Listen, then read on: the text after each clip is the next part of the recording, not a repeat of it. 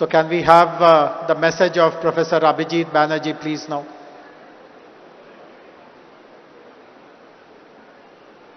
Let me start by saying that I'm very sorry not to be with you today. The idea of Telangana Rising is an important one. Important because it holds on to the critical notion that prosperity needs to be shared, that everyone has to be made full participant in the prosperity project of the state. And I think by articulating that so explicitly, Telangana has taken a very important step. That said, I think it's very important also that we don't forget that each of these things, each project of this kind of Telangana Rising ultimately depends on taking the right set of small steps. Every big change is built out of small steps. And I think I like the fact that amidst this grand vision, amidst these thoughts about, prosperity, growth, 3 trillion economy, there is also a very concrete set of thoughts which are about how to get there, such as the thought about ensuring that 80% of the children are able to do math and read at grade level when they're in 3rd grade. This is a very doable goal. It's a very important goal, and it represents a way of thinking that I totally endorse, which is we need to break the whole claim of human liberation, human development into a set of feasible steps. And I think as if we continue in this, I think we will see that there are many other such steps that need to be taken, and each step needs to be tested, thought about, seen in the spirit of being, we have a grand project, but we are willing to be patient and we're willing to do what it takes. So congratulations again, and I hope this is really a launch of a great movement. Thank you, Professor Banerjee. Thanks for pointing out the importance of small incremental action to reach large, audacious goals.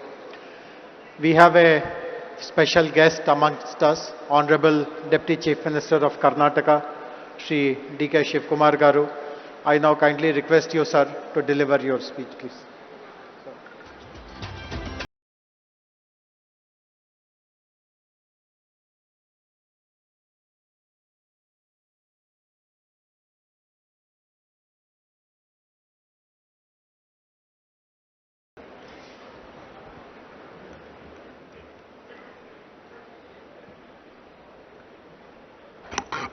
Good afternoon to all of you. Namaskar. Namaskar.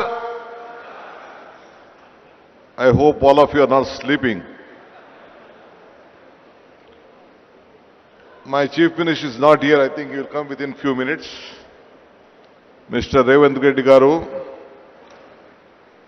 The Honorable Union Minister, Mr. Krishna Reddy, is here on the dais. My colleague, Bhakti is also not here. I don't know where he has gone. All the important tycoons and laureates who are sitting on the dais. My cabinet colleagues from Telangana who are just looking at all of us. My legislators, friends. All the business leaders who have come from all over the country and the world. Ladies and gentlemen. Today, great event. Telangana government has crossed 2 years mark. On the 2 years mark of this government, Telangana government is moving ahead. I thought that Telangana is competing with Bangalore and Karnataka. I could see that Telangana is not competing with Bangalore. It is competing globally on an international market. Congratulations to Telangana government for this great venture. I think I was told by Bhatti, I was just discussing with Bhatti and Sridhar Babu. After this event, I think lot of discussions is happening. And tomorrow evening you are coming out with a document. How this new city is this. How the 2047 is going to grow up. All this discussion, and I think you are coming out with a great document, I was told. I always tell one thing. I was looking for my Chief Minister. First, I would like to congratulate you for completing 2 years. So I'm here to come here to help my friend, to stand with him, still stronger than earlier. I would like to tell you one thing. Today I was told that you have been discussing a lot of issues today afternoon, and tomorrow you are coming out with a document. Joining together is the beginning. Thinking together is the progress. All of you working together will be the success. I hope this vision document of whatever you are planning for the next generation will take a very big beginning. This is my privilege to stand before you at the Telangana Rising Summit of 2047. You are not looking now. I would like to thank the people of Telangana and all the industries captains who have brought a Congress government back after 10 years and who have imposed confidence on the Congress leadership and Mr. Revanth Reddy and his colleagues. I would like to assure you, all of them will deliver what the global needs, what the country needs, what the people of Telangana needs. And let us all work together.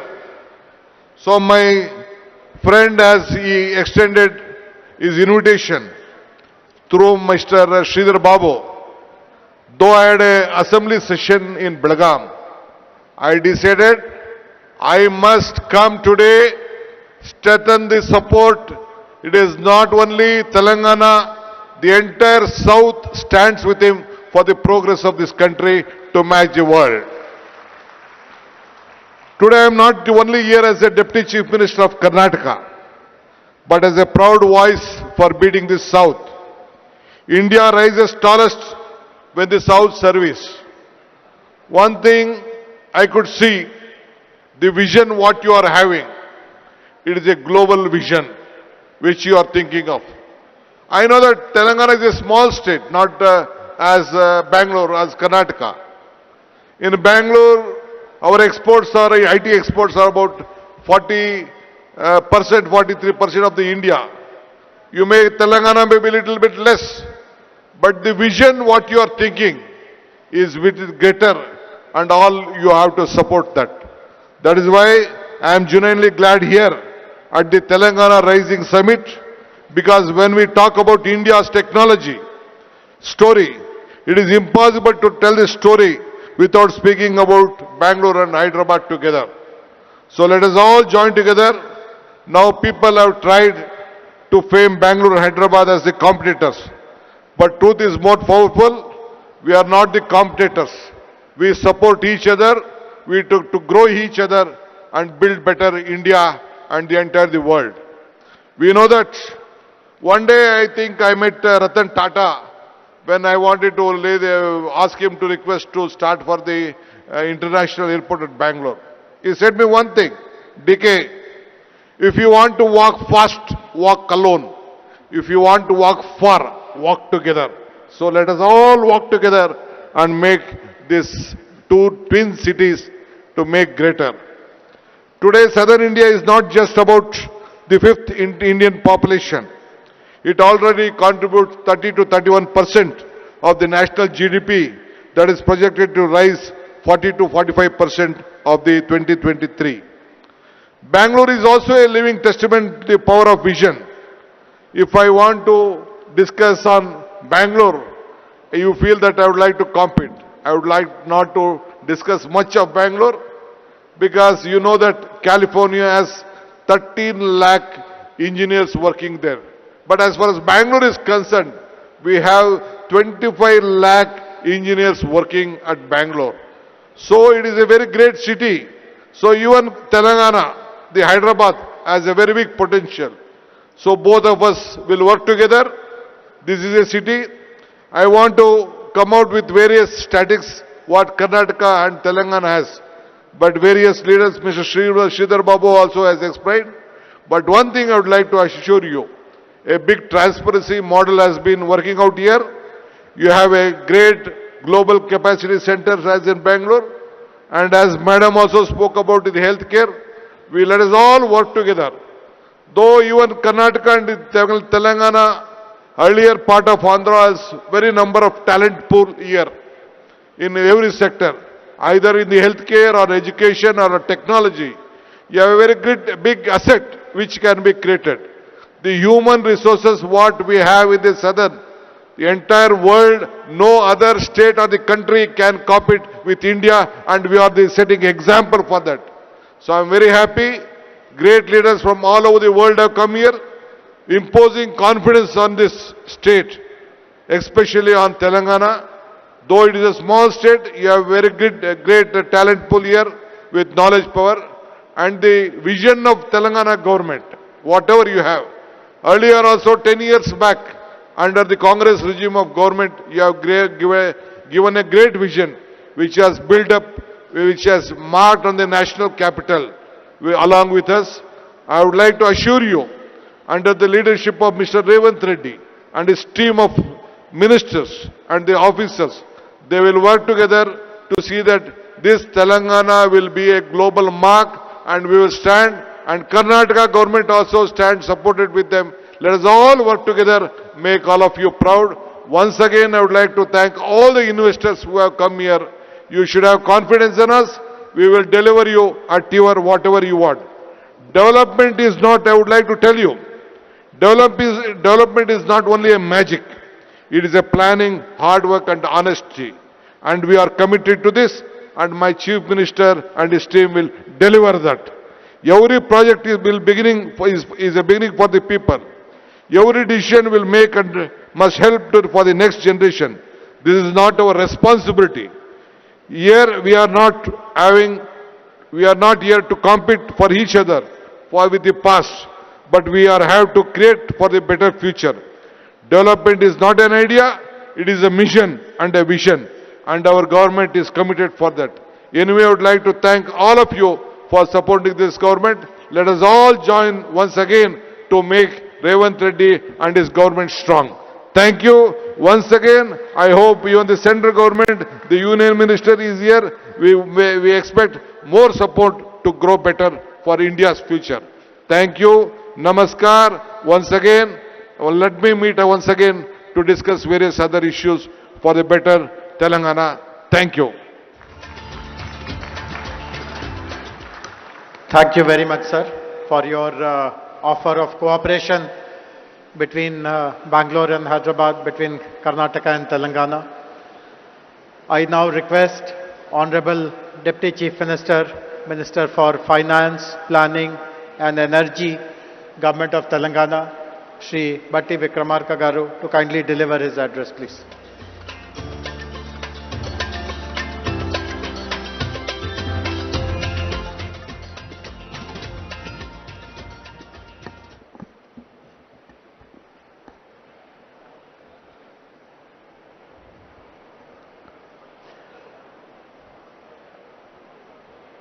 Honorable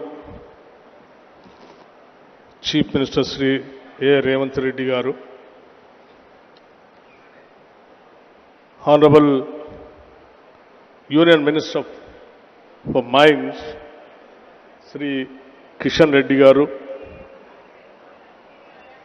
Honorable Deputy Chief Minister Karnataka Sri D.K. Shivakumar Garu, Honorable Minister for Industries, IT and Legislative Affairs, and all other my esteemed cabinet colleagues, Sri Kailash Satyarthi ji, Nobel Laureate for Peace, Sri Abhijit Banerjee ji, Nobel Laureate in Economics, Sri K. Ramakrishna Rao Garu, Chief Secretary, Telangana, Sri Jayesh Ranjan Garu, Special CS, Speed, Sri Dinesh, Chairman, TVS, who has given his address, Sri Karan Adani ji, Srimati Shobana Kamineni ji, Mr. Jeremy Jurgens, Managing Director, World Economic Forum, Mr. Eric Swigler, Director of Trump Media, and all our many distinguished guests. Andarki Namaskaram. Thought leaders of the world who have made the effort to travel here and be present here today, thank you for being here today.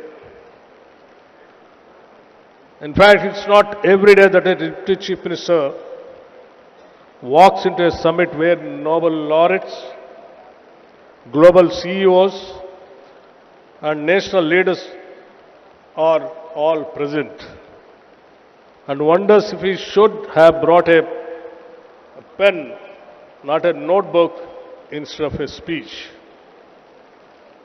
Thank you for all over the world, the leaders of various industries coming over here on the request of the Telangana state government. Someone in Telangana, we are known for many things, but above all for how we treat our guests.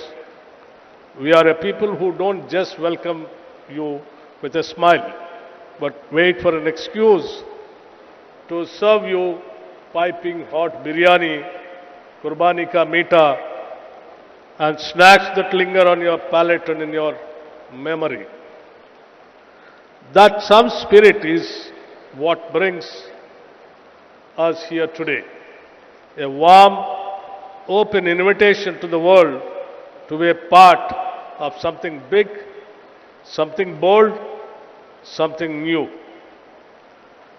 Telangana has never lacked ambition, but for too long what we lacked was an integrated vision, a structured framework that could bind our people's energy and aspiration together. Today, under the leadership of our Chief Minister, Sri Revanth Reddy Garu, and the entire cabinet, unveil that framework, a vision not just for the next year or the next election cycle, but for 2047. This vision rests on our 4 pillars. First, a leap to a $3 trillion economy, not just as a slogan, but with sector by sector, district by district, strategies to get there. Second, a bold new grammar for spatial planning, cure, pure, and rare. Third, a deep and uncompromising commitment to inclusive growth.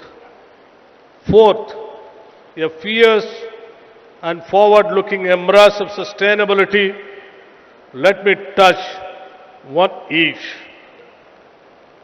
The $3 trillion economy is not just a number.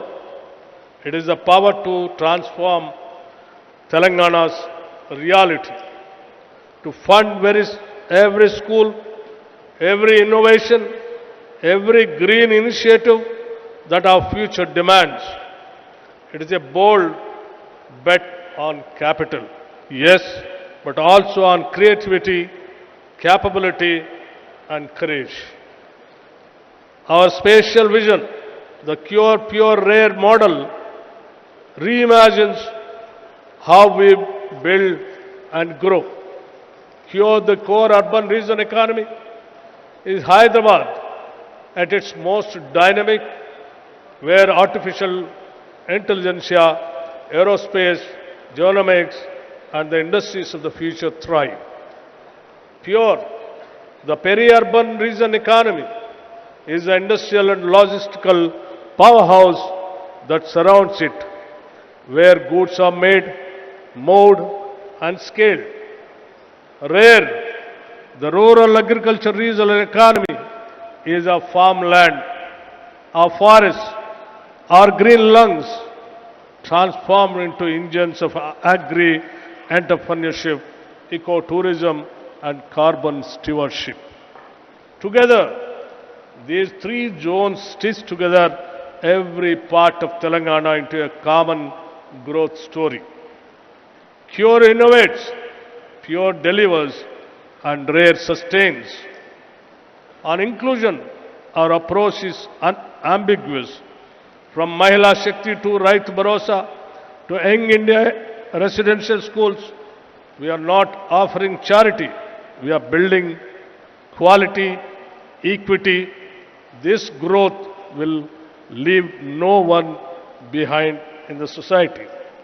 On sustainability, our goal is clear. Net zero by 2047, and more than that, a state where economy and ecology are not in conflict, but in collaboration. But perhaps what is most important to me personally is how this vision has been built. This was not a document written in a closed room. It has been a participatory, bottom-up process shaped by consultations, by sectoral experts, by feedback from civil society and ordinary citizens. This is Telangana's document, not the government's alone.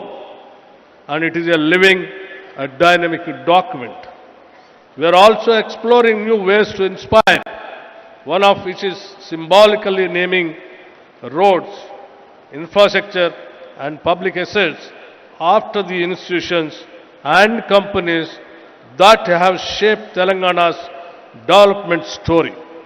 Imagine a young person cycling past Tata Avenue or Google Square and seeing not just a name, but a path, a future they can claim.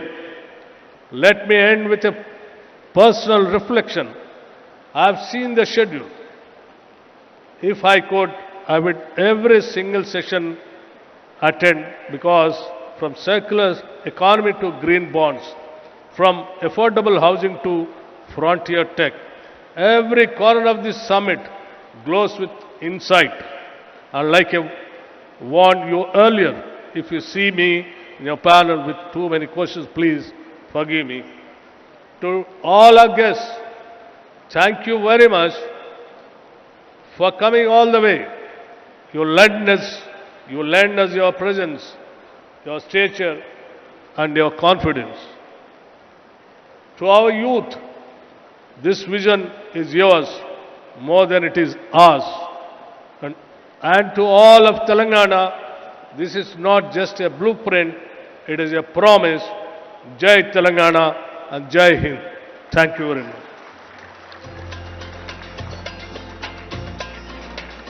Thank you very much, Honorable Deputy Chief Minister, sir, for your valuable words.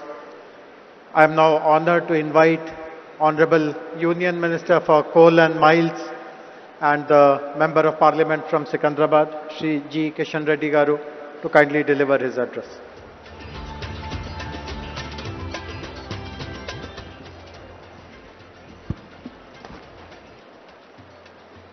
Respected Honorable Chief Minister Revanth Reddy Garu, Honorable Deputy Chief Minister Sri Bhatti Vikramarka Garu, Karnataka Deputy Chief Minister Sri D.K. Shivakumar Garu, Honorable Minister for Industries, Telangana Government, Sridhar Babu Garu, and Kailas Satyavati Garu, other esteemed dignitaries on the dais,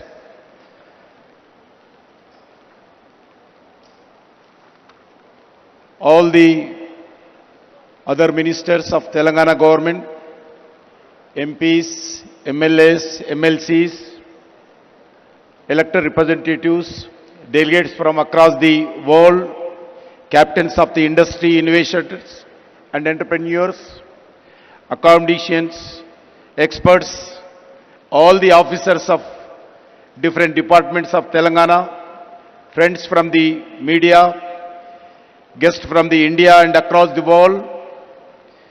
As a son of this soil, I extend a warm welcome to each and every one of you to Hyderabad for Telangana Raising Global Summit. We meet here in a state that was formed in 2014. In the same year, Sri Narendra Modi assumed office as a Prime Minister of India with a promise of transformation of development.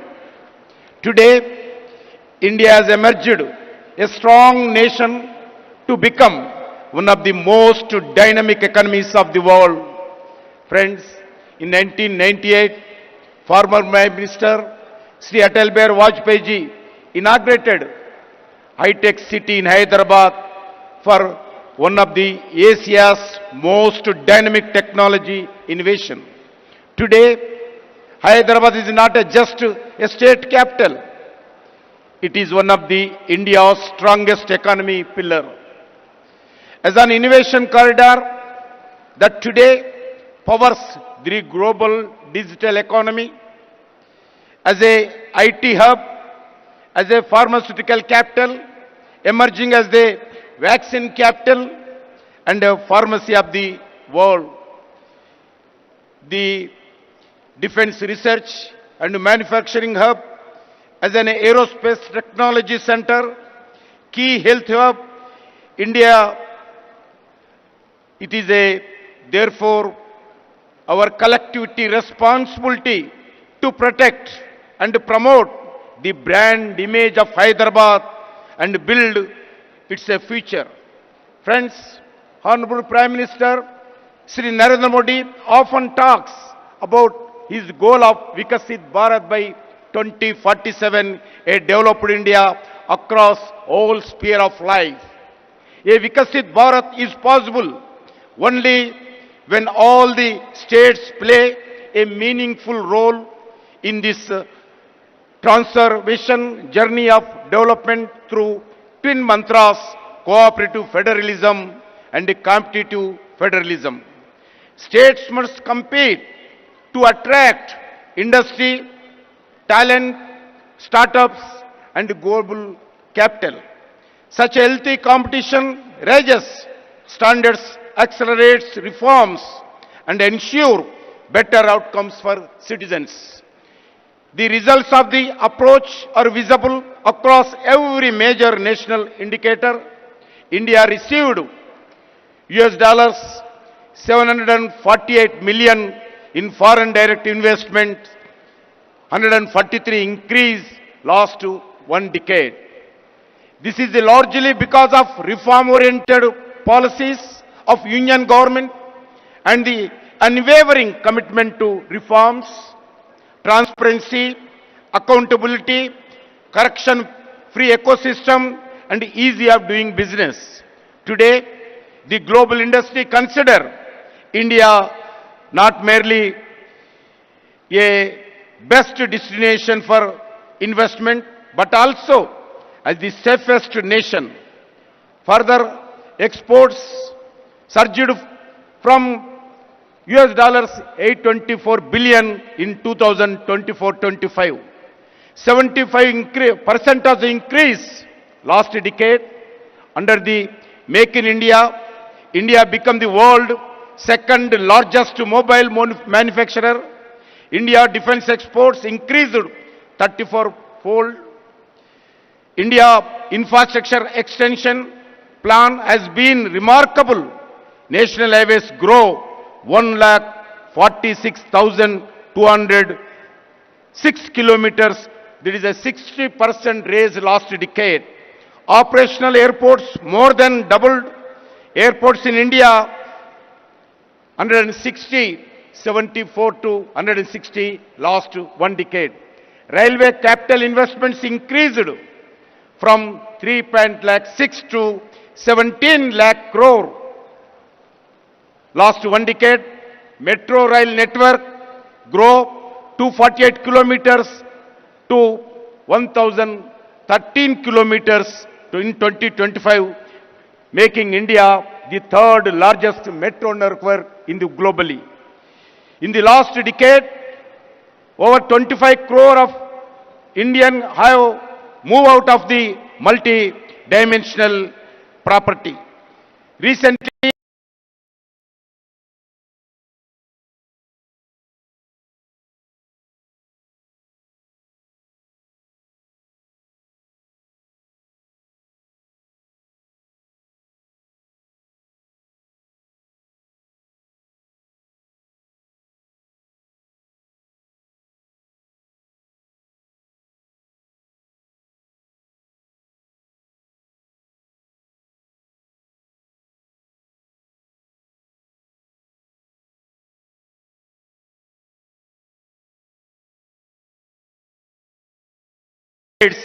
lane expansions and economic corridors, investments in development of modern railway network in Telangana worth of 32,000 crores for new lines, doubling and tripling and existing lines, electrifications, signaling and safety. Friends, 42 railway stations are being modernized with redeveloping across the Telangana, establishing a railway manufacturing unit to build railway rolling stock at Kazipet, Varangal, 17,000 megawatts of capacity, new thermal solar power plant commissioned by NTPC in Ramagundam for 11,000 crore to ensure energy security. In the state and commitment to build an additional 2,400 megawatts of thermal power by NTPC in same Ramagundam.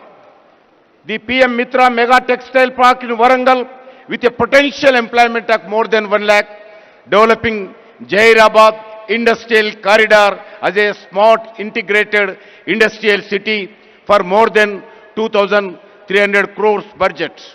Several new central institutions, defense organizations, public sector undertakings and research organizations such as AIMS Bibi Nagar, IIT Hyderabad, Civil Aviation Research Organization, CARO at Hyderabad, National Science City, Central Tribal University, anchored in Telangana. These are national building investments designed to make Telangana an integral pillar of this Indian developed story.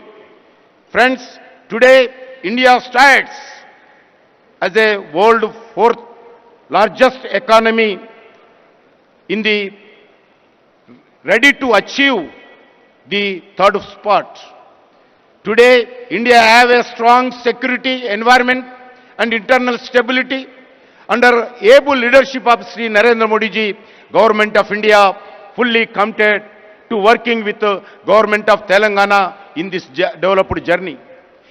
In this journey towards Vikasit Bharat 2047, we see Telangana play a key role and key pillar.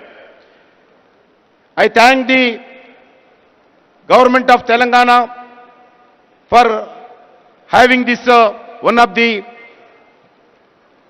future Bharat, future city in the Telangana Raising Global Summit.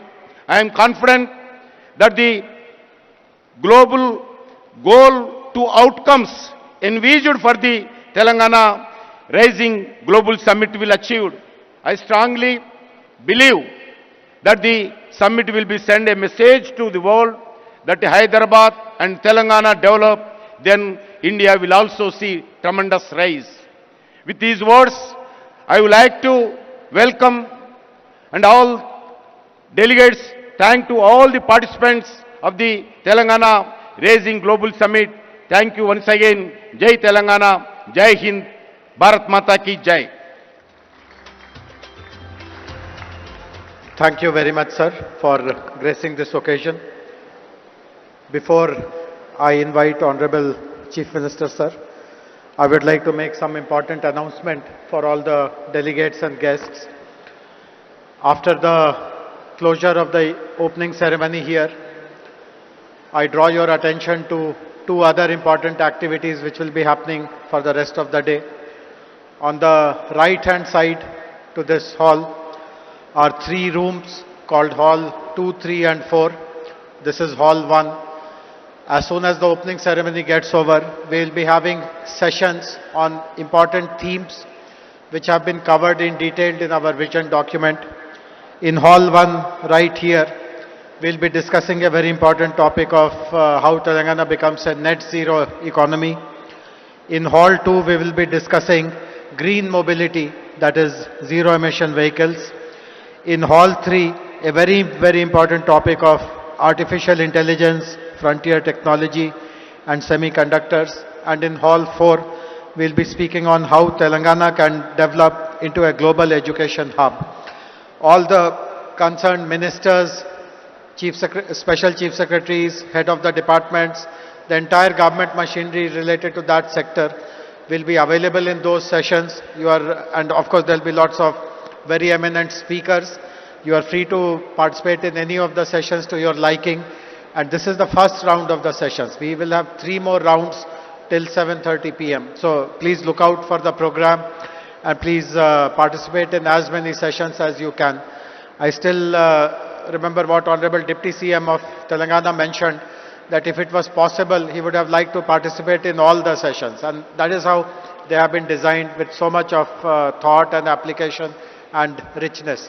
And on this side, to the left of where we are, is an amazing exhibition area where more than 25 booths have been set up by government agencies, private parties, and they are showcasing through digital means how Telangana will evolve in the next 22 years. So between the sessions and the exhibition, I hope you will spend your time with lots of patience, forbearance, and you'll have a very, very useful and productive moment.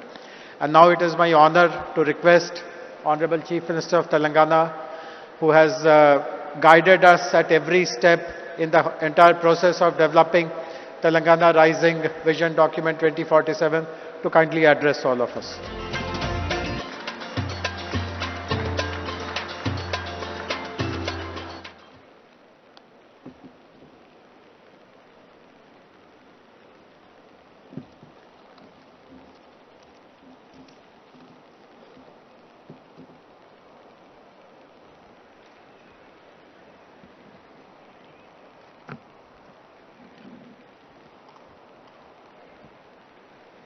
Good afternoon, friends. Long years ago, at midnight on August 15, 1947,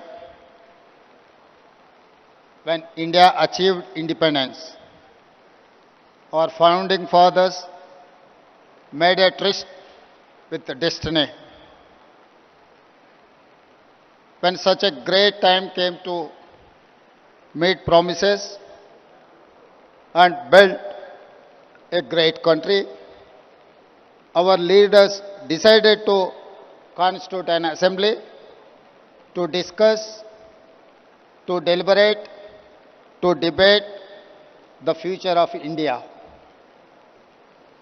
They drafted a new constitution and decided India would become a sovereign, democratic republic, socialist and secular in nature. Today, when we want to lay a roadmap for our future, we take inspiration from Mahatma Gandhi and Dr. B.R. Ambedkar. We are inspired by constitution makers. Our people fought for decades for a separate state of Telangana.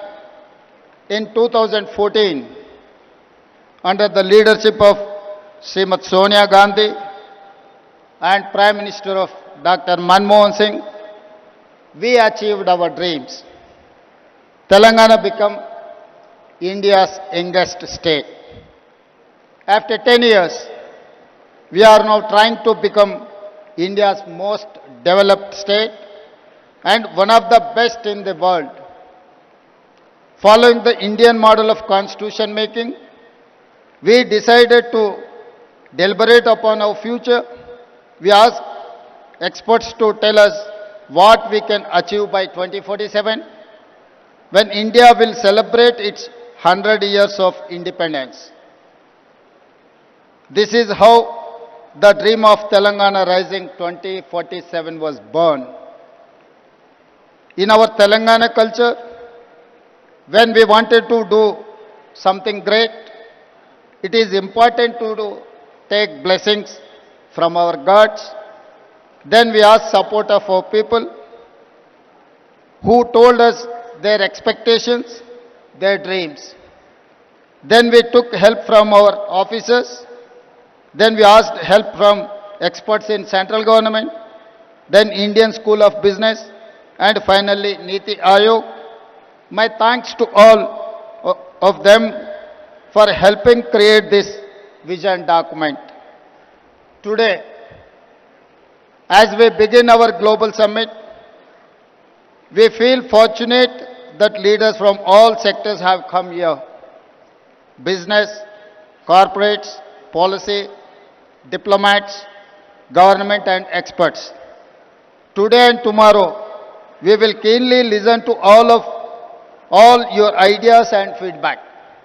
As you know, Telangana is India's youngest state.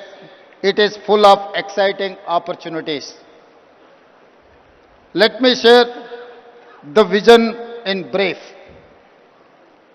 We want to become a $1 trillion economy by 2034 and a $3 trillion economy by 2047. We comprise around 2.9% of Indian population, but contribute around 5% of national GDP. By 2047, I want to contribute 10% of Indian GDP.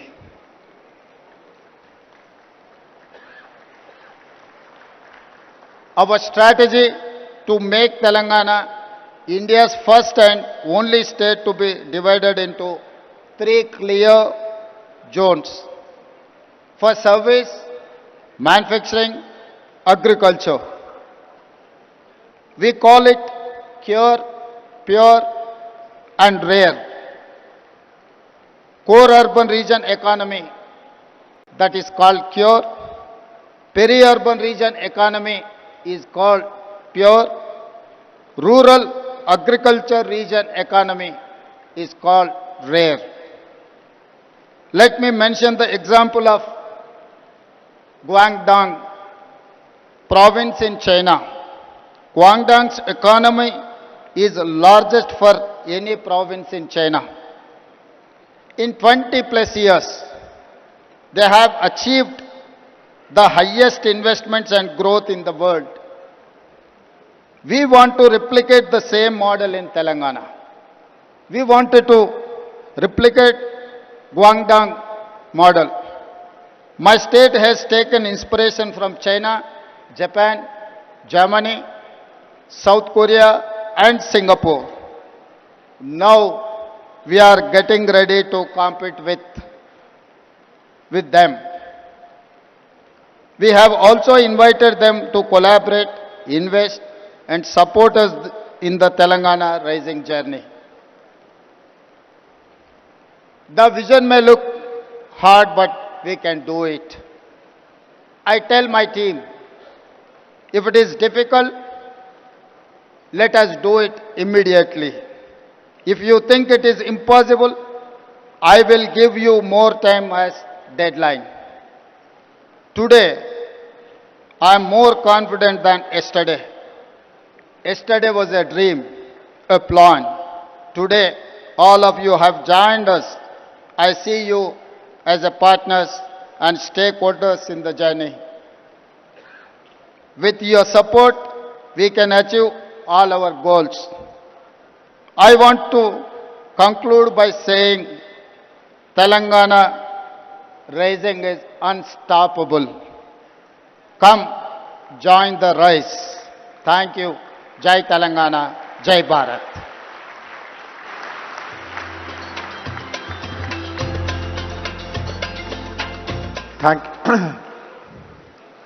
We are very grateful to Honorable Chief Minister for laying the vision and the implementation roadmap. As I mentioned earlier, this brings us to an end of this opening plenary ceremony. Please find out details about the sessions. Please enjoy the sessions. Please visit the exhibition, and hope that all of you will continue till the evening, and there is a whole day program for tomorrow as well. Thank you very much. Have a very useful and productive day.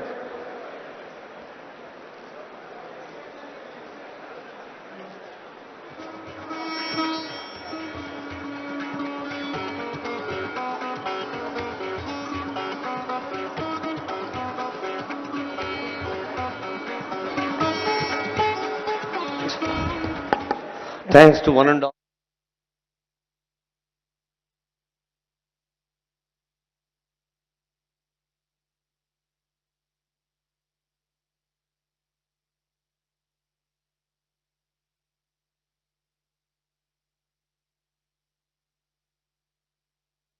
Jayesh Ranjan గారు, DGP గారు, అందరికీ శుభాకాంక్షలతో ఈ hall number 1 అండి. ఇదే హాల్లో programme ఉంది. ఆ తర్వాత 2, 3 హాల్ 4 మొత్తం 4 హాల్స్లో కార్యక్రమాలు ఉంటాయి. అన్ని కార్యక్రమాల్లో ఇంతే ఉత్సాహంతో పాల్గొని సద్వినియోగం చేసుకొని కోరుతూ ఉన్నాం. May I request every one of you to make the forthcoming sessions successful and result oriented. Now we are in hall number 1. Just adjacent to this hall, we have 3 more halls. Honorable Deputy CM Garu, ee vedika as we progress together. Thank you once again for giving the opportunity.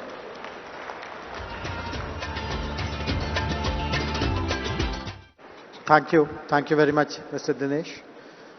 Glad to see the support of corporate India also to achieve our vision of making Telangana a $3 trillion economy by 2047. Up next, I would request Shobhana Kamineni Garu, Executive Vice Chairperson of Apollo Hospitals, to deliver her address. Later in the day, I'm happy to share with you that Apollo Hospitals is announcing a major expansion in Hyderabad. They are investing 1,700 crores, and they are also starting the first center in Telangana, possibly in India, of proton therapy. But I would request Shobhana ji to please elaborate more on your plans.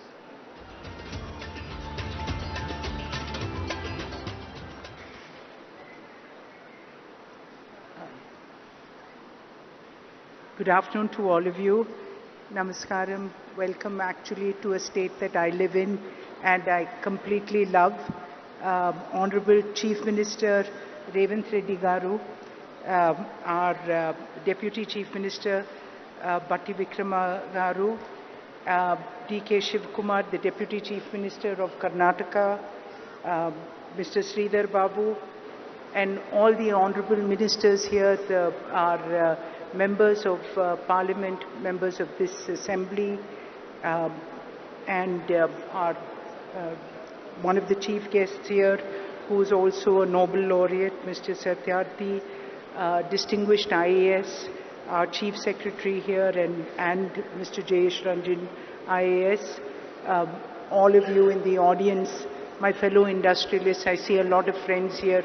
Good afternoon, and I can't tell you how privileged I am to actually represent industry at this very, very important juncture of Telangana's history. This is a wonderful summit, this global rising, and that does describe our energetic Chief Minister. Everything he does comes with a very special energy. Sir, I do hope you'll score a goal with Messi. And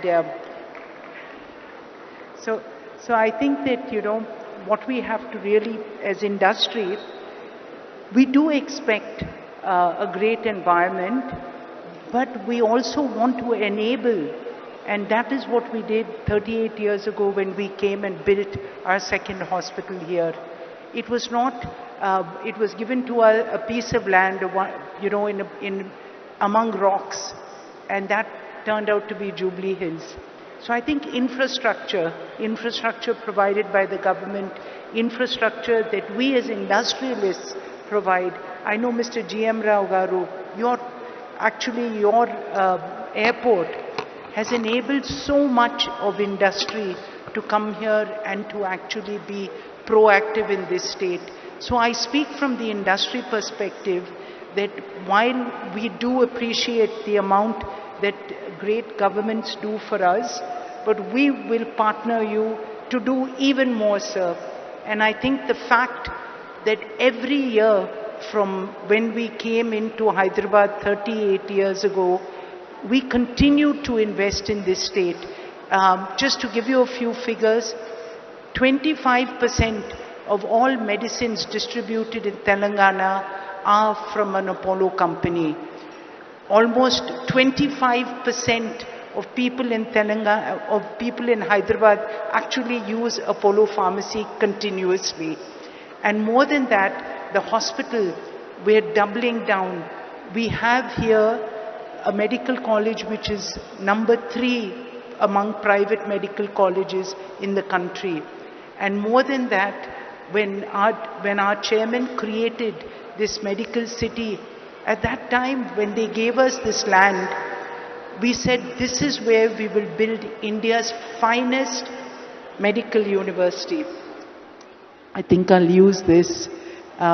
We said we'll build India's finest medical city, and that is what this investment in the next 3 years of another 1700 crores in healthcare will actually take place, whether it's the Proton, whether it's the Innovation Center. Today in Hyderabad, we created an IT model that is actually works better for health as a large language model than Gemini, and that's Ask Apollo. And it's at the price which was even cheaper than DeepSeek. And that's what India can do. India can bring innovation to your door at the fastest pace. And that's what excites us about an environment like Telangana.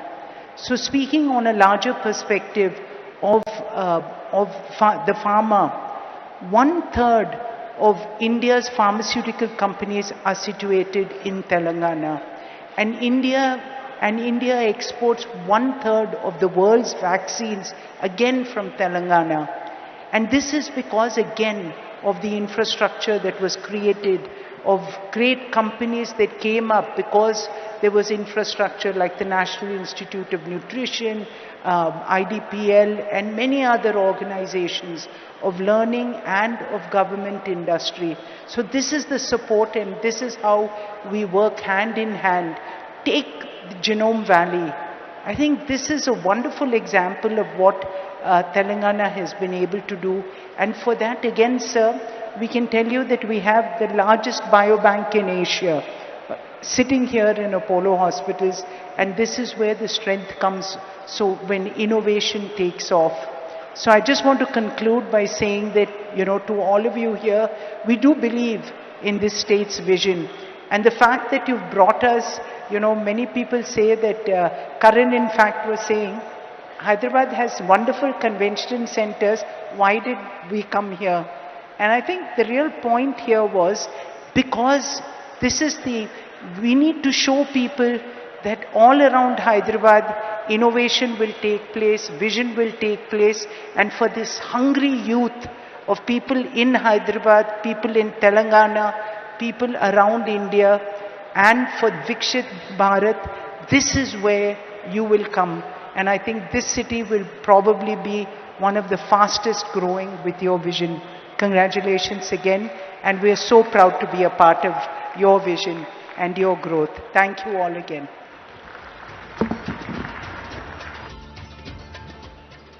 Thank you. Thank you very much, Shobna Garu. Thanks for sharing the major expansion plans of the group here in our state. Our next speaker is Mr. Karan Adani. Karan, before you speak, I would like to put you on the spot. Eric announced a $10 billion investment in Hyderabad. Will you meet it or beat it?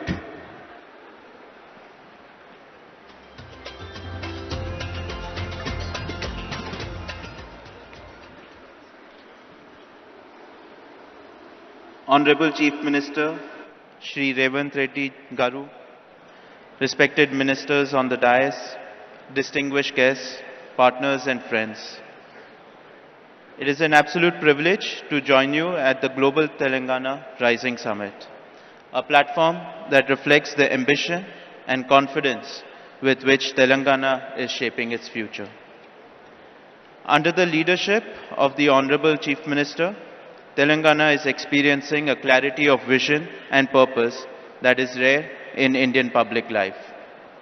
Sir, your focus on transparent governance, rapid decision making, and long-term economic planning has created an environment where industries like ours can think boldly and invest with confidence. What stands out most is your commitment to building a state that is not just growing, but growing with quality, where innovation, sustainability, talent development, and global competitiveness go hand in hand. Over the last few years, the Adani Group has forged a strong and growing relationship with the state of Telangana. In line with our earlier commitments, we have initiated investments in sectors such as defense manufacturing, green data center, renewable energy projects, and cement manufacturing facilities across the state.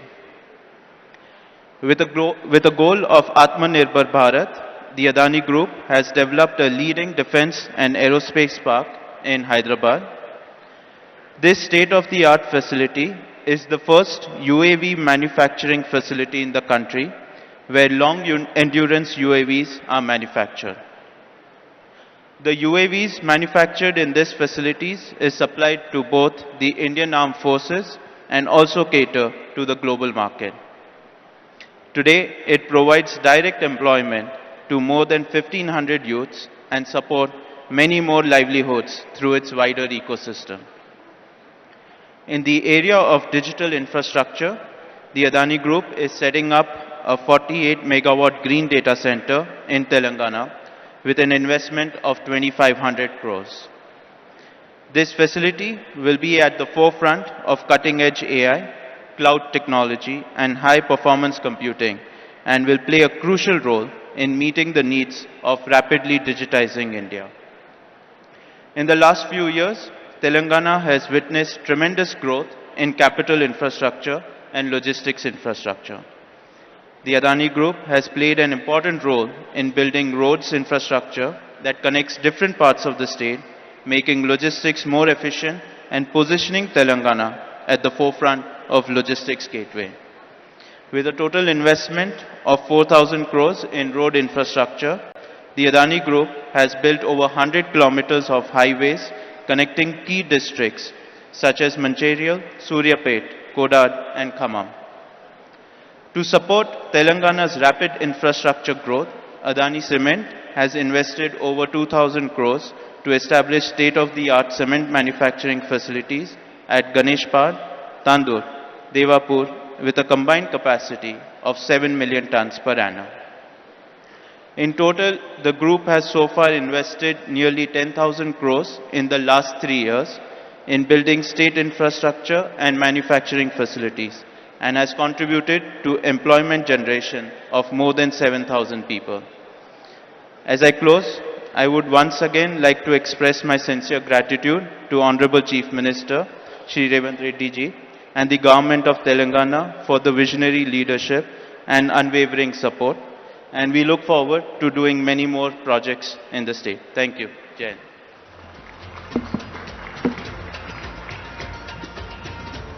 Thank you. Thank you very much, Karan.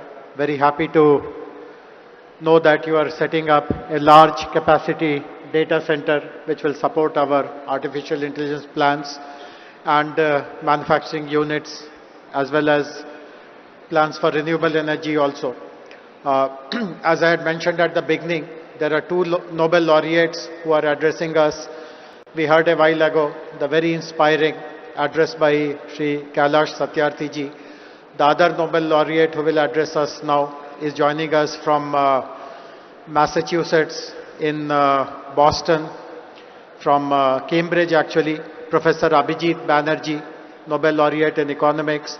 The other special thing about Professor Abhijit Banerjee is that at the request of Honorable Chief Minister, Honorable Chief Minister advised us that we should set up a very strong oversight committee and advisory council to guide us in the preparation of our Telangana Rising Vision 2047. And Professor Banerjee chairs the advisory council, which has 16 members. Between today and tomorrow, almost half of them will be present here, speaking in some session or the other. So can we have the message of Professor Abhijit Banerjee, please, now?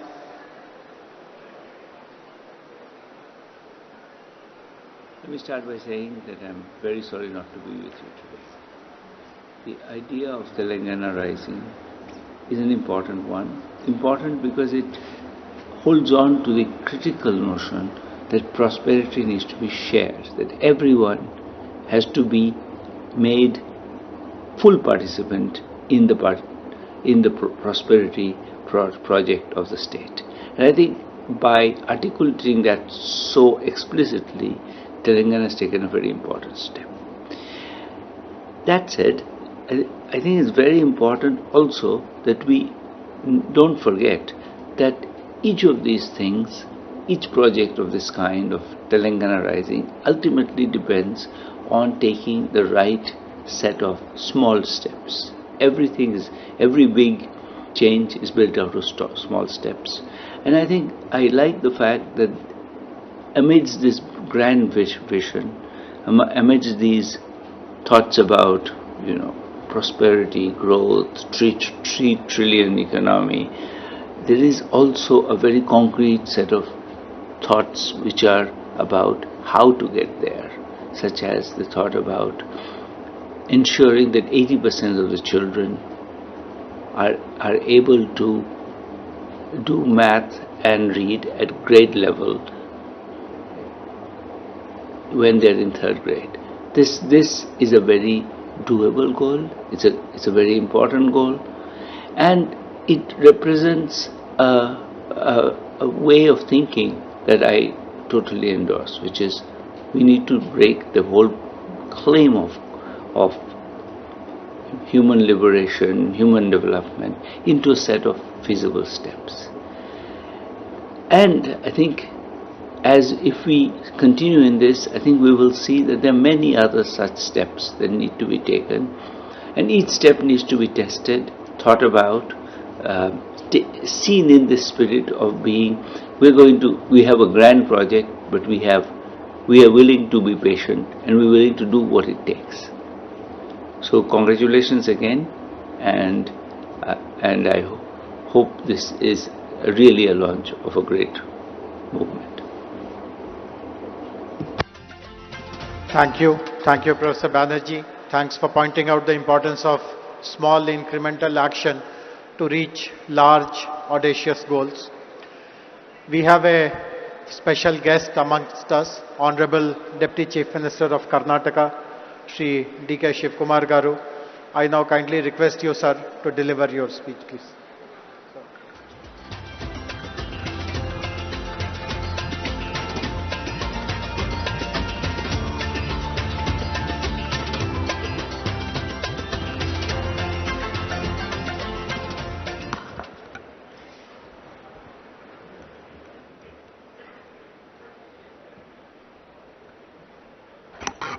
Good afternoon to all of you. Namaskar. Namaskar. I hope all of you are not sleeping. My Chief Minister is not here. I think he will come within few minutes. Mr. Revant Reddy Garu. The Honorable Union Minister, Mr. Krishna Reddy, is here on the dais. My colleague, Bhakti is also not here. I don't know where he has gone. All the important tycoons and laureates who are sitting on the dais. My cabinet colleagues from Telangana who are just looking at all of us. My legislators, friends. All the business leaders who have come from all over the country and the world. Ladies and gentlemen. Today, great event. Telangana government has crossed years mark. On the 2 years mark of this government, Telangana government is moving ahead. I thought that Telangana is competing with Bangalore and Karnataka. I could see that Telangana is not competing with Bangalore. It is competing globally on an international market. Congratulations to Telangana government for this great venture. I think I was told by Bhakti, I was just discussing with Bhakti and Sridhar Babu. After this event, I think lot of discussions is happening. And tomorrow evening you are coming out with a document. How this new city is this? How the 2047 is going to grow up? All this discussion, and I think you are coming out with a great document, I was told. I always tell one thing. I was looking for my Chief Minister. First, I would like to congratulate you for completing 2 years. So I'm here to come here to help my friend, to stand with him, still stronger than earlier. I would like to tell you one thing. Today I was told that you have been discussing a lot of issues today afternoon, and tomorrow you are coming out with a document. Joining together is the beginning. Thinking together is the progress. All of you working together will be the success. I hope this vision document of whatever you are planning for the next generation will take a very big beginning. This is my privilege to stand before you at the Telangana Rising Summit of 2047. You are not looking now. I would like to thank the people of Telangana and all the industries captains who have brought a Congress government back after 10 years and who have imposed confidence on the Congress leadership and Mr. Revanth Reddy and his colleagues. I would like to assure you, all of them will deliver what the global needs, what the country needs, what the people of Telangana needs. And let us all work together. So my friend, as he extended his invitation through Mr. Sridhar Babu, though I had an assembly session in Belgaum, I decided I must come today, strengthen the support. It is not only Telangana, the entire South stands with him for the progress of this country to match the world. Today I am not only here as a Deputy Chief Minister of Karnataka, but as a proud voice for beating the South. India rises tallest when the South serves. One thing I could see, the vision what you are having, it is a global vision which you are thinking of. I know that Telangana is a small state, not as Bangalore, as Karnataka. In Bangalore, our exports are, IT exports are about 40%, 43% of the India. You may, Telangana may be a little bit less, but the vision what you are thinking is greater, and all you have to support that. That is why I am genuinely glad here at the Telangana Rising Summit, because when we talk about India's technology story, it is impossible to tell the story without speaking about Bangalore and Hyderabad together. So let us all join together. Now people have tried to frame Bangalore and Hyderabad as the competitors. But truth is more powerful. We are not the competitors. We support each other. We to grow each other and build better India and the entire world. We know that one day I think I met Ratan Tata when I wanted to ask him to request to start for the international airport at Bangalore. He said me one thing, DK, if you want to walk fast, walk alone. If you want to walk far, walk together. So let us all walk together and make these two twin cities to make greater. Today, Southern India is not just about the fifth Indian population. It already contributes 30 to 31% of the national GDP that is projected to rise 40 to 45% of the 2023. Bangalore is also a living testament to the power of vision. If I want to discuss on Bangalore, you feel that I would like to compete. I would like not to discuss much of Bangalore because you know that California has 13 lakh engineers working there. But as far as Bangalore is concerned, we have 25 lakh engineers working at Bangalore. So it is a very great city. So even Telangana, the Hyderabad, has a very big potential. So both of us will work together. This is a city. I want to come out with various statistics what Karnataka and Telangana has. But various leaders, Mr. Sridhar Babu also has explained. But one thing I would like to assure you, a big transparency model has been working out here. You have a great global capacity center as in Bangalore. And as Madam also spoke about the healthcare, we let us all work together. Though even Karnataka and Telangana, earlier part of Andhra has very number of talent pool here in every sector, either in the healthcare or education or technology. You have a very great big asset which can be created. The human resources what we have in the southern, the entire world, no other state or the country can compete with India, and we are the setting example for that. So I am very happy. Great leaders from all over the world have come here, imposing confidence on this state, especially on Telangana. Though it is a small state, you have very great talent pool here with knowledge power, and the vision of Telangana government, whatever you have. Earlier also 10 years back, under the Congress regime of government, you have given a great vision which has built up, which has marked on the national capital along with us. I would like to assure you, under the leadership of Mr. Revanth Reddy and his team of ministers and the officers, they will work together to see that this Telangana will be a global mark, and we will stand, and Karnataka government also stands supported with them. Let us all work together, make all of you proud. Once again, I would like to thank all the investors who have come here. You should have confidence in us. We will deliver you at your whatever you want. Development is not, I would like to tell you, development is not only a magic. It is a planning, hard work and honesty. And we are committed to this, and my Chief Minister and his team will deliver that. Every project is a beginning for the people. Every decision will make and must help for the next generation. This is not our responsibility. Here we are not here to compete for each other, with the past, but we have to create for the better future. Development is not an idea, it is a mission and a vision, and our government is committed for that.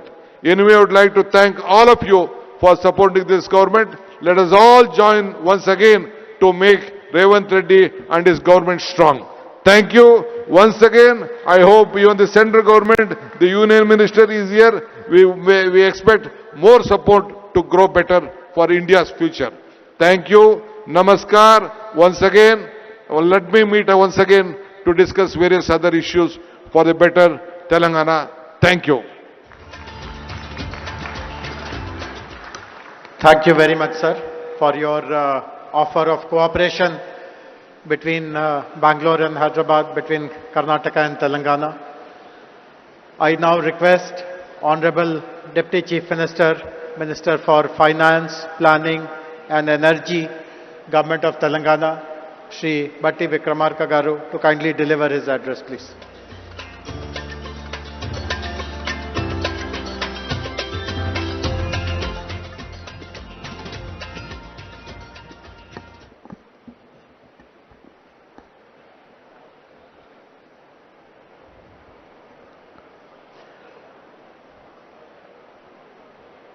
Honorable Chief Minister Sri A. Revanth Reddy Garu, Honorable Union Minister for Mines Sri Kishan Reddy Garu, Honorable Deputy Chief Minister Karnataka Sri D.K. Shokumar Garu, Honorable Minister for Industries, IT and Legislative Affairs, and all other my esteemed cabinet colleagues, Sri Kailash Satyarthi ji, Nobel Laureate for Peace, Sri Abhijit Banerjee ji, Nobel Laureate in Economics, Sri K. Ramakrishna Rao Garu, Chief Secretary Telangana, Sri J.S. Ranjan Garu, Special CS Speed, Sri Dinesh, Chairman TVS, who has given his address, Sri Karan Adani ji, Srimati Shobana Kamineni ji, Mr. Jeremy Jurgens, Managing Director, World Economic Forum, Mr. Eric Swidler, Director of Trump Media, and all our many distinguished guests. Andarki Namaskaram. Thought leaders of the world who have made the effort to travel here and be present here today, thank you for being here today. In fact, it's not every day that a Deputy Chief Minister walks into a summit where Nobel laureates, global CEOs, and national leaders are all present, and wonders if he should have brought a pen, not a notebook, instead of a speech.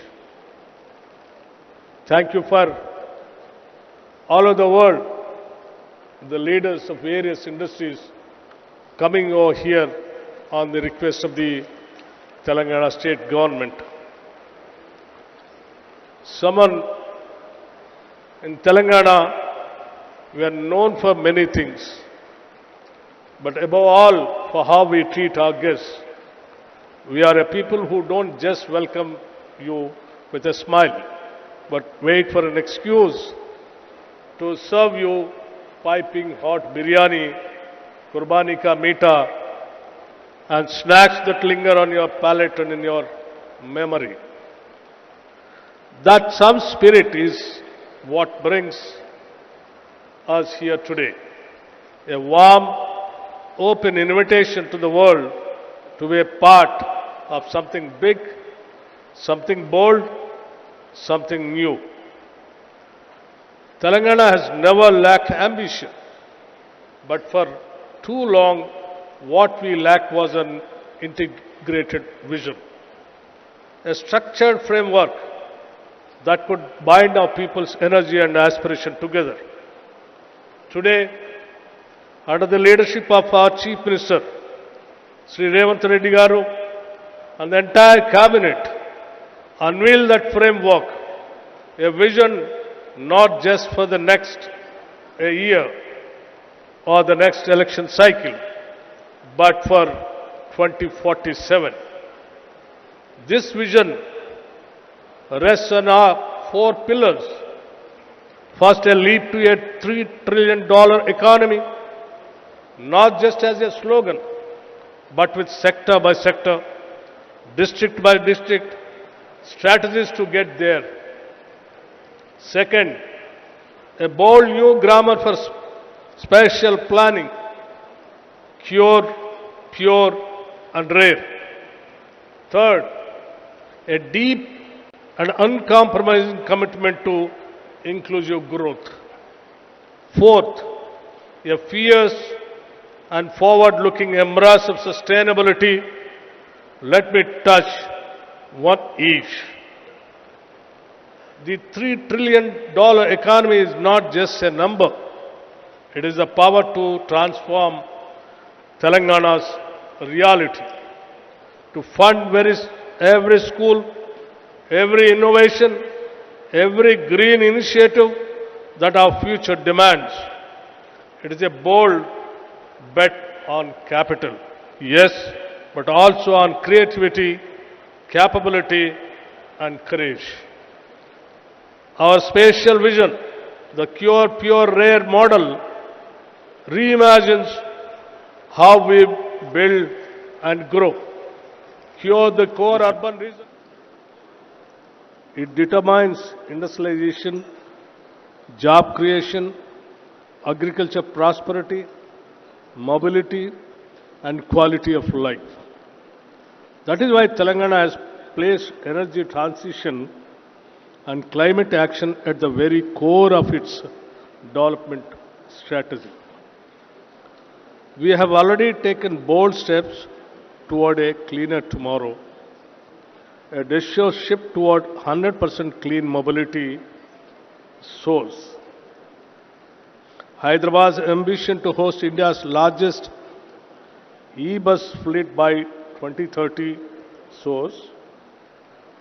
A roadmap to add around 20 gigawatts of renewable energy capacity on top of the existing nearly 11.4 gigawatts source. Friends, alongside this, urban greening, forest expansion, and low carbon industrial growth are no longer ideas. They are active work streams shaping Telangana's future. But let us be honest, our task is large. The power sector shows how much we have achieved and how much lies ahead.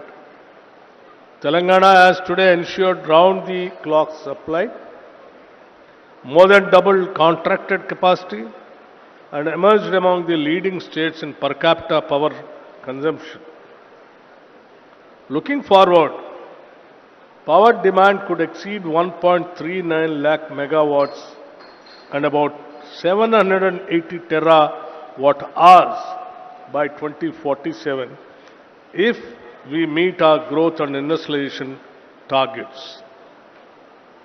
That scale of demand cannot and will not be met by business as usual.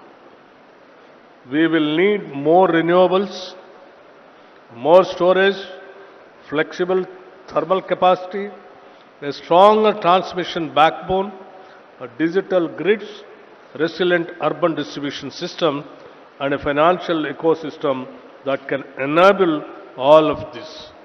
Traditional budgetary support alone cannot carry the ambition. Telangana will actively explore green and sustainability linked bonds, blended finance and multilateral and DFI backed facilities to complement public investment. However, this is a point of concern. A clean transition must also be just a transition. Telangana is a coal producing state, responsible for around 7% of India's coal output. Districts along the Godavari River sustain coal-based power plants, fly ash units, and coal-dependent MSMEs. For these reasons, the energy transition is not an academic idea. It is a lived reality. Therefore, our promise is simple. No worker, no family, and no district will be left behind. Recent district level studies highlight promising diversification pathways. Tourism and ecotourism, food processing and agro-based industries, textiles and solar manufacturing and assembly. These are not emergency substitutions. They are future-ready sectors aligned with local strengths. Our transition will protect livelihoods, build new skills, support MSMEs, and convert coal districts into thriving and resilient green economic hubs. That is the spirit in which today's session is conceived. We are here not merely to describe what the energy transition is, but to shape how to finance it, how to sequence it, and how to make it socially just. In this room, we have the leadership of power utilities, financiers, developers, technology providers, regulators, researchers, and transition practitioners. One actor will not build the future. It will be built by all of us together. I would urge today's discussion to focus on 5 questions. What does a 2047 ready energy system for Telangana look like? Reliable, affordable, decarbonized, and resilient. How do we prioritize the core pillars? Renewables and storage, flexible thermal, grid strengthening, digital distribution, electric mobility, and efficiency. What innovative climate finance instruments can accelerate the transition? How do we embed just transition into sectoral and financial decision making, especially for coal-dependent districts? How do we translate today's ideas into next steps for policy and planning? If we get this right, the prize is enormous. An energy system that safeguards our climate, a power sector that powers industry and agriculture without fatigue, and above all, a transition that lifts people rather than displace them. Telangana's energy story will not be a story of hesitation. It will be a story of courage, planning, investment, collaboration, and compassion. Let us work together, build an emergency architecture worth of a $3 trillion Telangana in 2047. Worthy of the youth who dream here, worthy of the planet that sustains us. Friends, the idea of and the dream of Telangana rising 2047 with $3 trillion economy is our goal. To reach that $3 trillion economy, we know that what kind of energy and how much we require. Keeping all those things in our mind with a calculation, a proper calculation, the growth rate we have planned in such a way that we will make and will make sure that the production and the supply of power with the green energy to reach to the economy of $3 trillion by 2047. This is our dream, and we have already planned and we will achieve that also. The only thing that I just wanted to request all of you, please share your ideas, throw your suggestions, and take the partnership in building the state to the dream of making the state of 2047 with $3 trillion economy. That is what we wanted to request all the friends who all have come all over the world. Though it is a very short period, you all made it the dream of Telangana 2047 $3 trillion economy, the beginning by you all joining in this summit. Thank you very much. Jai Telangana.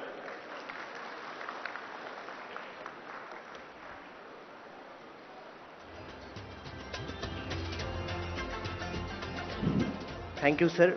Thank you very much for setting the tone and giving the vision to all of us to work hard to strengthen the Telangana power sector. In fact, now, to attract that much of investment, the power sector should be very strong, the base should be very strong. With greening, with the new advanced technology adoption and with finances equally. Sir is having the energy and the finance, and I think under his leadership, Telangana is going to strengthen day by day. So thank you very much, sir.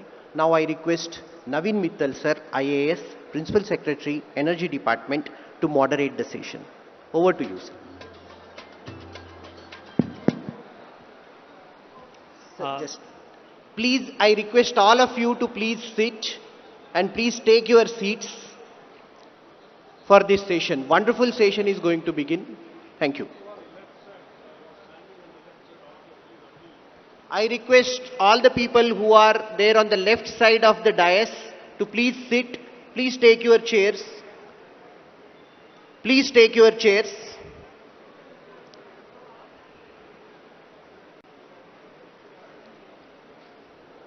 Backside of the hall, I request all of you to please take your chairs. Over to you, sir. Thank you, Rajkiran. Honorable Deputy CM, all the fellow panelists on the dais and all the distinguished participants who are present here. This is a very interesting session because we are not just talking about powering Telangana 2047 in line with the $3 trillion vision, but also to ensure that this transformation is sustainable and just.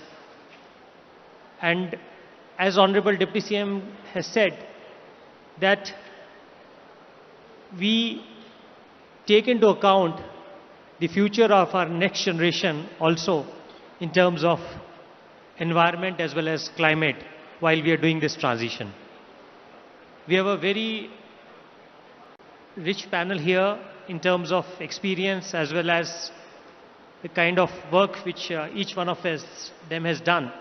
And I'm sure that we will have answers to a lot of our questions which we are going to have in answering the topic which we are discussing now. I'll start with Mr. Ajit Pandit. Mr. Pandit is the co-founder and director of Idam Infrastructure Advisory Private Limited, and he has a very rich experience in terms of not just power but also energy transition. So my question to you is, Honorable Deputy CM has spoken about 1.39 gigawatt of 139 gigawatt of power by 2047. Right now our peak demand is only about 17.6, but we are looking at about an 8-fold increase in power requirement.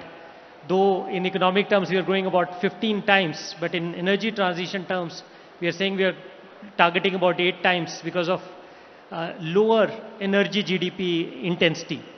What do you think this energy mix is going to be in terms of renewables, in terms of generation mix to achieve this goal?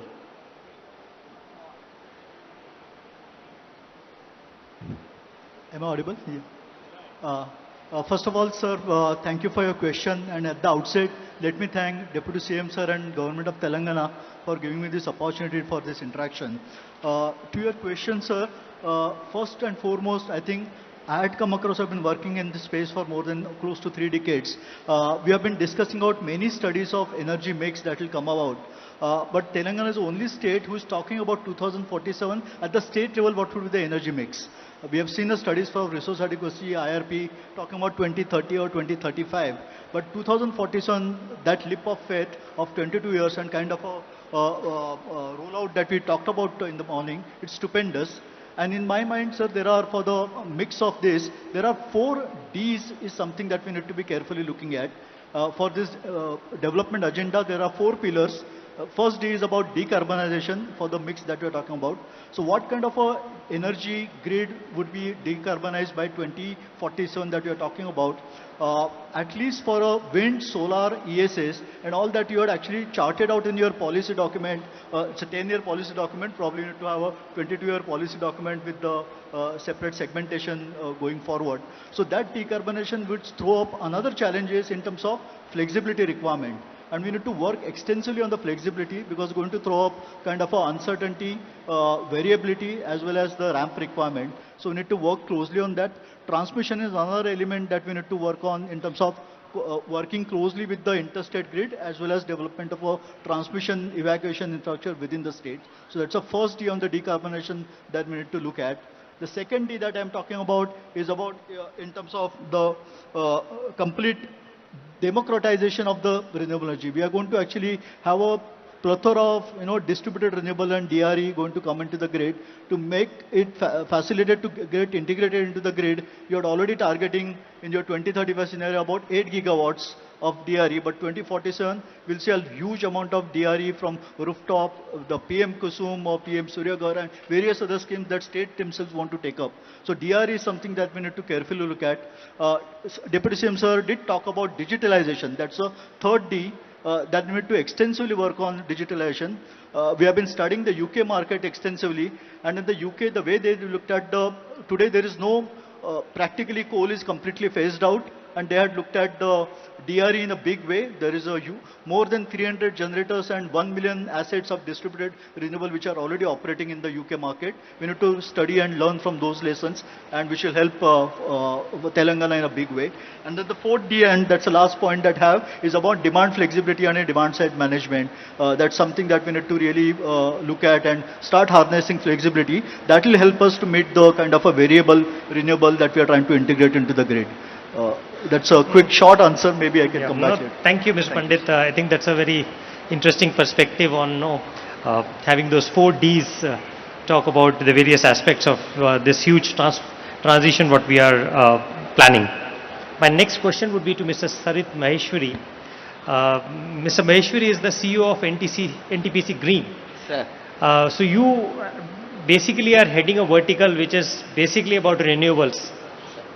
Now, Mr. Pandit talked about the share of renewables in that. What do you think is going to be the overall share of renewables in this goal which we are having, and what are the factors we need to keep in mind to achieve those renewable share into this whole journey which we are having? Thank you very much, sir, for giving me the opportunity at this esteemed panel to talk about the renewables. At the outset, sir, let me tell you that currently the pace at which we are setting up the renewables in the country is unprecedented.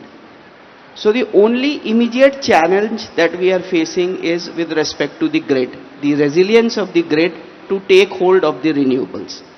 And perhaps that answers your question that what would be the percentage of renewables that can be there in the grid. Today, if the grid is able to handle the entire renewables, nothing like it. However, because of the demand pattern is such that it would definitely require an element of storage.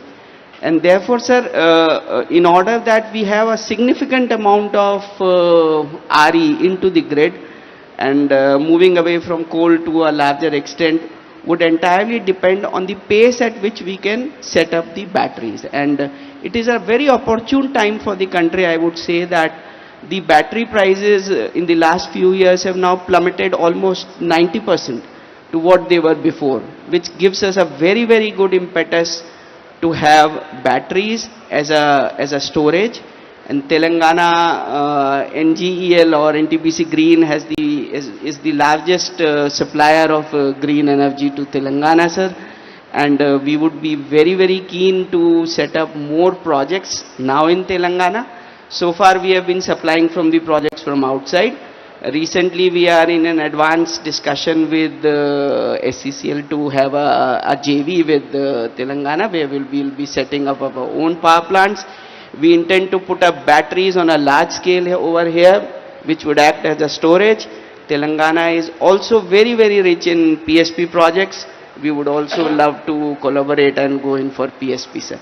So to sum up, sir, the exact mix would require some element of thinking and some element of planning, but I am very much sure that we can easily go to 2047 is a very, very wonderful and a very ambitious target to go more than 70% renewables would be my guess, sir. Right, thank you. Next question would be to Ms. Harish Yarlagadda. So Mrs. Yarlagadda is the founder and CEO of Mahalakshmi Group. In fact, he is also been the founder chairman of Greenco also. And Harishji, you talk about this energy trilemma. I've heard you speaking. So can you explain this whole concept of energy trilemma? Thank you very much, Naveen Mittal sir. My respects to our Deputy Chief Minister Bhatti Garu, and also our Honorable Ministers Uttam Kumar Reddy Garu and Vivek Garu, who are here attending this session. Thank you, sir, for asking me that question, because that is my favorite subject. Before I get into that, sir, if you permit me, I would request all the delegates to, when you get into the car, before you get into the car, take some selfies of the place here. By 2047, this will be better than Cyberabad. And you can show it to your grandchildren what this place was now, when it is going to be different, completely different in 2047. Don't miss this opportunity. So when you go and get into the car, please take a selfie of this area. It's barren now. So sir, human beings are responsible for the next mass extinction. It's called Anthropocene epoch. Anthropocene is human-induced epoch. So till 1950, we were only considered about energy dilemma. So we wanted to have cheap power and reliable power. But today, we have seen what is happening. We are nearly reaching about more than 420 ppm of carbon in the atmosphere, which is not good, and we are heading towards the mass extinction. So it has become energy trilemma. So we need cheap power, reliable power, and sustainable power. So like NTPC was mentioning, we can have this solar power, for example. If you take it is cheap, it is sustainable, but it is not reliable because the PLF is only around 20-22%. So you need to have battery storage. And if you want to have battery storage, you can't depend upon, lithium ion all the time, because it's controlled by some other country. So maybe we have to do research on flow batteries, on sodium ion batteries, on so on and so forth. Like that, there are huge opportunities, billions of dollars of opportunities in this energy trilemma. So we have to look into that, and that is going to really help us in building the economy to a 3 trillion economy in Telangana. And also, if you see, there is a staggering 1 lakh megawatts of power required to achieve this 3 lakh, and if it is, and most of it is going to be non-conventional, so the PLF will be lower. So you need at least 2 to 3 lakh megawatts of installed capacity by 2047, and that is where that staggering figures itself will show how much opportunity is there in achieving the energy trilemma. Similarly, there are 3 or 4 business opportunities for us. One is the India energy stack, like the UPI. The government of India is thinking of India energy stack, where the Florence School of Regulation is helping, and the lady who is in charge of that is from Hyderabad, sir. Sweta Ravi.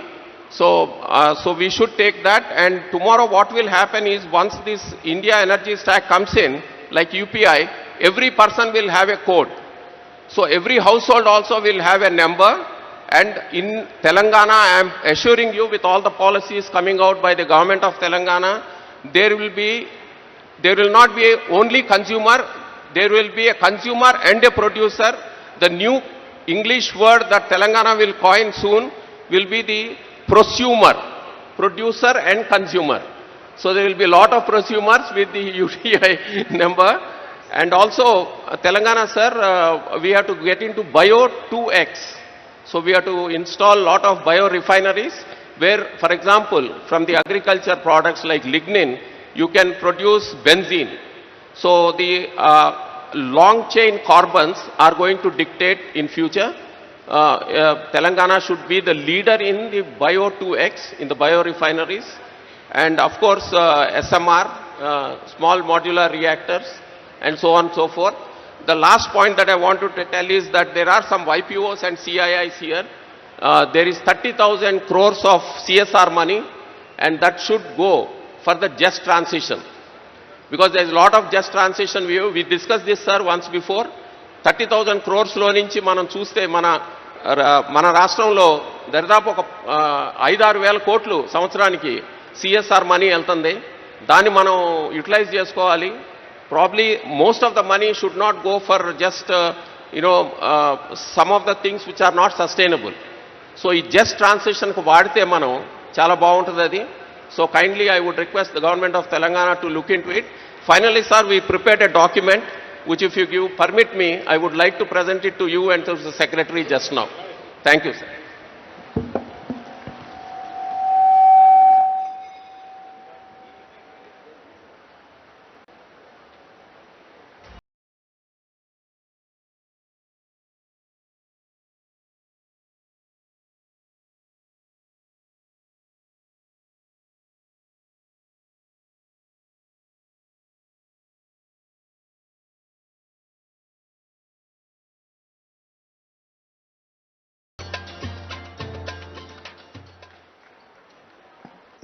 So that was a very interesting perspective. I think you coined two new words. One is the energy trilemma and the other is the prosumer. I now move on to Ms. Netra Wakwakekar, and she's the co-founder and vice president of Net Zero Energy Transition Association, which is Netra. So Ms. Netra, I think the organization is basically the acronym for your name. And you've done a lot of work in net zero transition. So Telangana has set up a very, very ambitious goal of being net zero by 2047. India as a country, under our Paris climate goals, under our NDCs for achieving Paris climate goals, we are saying India will achieve that in 2070. But Telangana is saying we'll achieve by 2047. So we are literally halving the number of years in which we are planning to achieve that. How difficult do you think it is going to be, and what do we have to keep in mind to achieve this? Sure. Is it working? Am I audible? Yeah. Namaskaram, and first of all, congratulations to State of Telangana for this initiative and so much aspirant goal. So Net Zero Energy Transition Association is again the platform where we bring lot of stakeholders on this platform for collaborate.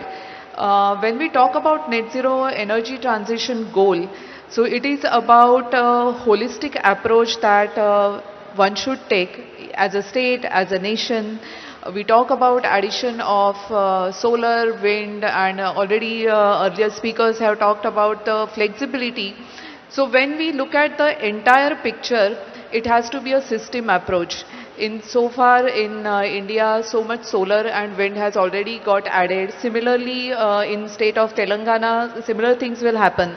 But when you add more and more renewables, you have to be very careful about the grid's health and how exactly this grid is going to behave. So how the energy storage technologies, and we have to be a technology neutral again. So it is not like about just a lithium ion or sodium ion or pumped hydro. So we have to match the what kind of application is suitable for what kind of technology, and again the timeline, that what timeline the new technology is coming. So it is about the accelerating the transition, and it will not happen if everyone works on the silos. We have to work collaboratively, learn from each other. It is not like Telangana is looking at its own picture, but Telangana can learn from other states. I'll also talk from the industry perspective. It is not like whenever somebody is going ahead with the project, it is not like always lowest price is the best price, because that is something we have to understand, that we have to keep the certain standards and safety standards, implementation standards in place, so that the right projects will come into picture which are sustainable long term. The other thing is about investment. So investors are looking at India, investors are looking at Telangana as a state. So we have to have a right frameworks at place. Investors should feel the confidence and the transparency in what is going to happen, so that they feel more and more confident in investing. So many things, so many dots needs to be checked. So it is not an easy path, and I would say that aspiration is one thing. We can talk about net zero by 2047, but we have to also look at the near term goals and make sure that we reach that by 2030, where we are reaching by 2035. So 2047 is nice, but it is good to prepare for the 2030, 35 step by step. Those are my submissions. I think that's a very important point you've made. Not just have the long-term goal of 47, but also make it more granular in terms of, let's say, every 5-year goal, where we should be, and then that becomes a metric for us to benchmark ourselves as to whether we are achieving the right progress or not. So thank you for your perspective. I now move on to Mr. Himanshu Chawla, who's the head of Power Foundation of India. Mr. Chawla, Ms. Netra talked about this whole financing requirement to have this energy goals and net zero goal which we are having. What do you think are the available financing opportunities for us to be able to make use of? First of all, congratulations to the government of Telangana for organizing this event, and thanks to Honorable Deputy CM sir. Before coming on to the financing aspects, one of the major, we can say as the backbone of the entire power sector is the regulatory framework. So having spent around 2 decades in a regulatory commission, in a state electricity regulatory commission, the tariff, the principles, they decide what revenue streams will flow into the whole system. As far as the DISCOMs are concerned, so we have been seeing the AT&C losses have improved, but the financial losses of the DISCOMs have been increasing. So in order to make this whole system viable, in the sense what has been told as energy trilemma, which is the affordable, sustainable and reliable power, the regulatory systems need to be streamlined. So as far as the financing options are concerned for the energy transition, both public finance and private finances are equally important in meeting such energy transition. Because not only it's energy transition, but over a couple of years, maybe in a decade or so, the 3 types of loads will pick up quite in an enormous way, which we take it as AC, DC and EV, which is the cooling load, data centers and the electric vehicles. So in order to meet that load, we need huge infrastructure, and for creating that infrastructure, we need finances. So in this global summit, I think the main agenda of this one is to have flow of foreign investors into the state of Telangana also. So in this whole ambit of regulatory environment, state government, independent developers, all these players can play a major role in achieving the vision which has been formulated here. Thank you. Thank you, Mr. Himanshu. We also have the MD of Solar Bull Energy Limited, Mr. K. Srinivas with us. Mr. Srinivas, most of the panelists have talked about this huge share of renewables in the energy mix which we are going to have in the future. We have also talked about the distributed RE. In fact, Telangana itself has set up a very ambitious goal of having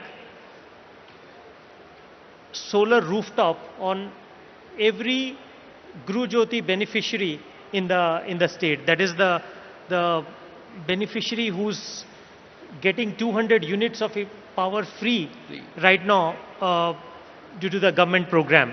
So the idea is to convert every such house into a rooftop solar generation system, and as Harish ji said, he becomes not a consumer but a prosumer. He produces and also consumes that energy. And also parallelly, we also set a target of converting all our agricultural pump sets also into solar pump sets, because that really aligns with the requirement in the farm sector. How difficult do you think is achievement of both these goals in our journey towards this? Thank you, sir. Thanks for this question. And in fact, distributed energy (DRE) forms an integral part and important part of the solar journey. In fact, Telangana had been the forerunner in distributed energy, while the country had gone for solar parks expansion in a large scale, whereas Telangana had adopted a unique method of distributed energy. The 3,000 megawatt what we have today is distributed energy with little burden on the distribution network, which means lesser losses. So I really believe that what the Telangana government intends to do in terms of promoting distributed energy, rooftop solar, particularly in the lower income strata groups, and incentivizing those, will certainly go a long way in strengthening the grid infrastructure. In fact, that will reduce the burden on the storage, which is essential for grid stability. The second part is also the PM Kusum scheme, which is one of the scheme to promote the solar pumps, agricultural pumps promotion. Currently we have a part of the capacity under implementation, and I think that is coming into shape right now, and a lot of farmers are looking forward to more support from the government.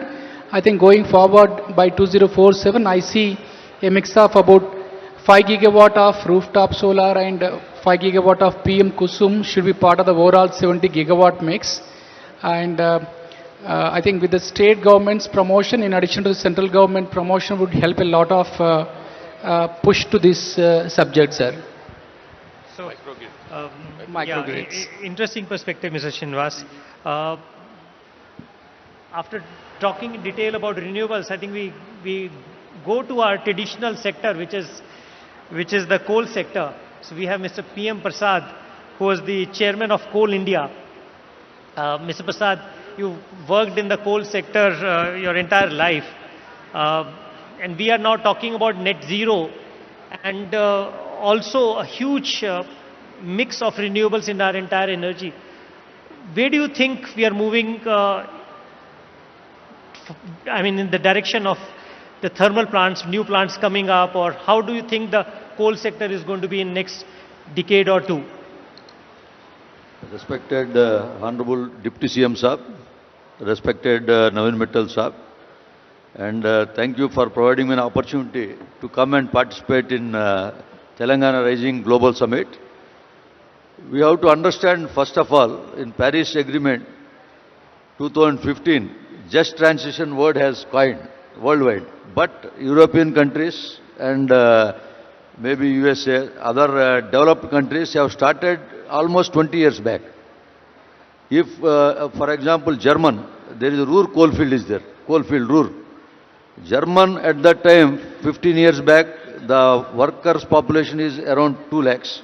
Now the workman population is 30,000. In 20 years, they could cut down. So this is a very tight target Telangana has taken, and a wonderful objective by 2047, phasing down. Definitely coal perspective, renewables are coming. One of the goal by having 40% connective renewable capacity already achieved, as the Honorable PM says, and now 50% target of non-fossil fuel are renewable. But coal, because of this base load requirement, it is going to stay in the next 2 to 3 decades. It may, the percentage from 50% may go down by 2047, maybe 30%. Now the coal sector's responsibility, our coal ministry, or even Singareni's CMD, he is here, or former CMD Secretary Siddhar Saab is here. Our job is to cut down the emissions from coal, like by going to this first mile connectivities. We have almost stopped 60% blasting in coal by blast-free technology. Similarly, for overburden also blast-free. By first mile connected coal handling plants, we have to reduce the dumpers lead, and if you can reduce, recently in Pakri Barwadi, NTPC, Mr. Maheshwari is there, 150 vehicles are plying. With digital, by engaging Ola Uber in the mine, where 150 vehicles can be brought down to 40. Ola Uber in the only mine network. Everyone doesn't need, only manager, GM need a full-time vehicle. We can cut down 100 vehicles there. So each mining practice, unit of operations, maybe drilling, blasting, with digitization, we can cut down number of holes drilled, blasting amount we can save, haul roads, diesel emissions. We have seen from NERI studies, once we have developed this coal handling plant and first mile connectivity, even Singareni also these track lanes have taken, railway lines have brought to nearer to the mines. So huge saving in diesel, dust emissions. So certain good unit operations we have to take. We have to become 10% GDP in the entire by 2047. So coal you cannot wish away. In next 10 years, Singareni cannot be stopped. Already Singareni is doing diversification like solar, pump storage, even green hydrogen, and Singareni going to other minerals. Recent auctions taken one mine in Karnataka. Similarly, as a country as a whole, the policy we have to reduce the emissions and we have to participate responsibly and sustainably. With that, coal will be there for a few more decades. Maybe not by 2047, it may up to 60. But diversification is also going, and since we are having abundant reserves, we cannot copy European model or developed countries model. We don't have petroleum and natural gas also. In Argentina and Chile, they are not touching even coal because they are having shale gas. So we cannot compare with them.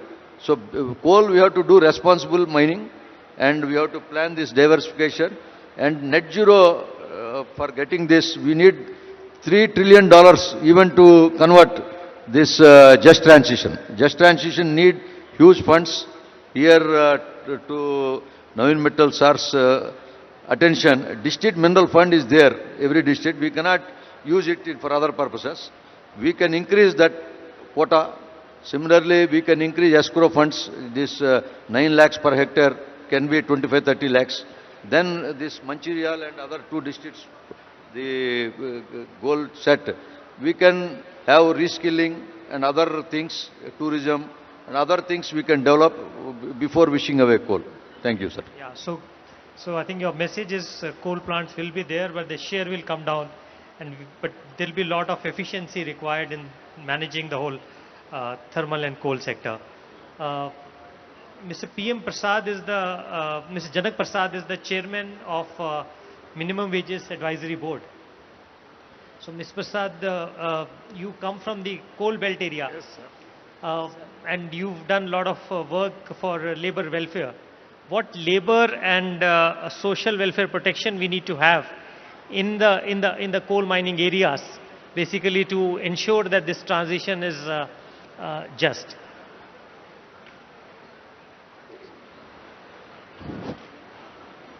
Respected Deputy Chief Minister, Energy Minister and Coal Minister, Bhakti Garu, Navin Mittal Garu, all the dignitaries participated in the debate. First of all, Singareni Collieries is the first government company in India. Recent past, up to 19th and 20th centuries, we are depending upon steam and coal. After that, we have transmitted to electricity and other activities. What is happening, as far as transition is concerned, there are number of families dependent upon one sector. If we transit, there will be a lot of problems from the people who are dependent on them. For that, because the finance and energy is with our Deputy Chief Minister. We have to think of it. If we transit from one sector to other sector, whatever the people are going for that, we have to show the responsible job. Otherwise, it will be a rebellion. You might be seeing in what is happening in other countries like Nepal, Sri Lanka, Bangladesh, like that. Because our Deputy Chief Minister has vast knowledge and foresight, he might be knowing if transition is going on up to 47 for sustainable of Telangana state. Meantime, we have to give some training to the displaced people. We have to modernize them. Another thing, whatever they destroyed, the developed countries done, they have enough done. Now they are preaching lessons to the developing countries. Now they are there. Another thing, most of the coal is being produced and power is produced by government. Recently, when private players entered into power, one very important FGD is to be introduced in power plants. And it is a mandatory. But unfortunately, when they have entered, the clause was removed. So that what will be the ecological balance? What will be the climate change? It will affect on the agriculture also. Indiscriminately, we are advancement is there. Industries are going. Day by day, agriculture is coming down. For that only, we have to, all the industrial development depends upon agriculture also. Sugar industry, jute industry, cotton industry. We have to depend upon agriculture. We have to simultaneously develop agriculture also. So many people will be employed. Another thing, as far as Singareni College is concerned, our Deputy CM has taken the charge of coal and energy. Lot of welfare measures are organized. Another thing, whatever the DMFT and CSR funds we are giving, somebody told, that has to be spent for skill development, encouraging the students, and we have to taking pressure from budget or investment from outside. They are in rural area. As far as I know, number of persons are prepared to invest for industries. We have to conduct plans. Otherwise, it is very difficult. In the rural area, if we conduct that type of sessions, it will be helpful for that. Because not only a lot of money is there in areas, they don't know how to invest, what will the position, how to prepare project report, they do not know. Another thing, sir. As far as Singareni College is also, some advancement is to be taken place, sir. Day by day, mines are residing. After receiving of the mines, there will be a lot of problem. For that also alternative. Recently, what our Deputy CM told, the diversification from coal to other sectors, critical minerals, and solar energy. By that, there will be a possibility of emission remission. That will be very important. Another thing, day by day in global heat, 1.5 Celsius degrees of heat is generating. So that a day will come, totally the ecological balance difference depend upon climate. Then there is shortage of food grains. Then there will be a lot of problem. Up to 47, I know that our people are that far-sighted. Certainly they will take care of it and they will sustain. Thank you, sir. Thank you. Thank you. Miss Uma Bhattacharya, she's the trustee of Swaniti initiative, which basically works for bringing public services to the marginalized and socially inaccessible areas. So, Ms. Bhattacharya, what do you think is is the need for a governance or a coordination mechanism to ensure that just transition is built into the energy and economic policy of the state? Firstly, thank you so much for having Swaniti here. Thank you so much, Deputy Chief Minister, sir. So, what we feel after having studied for 2 years in Mancherial and Pedapalli, these two coal mining districts, we have studied very intensely with the workers and the household, the MSMEs, and what we realized that you need to have a task force, because coordination between every department is very necessary at this point of time to ensure that what you are planning, and we have made a 10-year plan also, that what you are planning in this just transition among the people, this should be fruitful only if all the departments are coordinated properly and it goes down to the people.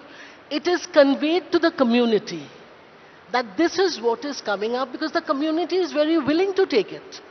But then it is our responsibility, it is like-minded other organizations' responsibility to support the government in ensuring that it reaches the people and to tell the people that the government is doing this for you. So this is very important at this point of time, sir. Thank you so much. Thank you. We also have Swarna Madam with us. She's the Principal Chief Conservator of Forest of Telangana. So ma'am, can you explain the role which Forest Department is going to play in this net zero transition which we are aiming till 2047? Thank you, Naveen and Honorable Deputy CM Saab and everyone present here. We have been talking about development, what will be there in 2030, in 2039 and 2047. Lot of development is being envisaged, but then how this development is going to happen, at what cost, and then to what kind of ameliorative measures we need to take up to sustain this kind of fast development. This is what we need to look into. Most of the coal blocks in the country, even in Telangana, locate underneath the forest area, which is because since ages the coal has been there, forests led to that, and we need lot of forest land diversion for laying forest roads, telecommunication lines, irrigation projects, electricity lines, power projects. We need land outside as well as inside the forest areas. So when a part of the land is diverted toward this kind of projects, then how we are going to compensate that?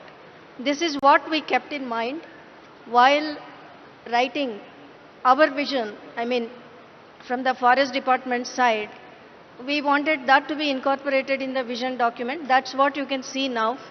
Within the forest areas, what should be done, what measures we are already taking up, and how we are going to sustain that.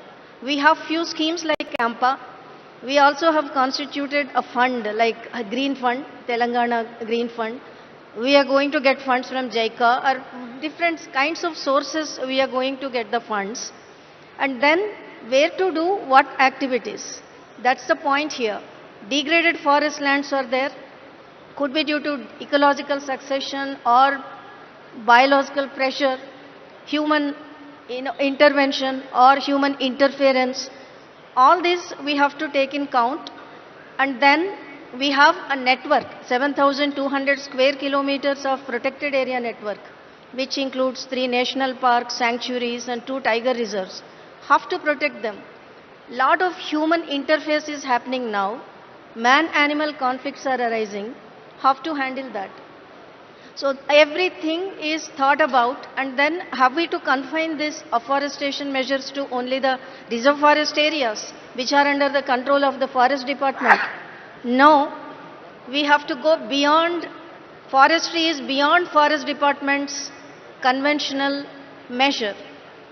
We have to involve everyone, every stakeholder, all other line departments, government departments, all other public, then other stakeholders who are involved in this.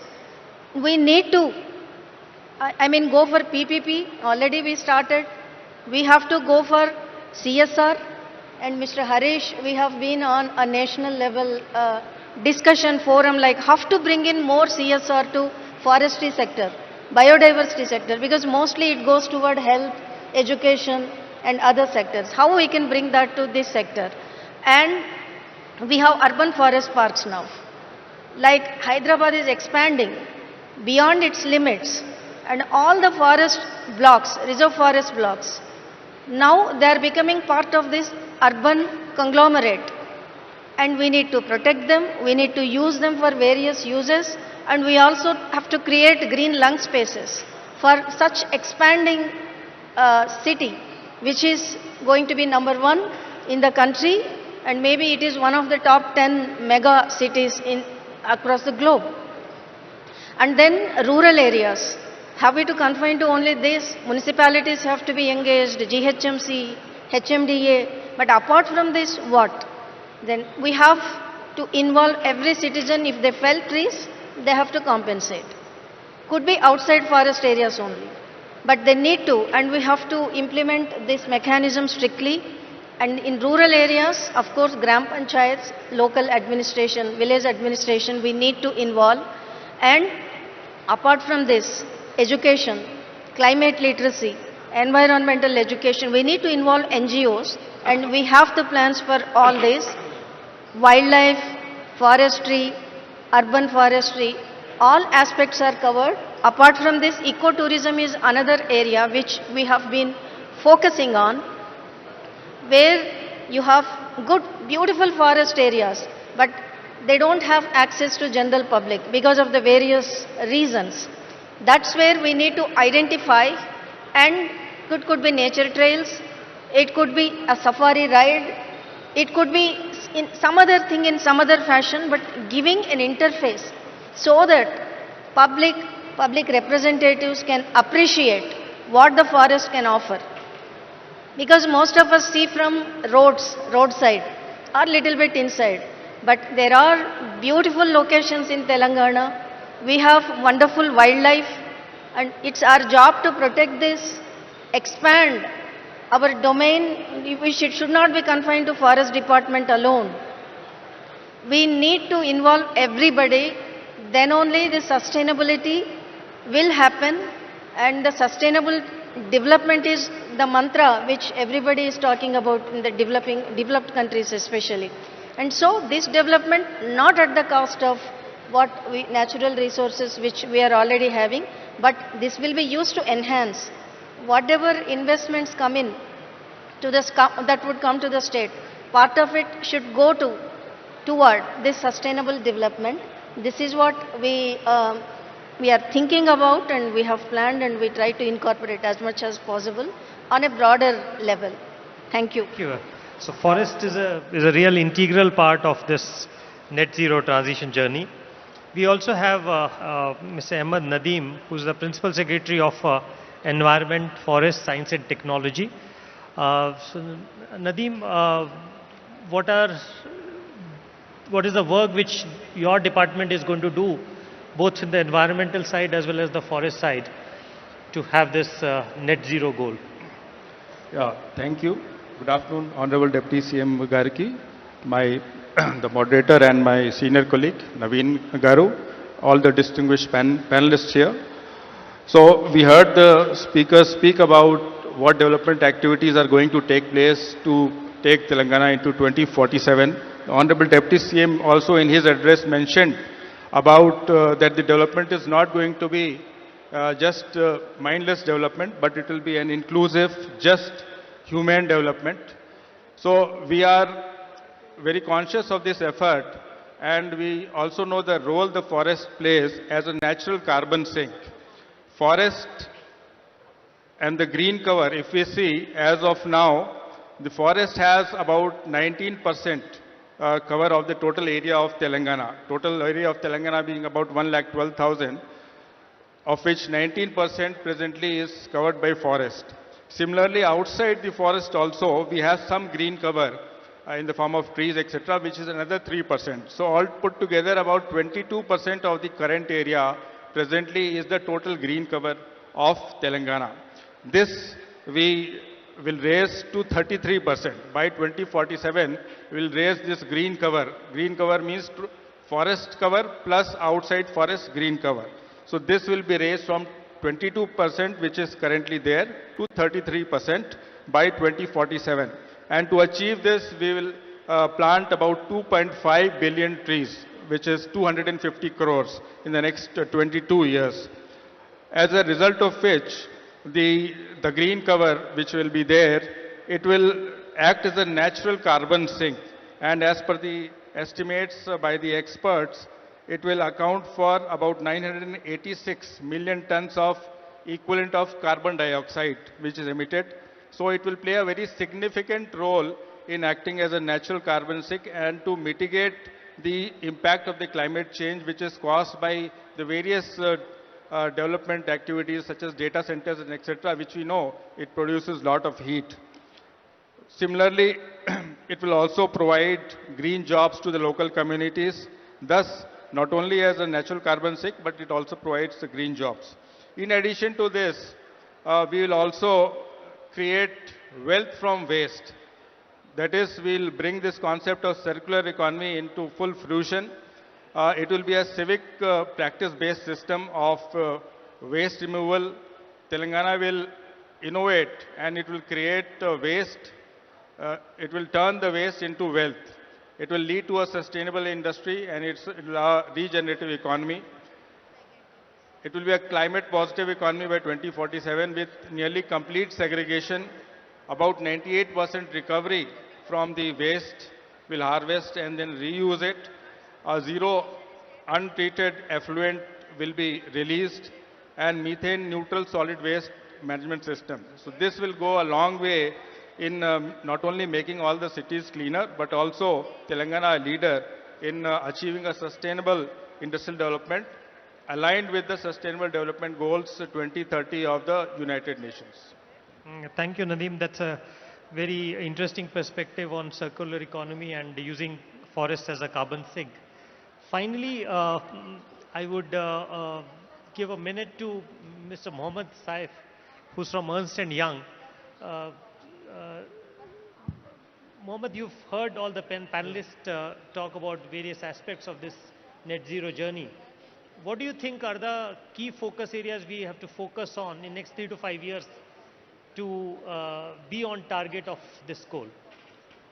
Sir, thank you very much, first of all, to you and Deputy CM, sir, for having me on the stage. Sir, we have seen the perspective from both the demand as well as the supply side. What, if you ask me, top 2 agenda items from my side would be to have a very clear decarbonization roadmap for the state that would identify almost every sector so that going forward, what would each sector need to do to move towards that decarbonization journey? That is one. The second thing is, when you move towards decarbonization or net zero, you require a decent amount of capital. Now, one option, a plain option, is that the government puts everything in itself. But there are ways where we can also see and come out with an agenda of monetizing the existing assets that are there with various departments and using that money to fund the decarbonization activities and become more self-reliant. I think I'll close with this. Thank you, Saif. I think we've had a very enriching discussion. I would say the key takeaways are that Telangana's net zero goal of 2047, though it is ambitious, but it is achievable. There are a series of things we need to do to achieve that.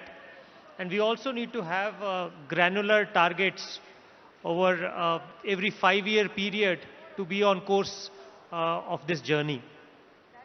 Our energy mix is going to be about 139 gigawatts, 780 terawatt hours. And a major portion of this, upward of about 70-80%, is going to be renewables. Now, a major component of this also has to be the distributed renewables. because that's where the prosumers come in. And we need to have a focus not just on the affordability and reliability of energy systems, but also sustainability. Coal plants are here to stay for next 2 decades, but the share of thermal energy will come down.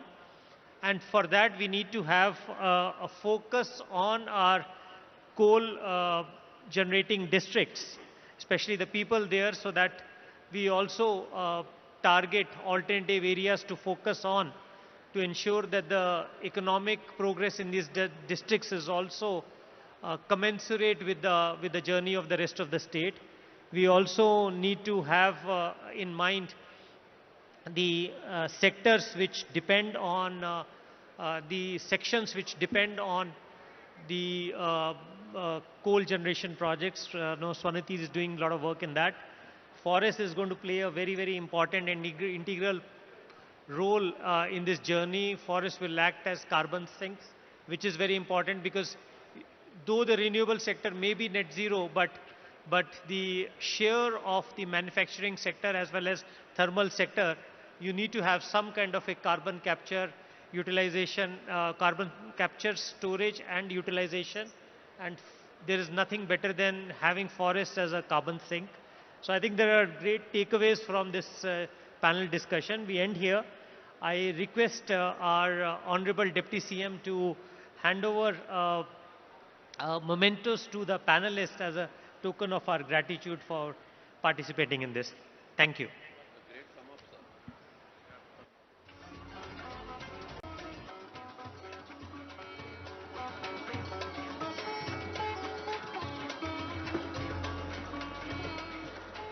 Thank you, sir. And now I request our Deputy CM Bhatti Vikramarka sir to felicitate our panelists on stage. We'll start with Mr. Ajit Pandit Garu, co-founder director of DAM Infrastructure. Mr. Ajit Pandit Garu. Sri Janak Prasad Garu, chairman, minimum wages advisor, Government of Telangana.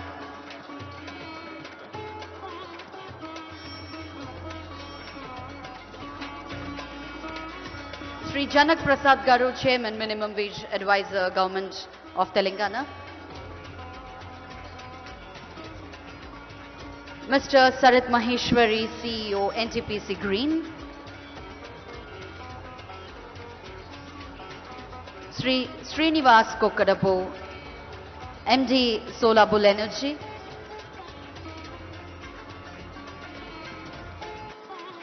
Sri Harish Yarlagada Garu, founder, CEO, Mahalakshmi Group, former founder, chairman, Greenco.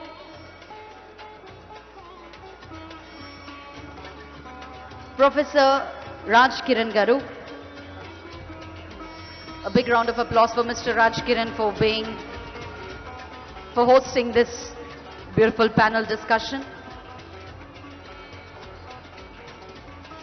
Netra Walwalkarji, co-founder, VP, Net Zero Energy.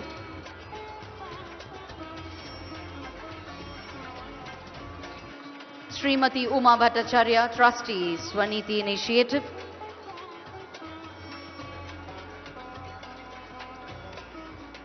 Sri PM Prasad Garu, ex-chairman, Coal International Limited.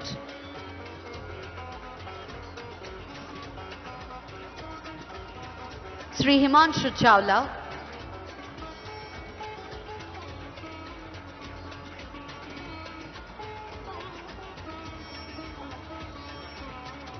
Mr. Mohammad Saif.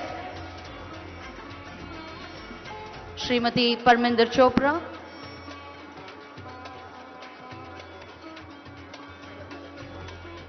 Sri Naveen Mittalji. Sri Ahmad Nadeem Garu, Srimati C. Suvarna Garu.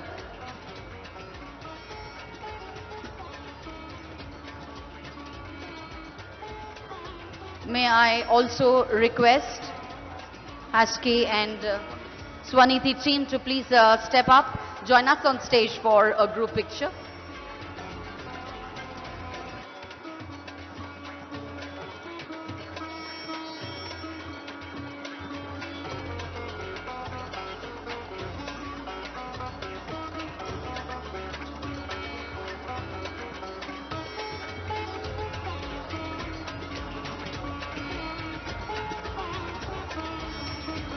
So ladies and gentlemen, that was our panel discussion on the theme, the just transition into 2047, powering Telangana's future. I'd like to thank all our distinguished panelists for their insightful and inspiring conversation on Rising Telangana 2047. Definitely all your perspectives have not only illuminated the challenges and the opportunities that we face, but have also strengthened our collective belief that Telangana is truly on the path of becoming a future-ready state. Thank you one and all for joining us. Thank you so much, sir. Our Deputy CM, Bhakti Vikramarka gariki kuda ma ధన్యవాదాలు తెలియజేసుకుంటున్నాము.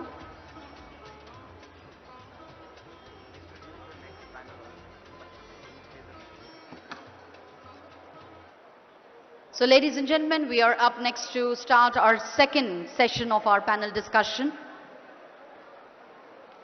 Initially there was a break of 15 minutes, but we are not taking a break as we move on to the next progress together. Thank you once again for giving the opportunity.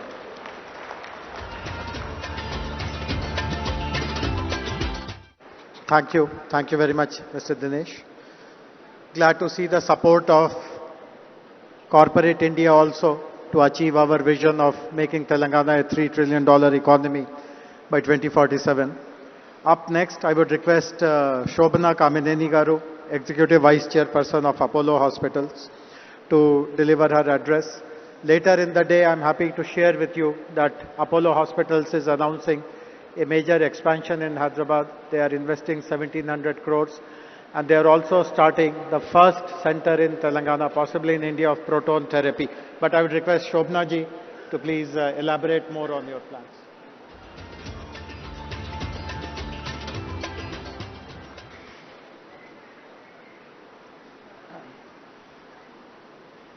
Good afternoon to all of you. Namaskaram. Welcome actually to a state that I live in and I completely love.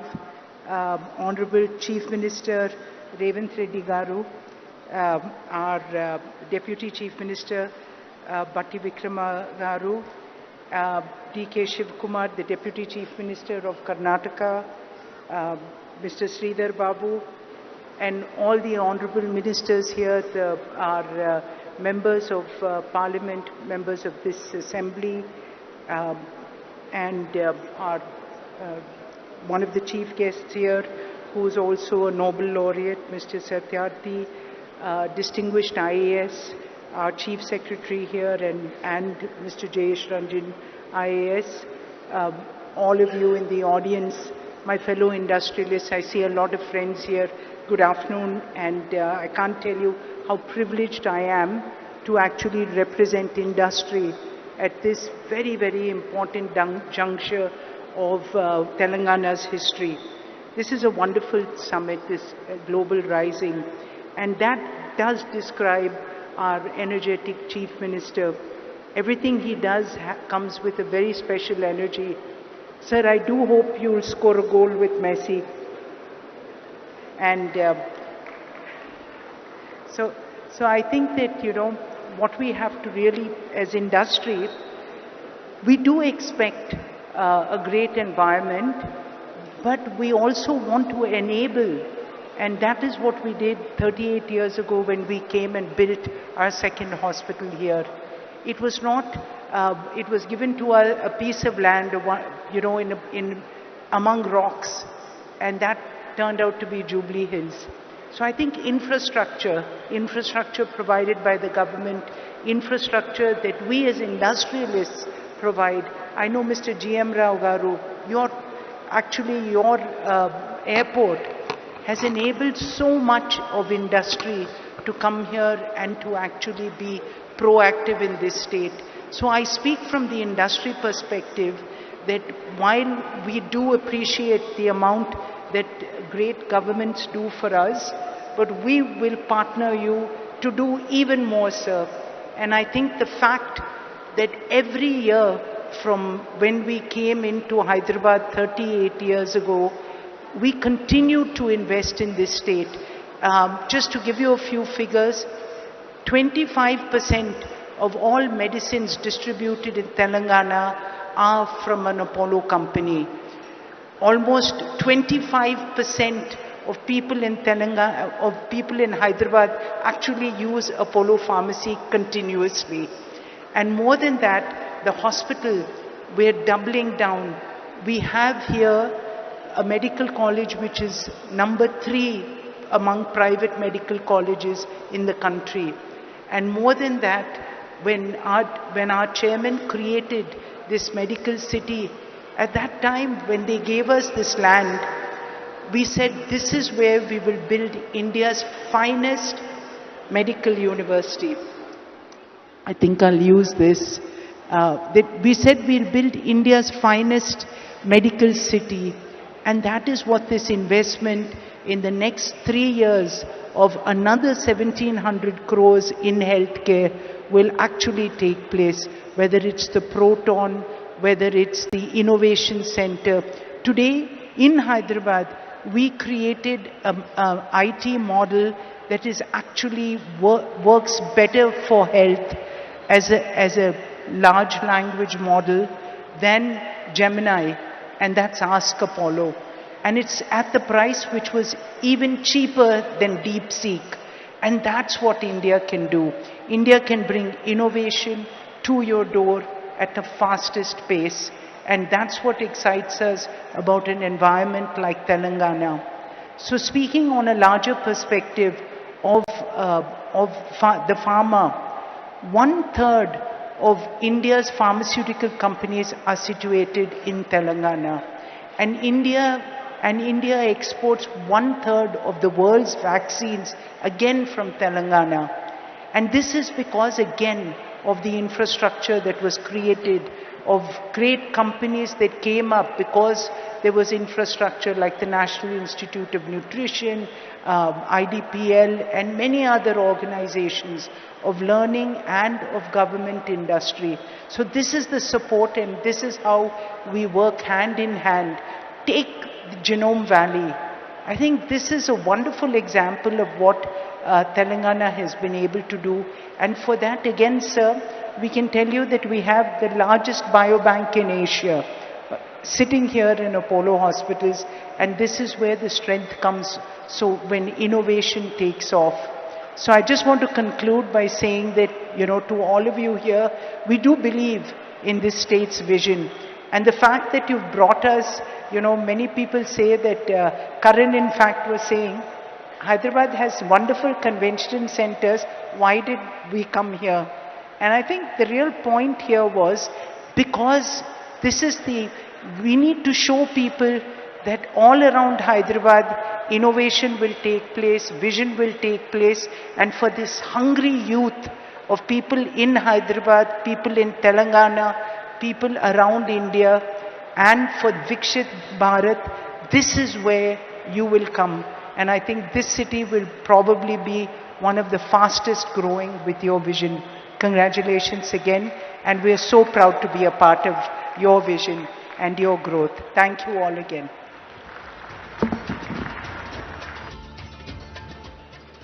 Thank you. Thank you very much, Shobna Garu. Thanks for sharing the major expansion plans of the group here in our state. Our next speaker is Mr. Karan Adani. Karan, before you speak, I would like to put you on the spot. Eric announced a $10 billion investment in Hyderabad. Will you meet it or beat it?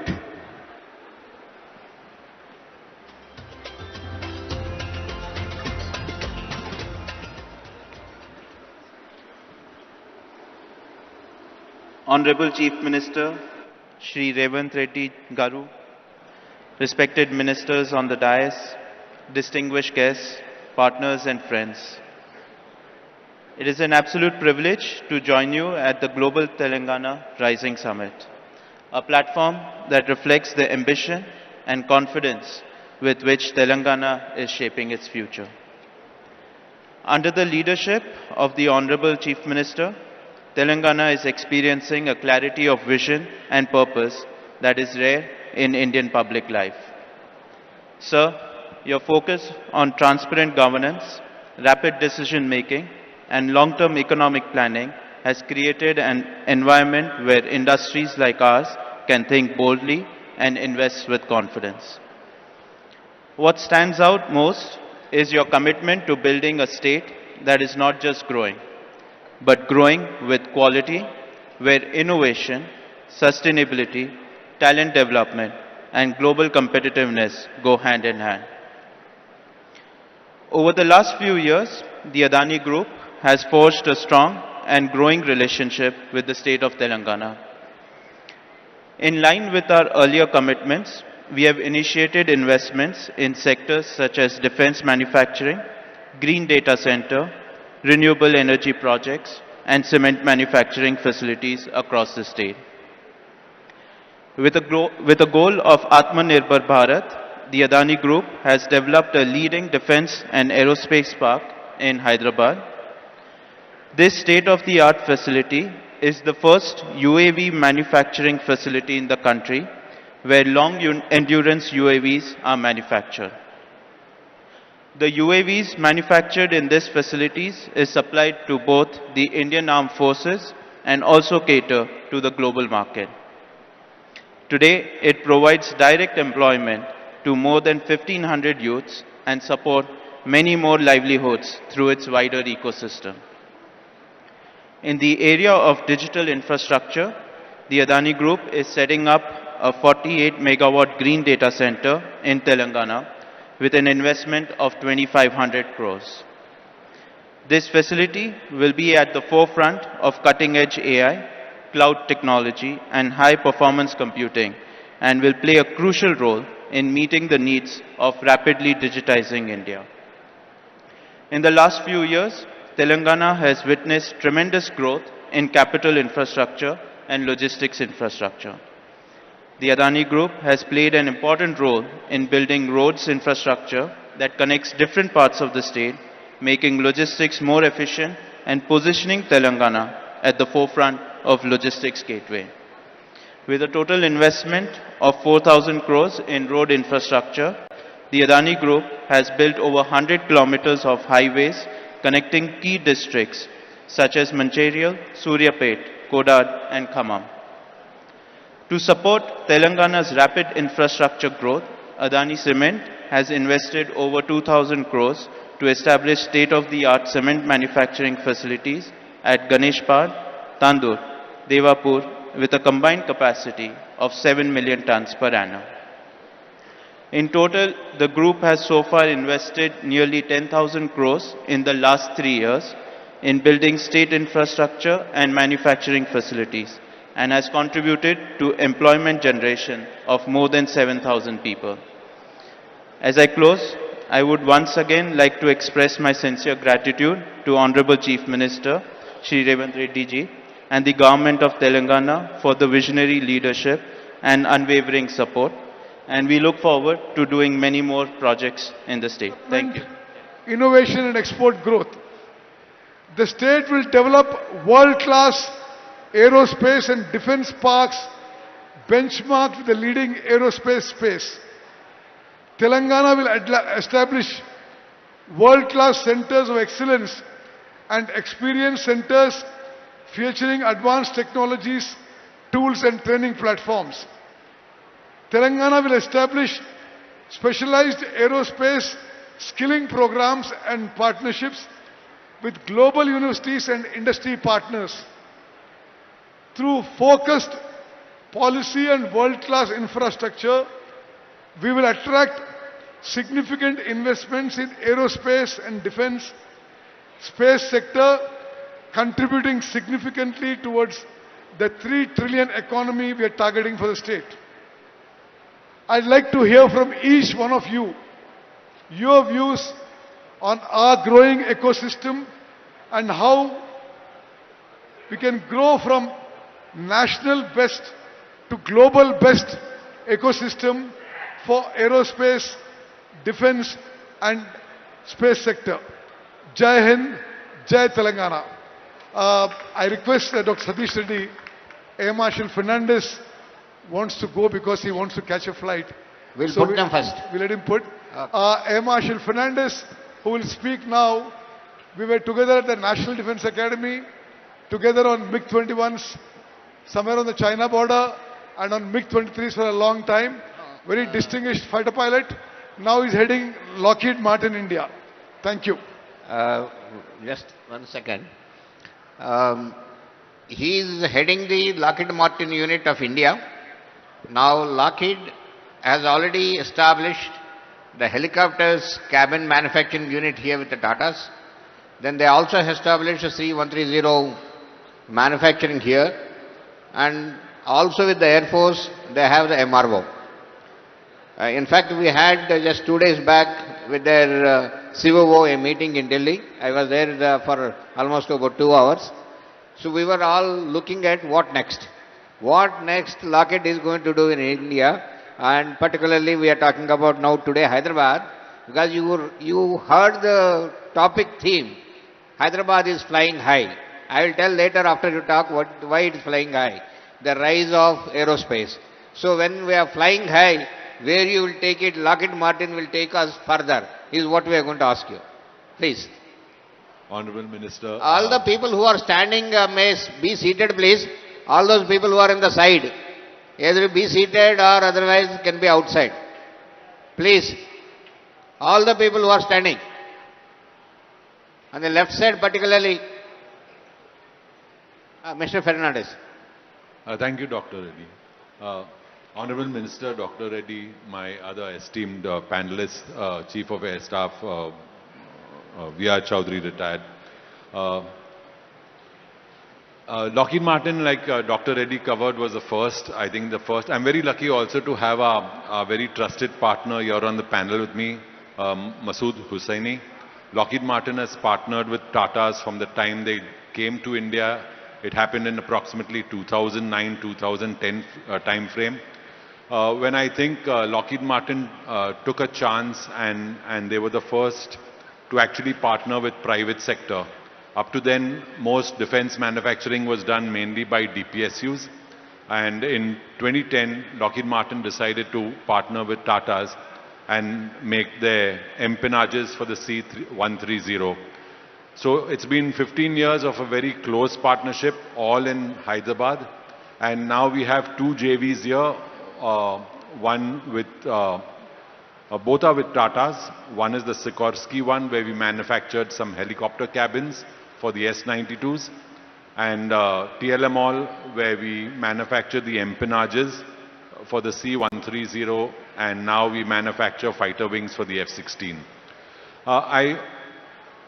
I'm sure Masood will speak more to this, and he'll support me when I say that any OEM looks for a couple of things. One is to make sure there's as little risk when he puts work into a place. The other one is whether he would get good returns from that, in that order of priority.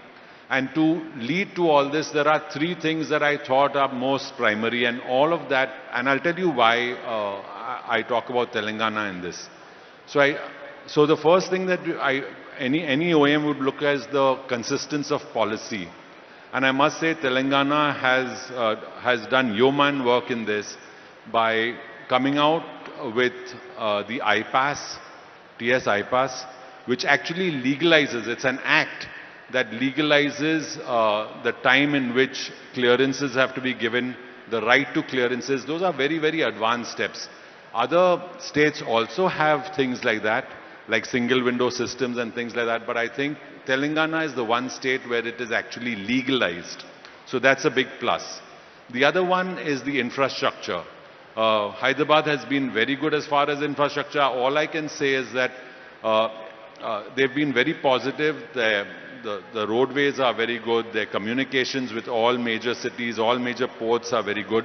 And Masood will back me up in this, that during COVID, because of the help that we got from the Telangana government, we did not miss a single delivery. Right throughout COVID, we did not miss a single delivery of our empennages to our base in Marietta, the Lockheed Martin base in Marietta.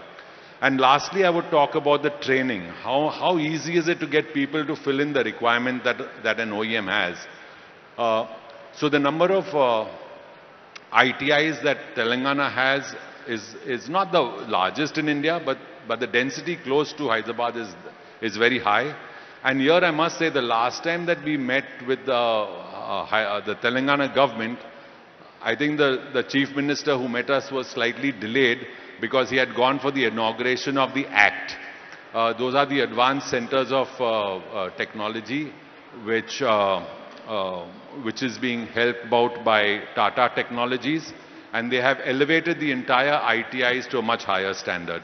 So these three things is something that I had to talk about Telangana and why it makes such a good location for anyone who wants to put work over here.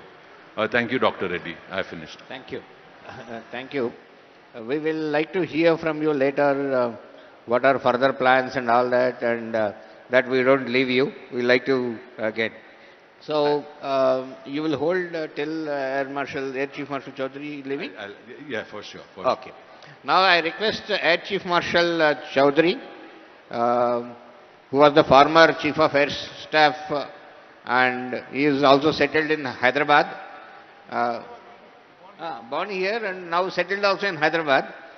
And in fact, I like to say that the way we are meeting now after Operation Sindoor first time, the way our armed forces, particularly the way Air Force has done extremely well, fabulous job during Operation Sindoor and made the country proud, teaching a lesson to Pakistan. Give a big hand please. Now, you know Hyderabad, you have seen the whole life as in the Air Force and the way various things have come up. Now you are getting LCA Mark 1, Mark 2, AMCA, then various other systems and all that. And you are seeing Hyderabad as shape, how it has shaped.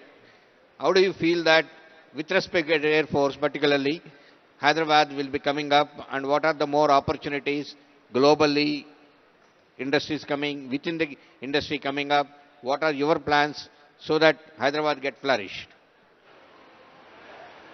Just 1 minute then. Memento please. I request Honorable Minister to present a memento to Mr. Fernandez.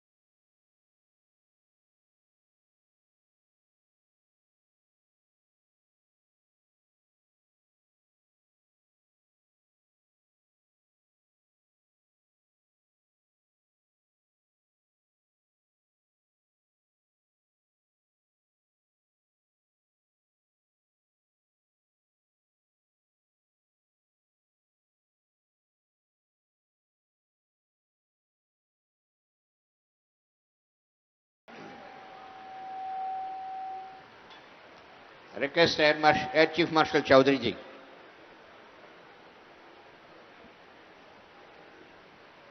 Honorable Minister and members on the dais here. First of all, thank you very much for this question. And Dr. Reddy, sitting amidst all the industry heads here and the head honchos of the avionics and the aerospace industry, it will be incorrect for me to speak anything on the industrial issues. But two fundamental issues I want to speak about. Everybody so far has mentioned about infrastructure and skill. What I think the way forward for Telangana and Hyderabad in particular is to probably look for an aerospace university where we can start training at all levels, merge the ITIs, merge the engineering, the aeronautic and aerospace divisions of colleges to bring them under one air university, aeronautical university, and make Hyderabad the cradle of aviation. It is already the cradle for the Indian Air Force. You are aware that all the basic training takes place here in Hyderabad. Everybody in the Air Force who learns about flying does so in Hyderabad. So I think it's a good base, the infrastructure exists, the talent exists to set up an air university.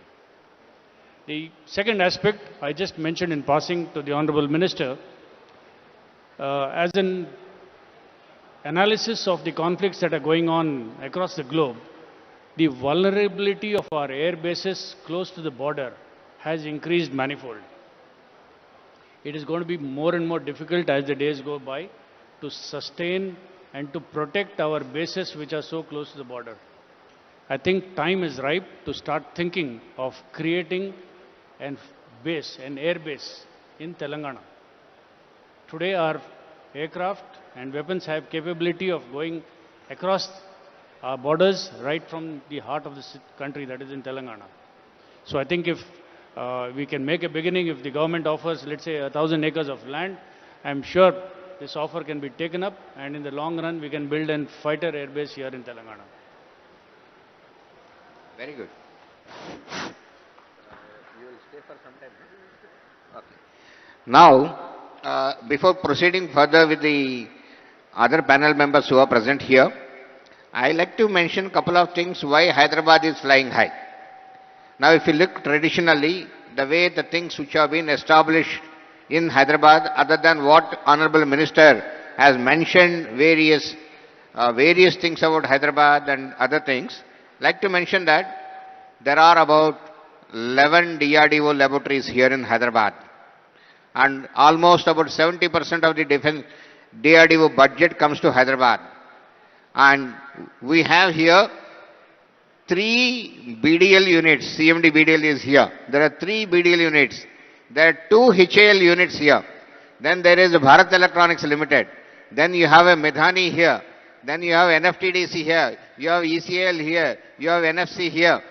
And then we have more than 1,000 industries which are working for the defense and aerospace here in the country, other than the ISRO, NRSC, what I mentioned along with this. There are so many things which have come up here. In fact, the things which have been developed in Hyderabad over the years, now the production value of those items which have been developed like Akash, BrahMos, various Agni and other missiles, all electronic warfare systems and all that, has touched now 1 lakh crores. 1 lakh crores systems which have come out of Hyderabad have been produced and various industries have taken up. And so, now you are seeing various other industries. You have Adani, you have Tata, you have Bharat Forge, you have name anything. Most of the industries are also come up to Hyderabad, and they're all working on various systems today here. That is why Hyderabad is flying high. In this scenario, now we have Bharat Dynamics Limited CMD Commodore Madhavrao. What next? What BDL is going to produce? What are the new systems going to be? What is the valuation of them? And how many more production value you are going to bring to Hyderabad is what we are going to ask you.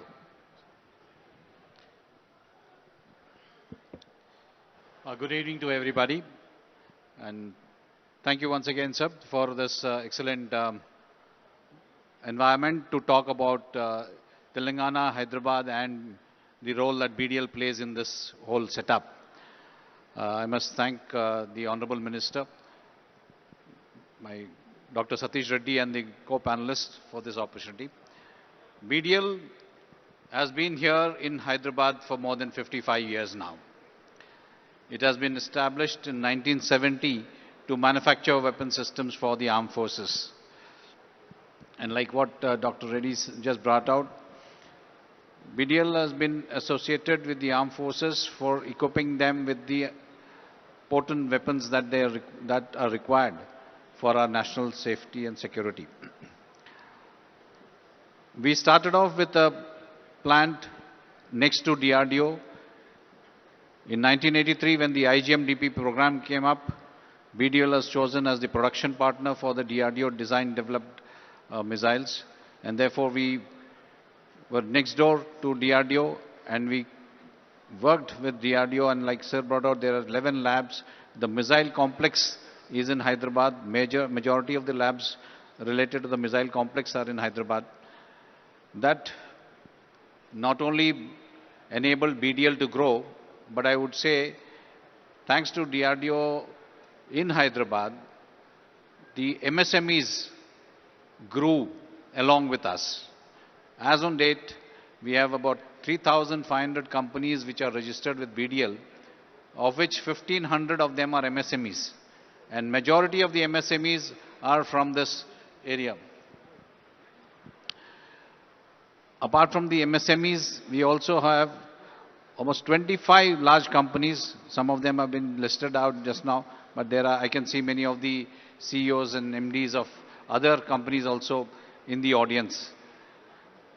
Hyderabad has been a hub for the defense and aerospace industry. BDL next moved on to another plant in Medak, which is the Banur unit, which is again a 1,000-acre plant where we make missiles again and other weapon systems.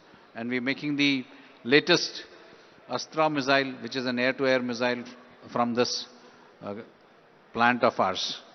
With respect to future, we've acquired 500 acres close to this place in Ibrahimpatnam, where the new plant is getting commissioned. We have started with phase 1 with some test facilities, and the phase 2, which is going to take on the maximum manufacturing capability, is coming up at Ibrahimpatnam, not very far from here. So this plant is going to manufacture all the new generation missiles, largely being developed by DRDO and productionized by BDL. We are going to make the QR-SAM missile here. We're going to make the cruise missiles, which are going to be manufactured by BDL, will be made in Ibrahimpatnam. We are also looking at the larger missiles, which will be having higher ranges, like what the former Air Chief just brought out, that today we are looking at very long-range ballistic missiles, which can go across the countries to meet our requirements. Those missiles are going to be manufactured here. And all the test facilities, we were all very blessed to have DRDO here to have the test facilities which enable the testing of various products that we made. But also, we are setting up new test facilities in Ibrahimpatnam to enable not only supporting BDL, but also the various MSMEs who are working with us, so that the load on the DRDO with respect to production testing is eased out, and they can focus on the testing and development of newer products. So by and large, I would say that Hyderabad has been a great place for BDL, and that is how we had all the first 3 plants coming up in Hyderabad, and it is supporting all the requirements of what is currently in manufacturing, and that's going to be manufactured for the next 10 years. We are building up our capacity and making BDL future ready to take on all the challenges of the new products that are required for our armed forces and also for the export market. I would like to tell you that BDL has done more than 1,200 crores of exports last year, and we are going to do about 1,000 crores this year. And this figure will continuously rise. Therefore, Telangana and Hyderabad in particular has been a great support to BDL, and on the converse, BDL also contributes to this economy greatly. Thank you, sir. Thank you.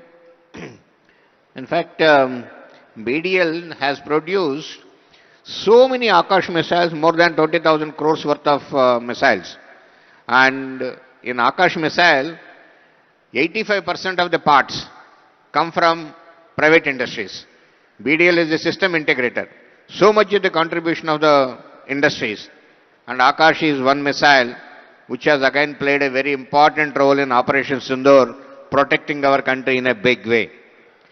Now we have again one more company which has again produced a large number of missiles, that is BrahMos, a Indo-Russian joint venture. And again BrahMos, like Akash, has played a vital role in the offensive role in Operation Sindoor in a big way. Now the BrahMos is producing for various countries now, not only for India, exporting in a big way.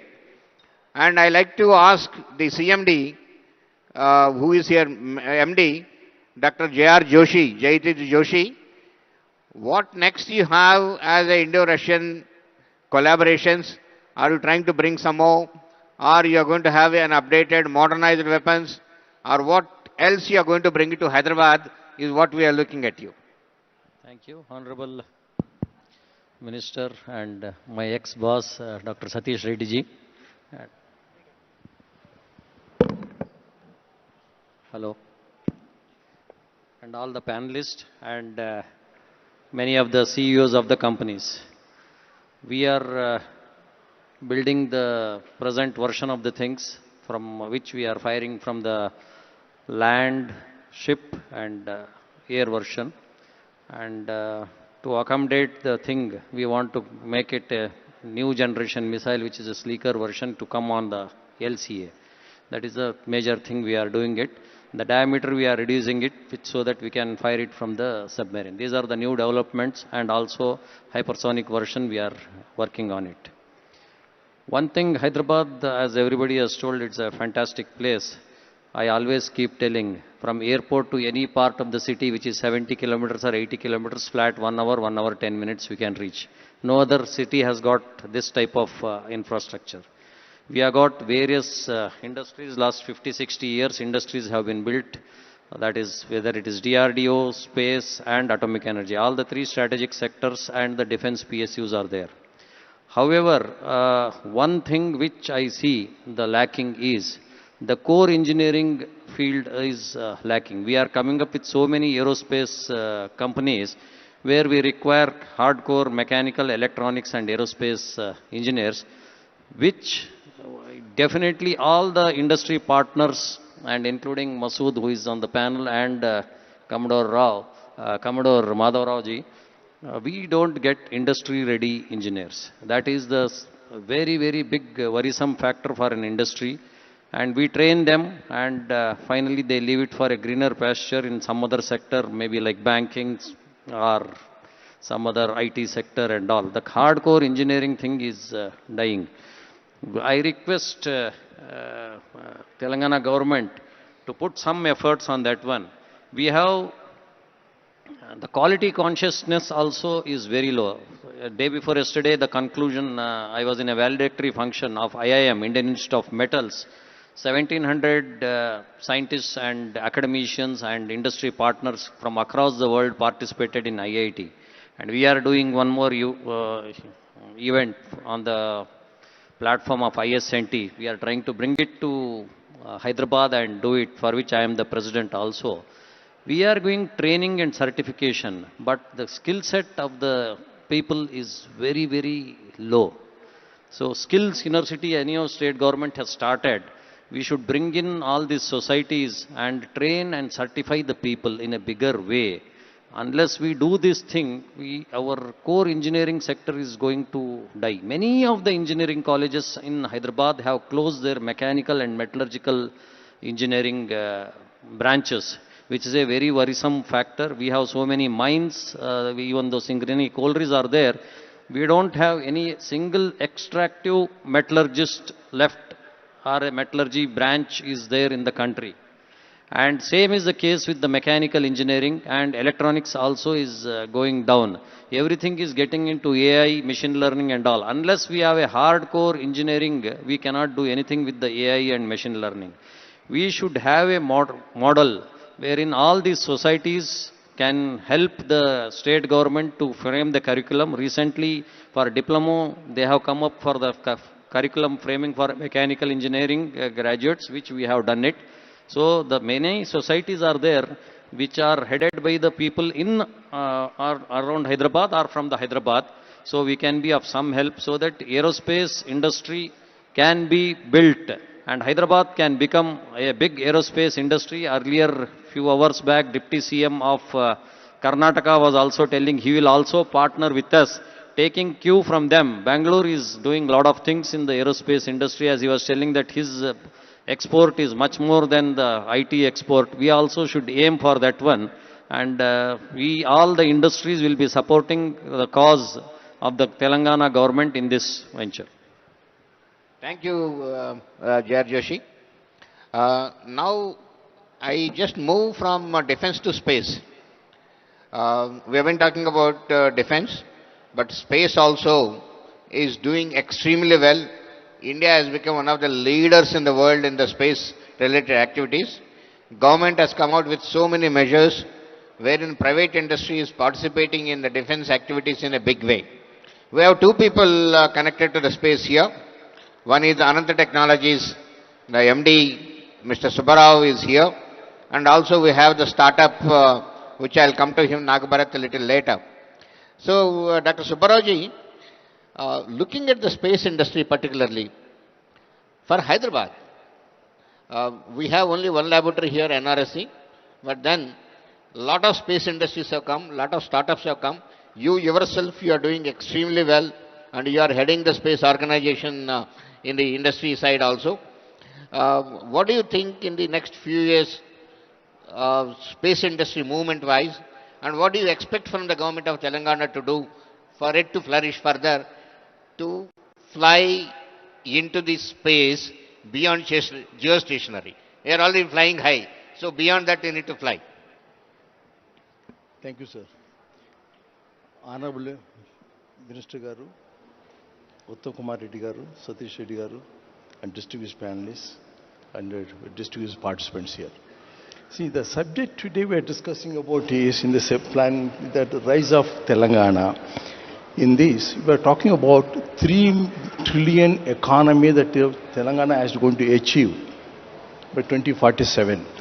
In order to achieve the 2047 3 trillion economy, in the space can play major role. In fact, this is such a role that can play for acceleration growth of the entire Telangana. Perhaps we have to build what is known as the digital highways.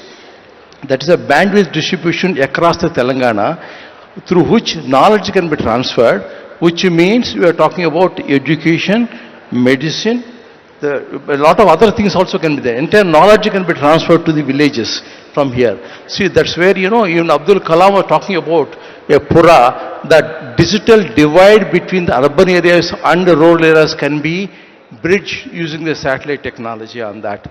So, there are already about defense ecosystem, many people have been talking about it, and the panel also knows about that part. So, even the defense systems, Satish Reddy Garu, I want to tell just only one point that, even the defense area, thanks to DRDO and also BDL and BrahMos and other pillars, today private industry can build a missile as a whole, a launch vehicle as a whole.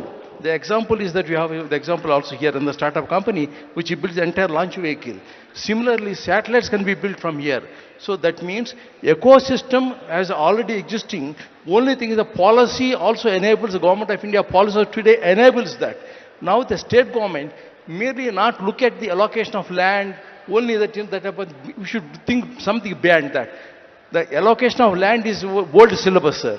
And as far as this is concerned, I think how the industry, the government of Canada, Telangana can involve in the industry in terms of not only building up the industry in terms of, as I told you, the digital highways to building up that part of it, through which, even government policies can reach the village level.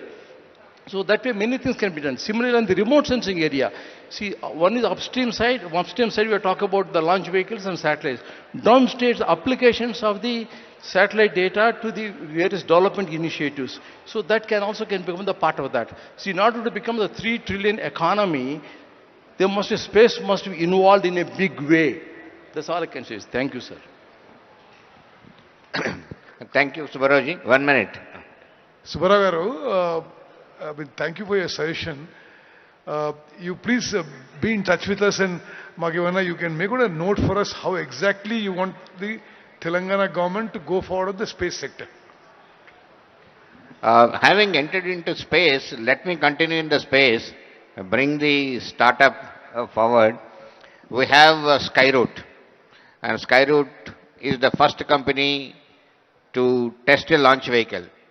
And just very recently, just about 1 week back or 10 days back, Honorable Prime Minister has inaugurated a big unit of Skyroot in Hyderabad, very nearby from here on the Srisalem road itself. So the founder of it, Nagbharat, is here. What are the Skyroot plans and what are the various startups which are coming up, and how the startup ecosystem is going to come up in Hyderabad in the space sector is what I wanted to know from you. So Thank you so much, Satish Reddy Garu, and thank you, the Telangana Rising Global Summit team, for giving me the opportunity to be part of this esteemed panel to share my thoughts on this very important topic. So we are Skyroot. We are a launch company based in Hyderabad, and in 2022 we became the first private company, not only in India but also in South Asia, to launch a rocket to space. And we are getting ready for our first orbital launch of our Vikram 1 rocket, which we hope to do in the early to 2026. And the reason we started in Hyderabad also, like as any startup ecosystem, when most startups start in cities majorly because of the ability to hire good talent. And the reason why there are multiple cities to choose from, the reason why we started from Hyderabad is precisely because of the reason, as Satish Reddy Garu mentioned, the excellent manufacturing ecosystem that has been built and nurtured over the decades by the huge number of DRDO labs and the BDL, BrahMos kind of organizations. So that we can, like our first rocket, most of it was not just designed in-house, but also manufactured in Hyderabad. The ability to get things done in close proximity was the key reason why we started out in Hyderabad. And when it comes to the contribution of private space startups and private space tech to the economy, just to give you a glimpse, the space economy currently is around $400 billion, and it's set to transition to a $1 trillion by 2030. And India, being one of the top 5 nations in the world who can rub shoulders with the top 5 nations in the world in terms of space technology, by the technological capability our government space program has, but still we hold less than 2% of this global space economy. And the space reforms that have been introduced in the 2020 and subsequently have this single point agenda of making India's share in the global space economy to a double-digit percentage, a 10% share, and even beyond. And that transition can only happen not just by a governmental space effort. It is the private industry participating in building things. The capability of building doing system engineering has to come to private industry, not just manufacturing capability. We have very good aerospace grade manufacturing capability that has been privatized since decades.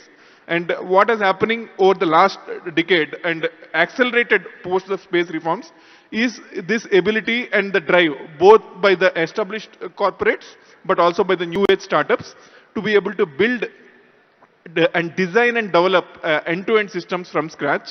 And that is the transition that we're going to see. And this, like well before 2047, the world is going to transition from a purely earth-based economy to a very space-integrated economy. And it's not just going to be earth observation, communications and defense, like even the climate awareness, even the data infrastructure is going to be space-based. And this is the transition that India cannot miss. And we should take a lead in architecting this transition and this transformation to a space-integrated economy.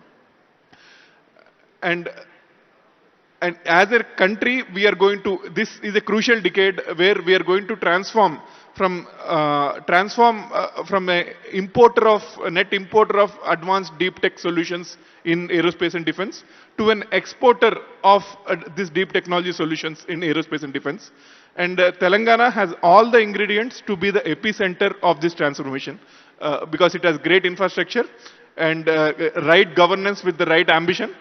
And if we do things, there are a few things that needs to be done rightly. As Sir pointed out, the establishing a specialized industry-ready talent pipeline is very much important, especially in the core engineering fields.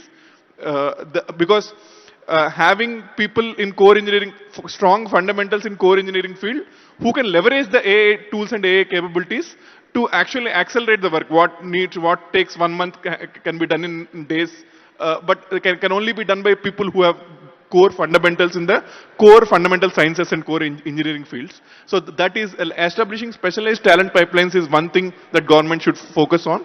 So for industry to be able to take leverage of this democratic dividend and accelerate forward. And also enable policies that attract a long-term investment, high gestation period in investment. So I'm sure like most of the policies might not be a state subject, some will be in the central government domain, but like incentivizing, enabling like long-term investment for the investment ecosystem so that they can invest in long gestation period, deep tech development ventures so that all the deep tech ventures can attract the right amount of seed capital and growth capital to be able to become the OEMs of the world from India is in the future. Thank you. Thank you. I like to mention one thing for industry-ready workforce now. The government has taken a decision where a minor degree in BTech in defense technologies is being introduced now. It's part of the 4 years curriculum, but there are specializations where he studies so that he is industry-ready workforce. 18 credits are allocated for this, and I was the chairman of the syllabus drafting committee, and then the AICT has accepted and promulgated now. Next year onwards, these courses will start. So that should fill in some gaps. But what Joshi said is, everybody is going to computer science, IT, data sciences, AI, ML. You should also be having people studying the core subjects. This is industry-ready workforce, it will be taken care. Now we have Mr. Jitender Gavankar. He is the CEO of Safran. Safran is one again who has done great things, particularly to Hyderabad. Now Safran has established the largest ever MRO in Hyderabad for the civil engines, civil aircraft engines. Just very recently, Honorable Prime Minister 10 days back has inaugurated it in the Aero City of GMR 10 days back. Similarly, for the military aircraft, M88 engine, again outside the France, this is the only MRO which is established in Hyderabad. They also have cable harness and related plant which is done. Like to ask Gavankar, Safran, we like to see MRO established for the two engines. We are extremely happily thankful to you. Will it bring manufacturing also many units here and then manufacture from this country and export to the world is what we are looking at. See, the country started exporting. Last year, the country has exported 23,666 crores of equipment from here. Now, we need to see more. So, will you be coming like these two units you brought to Hyderabad, in manufacturing unit also, will you be bringing here?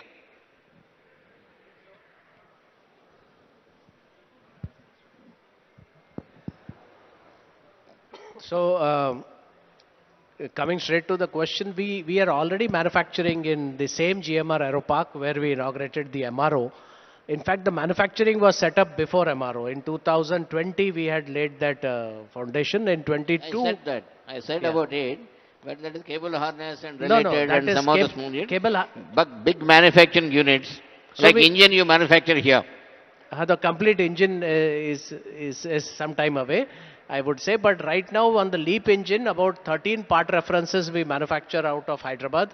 We manufacture cable harnesses for LEAP engines here. We manufacture Rafale cable harnesses here. Falcon aircraft harnesses are manufactured here. So those manufacturing activities happen out of Hyderabad. There are some other manufacturing plants of us, but they are in other city like Bangalore.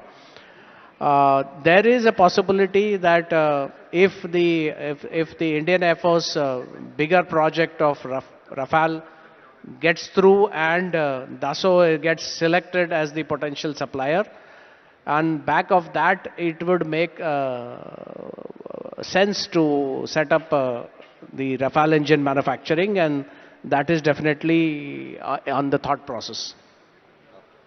Thank you.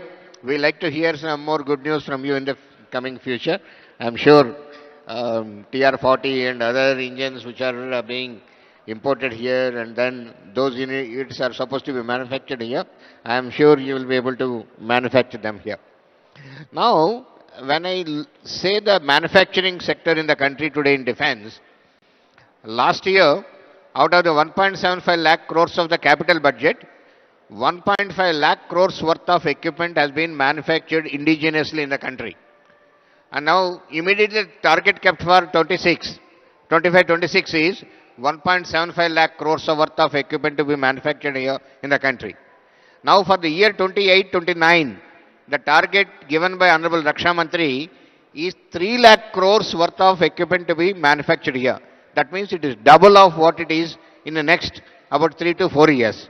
So the manufacturing is going to take place in a big way in the country. So the industries, MSMEs, bigger industries will be playing a major role. Tata is one which has been manufacturing many things. In Hyderabad is one of the first units which has established in Adibatla and supplying to the world the helicopter related units, various other things, working with the DRDO, supplying various units and all that. So like to know what are the further manufacturing plans from the man who is continuously behind whom we have been working with so long and all that, Mr. Masood, the workhorse is here. Like to know from him, from Tata's and also the manufacturing sector, what this 3 lakh crores, how it is going to happen and how you are going to bring it to Hyderabad, those manufacturing like to hear from you.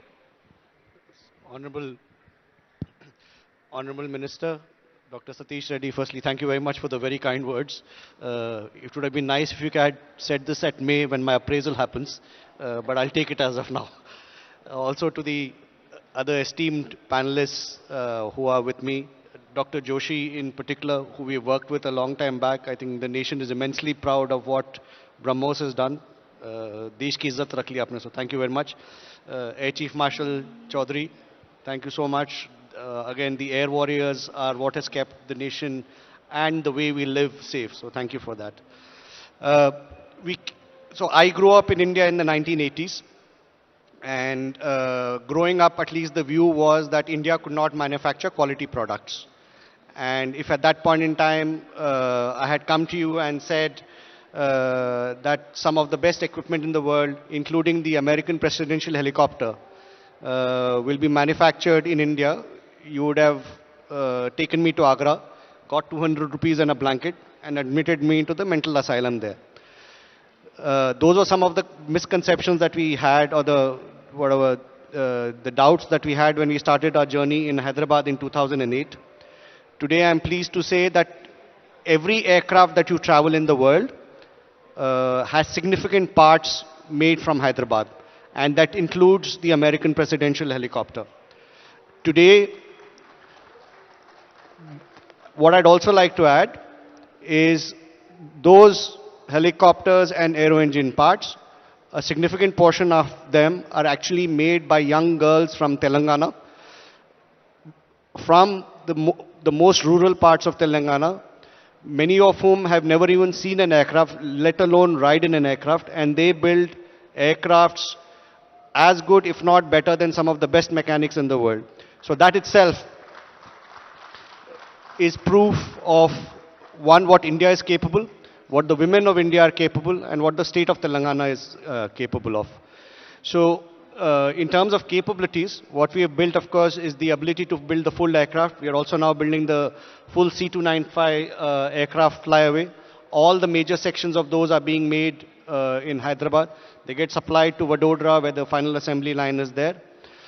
In addition to that, over the years, one thing I'll add to what JS mentioned, we are making the shaft of the LEAP engine for Safran. This is for global orders. All the work that we do across the board is actually 100% export. Today, we started our engine manufacturing in 2016. At that time, we were doing less than 1% of the engine capability. Today, because of the work that we have done over the last 6 years, where we were supplied to all the global majors, Rolls-Royce, GE and Safran, up to 70% of the aero engine can be manufactured in our premises. And that is not just for commercial, but also for military engines. So it's a huge strategic benefit that the nation has.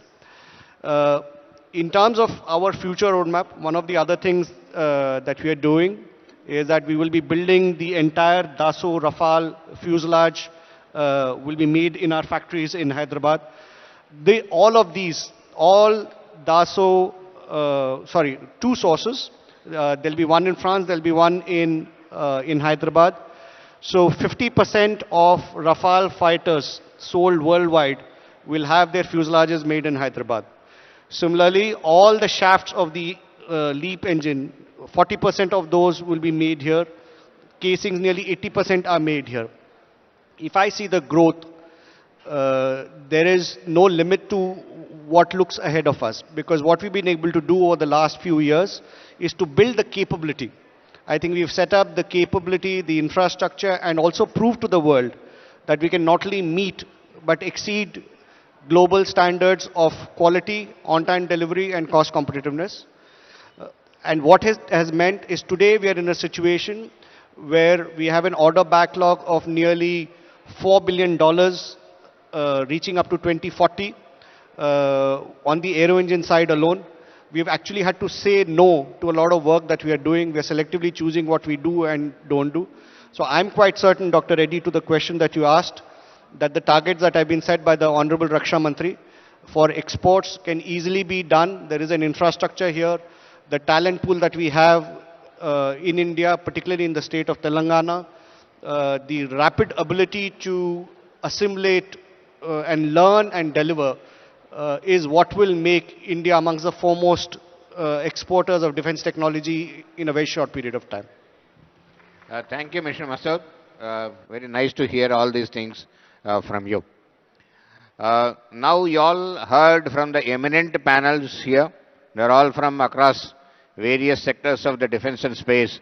Everyone has done, or every organization has done in its own way, extremely good for the state of Telangana. Now, having heard this, we are all now convinced that Hyderabad is flying high in defense and space sector. So now what next? Next is to make Hyderabad a global hub for defense R&D, space R&D, and defense and space manufacturing. That is what is the theme. So how do we take it forward?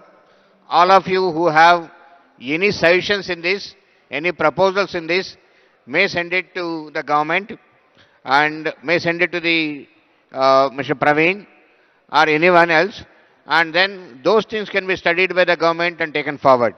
In fact, we thought we'll have some questions or queries or anything from the audience, but we are running very late. The next panel is also almost ready and they have to start here. That is why no questions or no queries are taken up from the audience. But whatever you have, you may put down on a paper or put down on a mail and send it.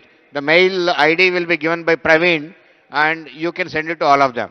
Thank you very much. And I request Honorable Minister to hand over the mementos to all the panelists here.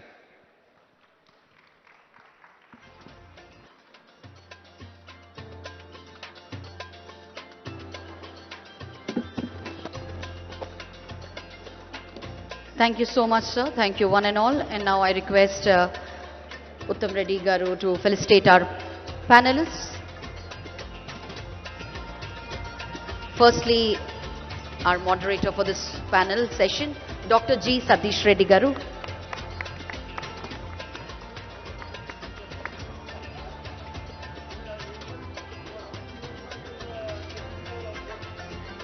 Air Chief Marshal, Shri Vivek Garu.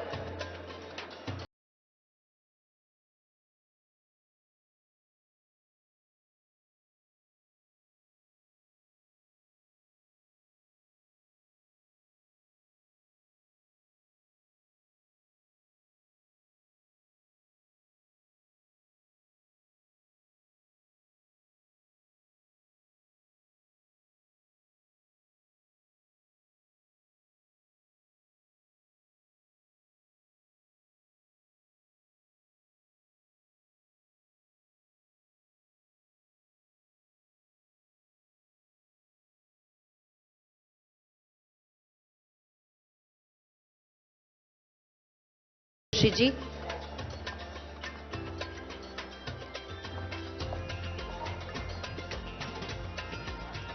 Shri Jitendra Gavankar ji.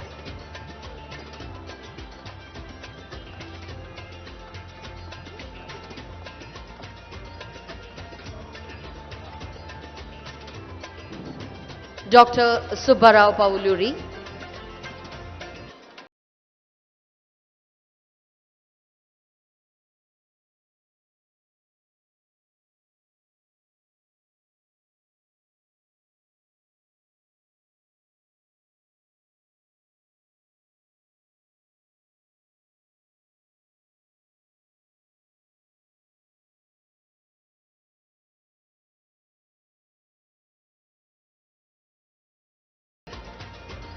Would like to thank each one of our panelists who are here.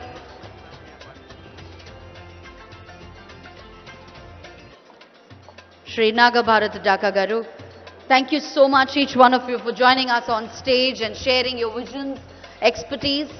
Of course, definitely all your inputs do help us to see how technology, sustainability, industry governance and human capital together shape the Telangana of tomorrow. Your contributions today have added immense value to the dialogue and deepened our understanding of what a progressive, equitable and globally competitive Telangana looks like. On behalf of the organizers and everyone present here, progress together. Thank you once again for giving the opportunity.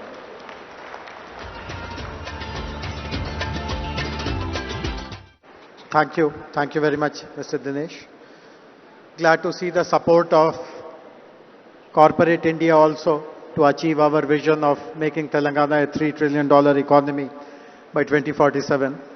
Up next, I would request Shobhana Kamineni Garu, Executive Vice Chairperson of Apollo Hospitals, to deliver her address.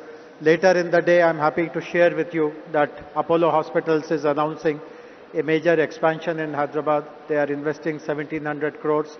And they are also starting the first center in Telangana, possibly in India, of proton therapy. But I would request Shobhana ji to please elaborate more on your plans.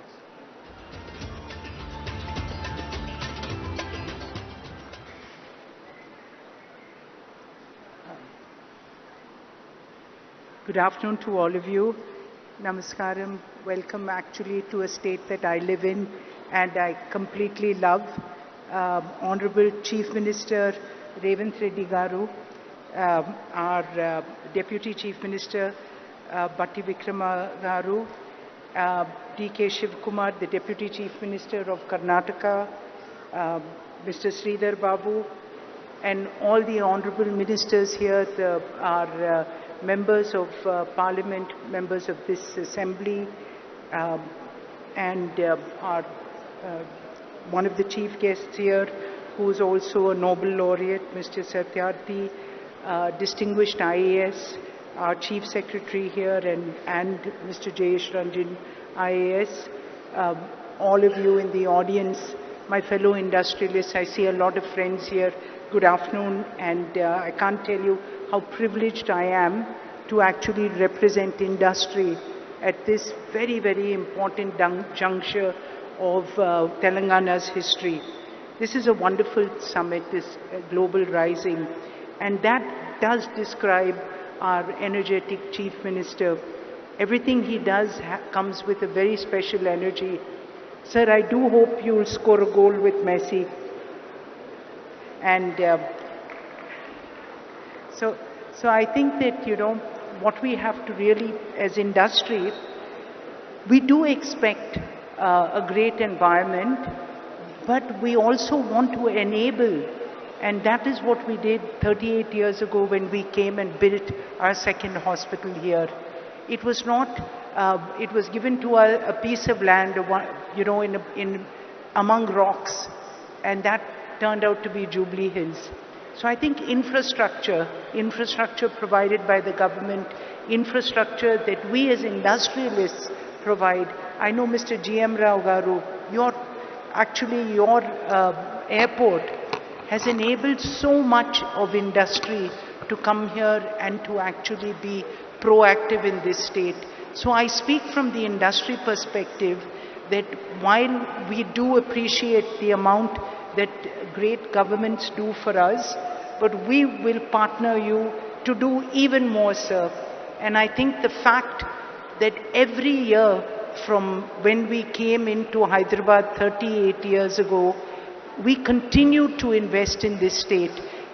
Just to give you a few figures, 25% of all medicines distributed in Telangana are from an Apollo company. Almost 25% of people in Telangana, of people in Hyderabad actually use Apollo Pharmacy continuously. And more than that, the hospital, we're doubling down. We have here a medical college which is number 3 among private medical colleges in the country. And more than that, when our chairman created this medical city, at that time when they gave us this land, we said this is where we will build India's finest medical university. I think I'll use this. That we said we'll build India's finest medical city, and that is what this investment in the next 3 years of another 1700 crores in healthcare will actually take place, whether it's the Proton, whether it's the Innovation Center.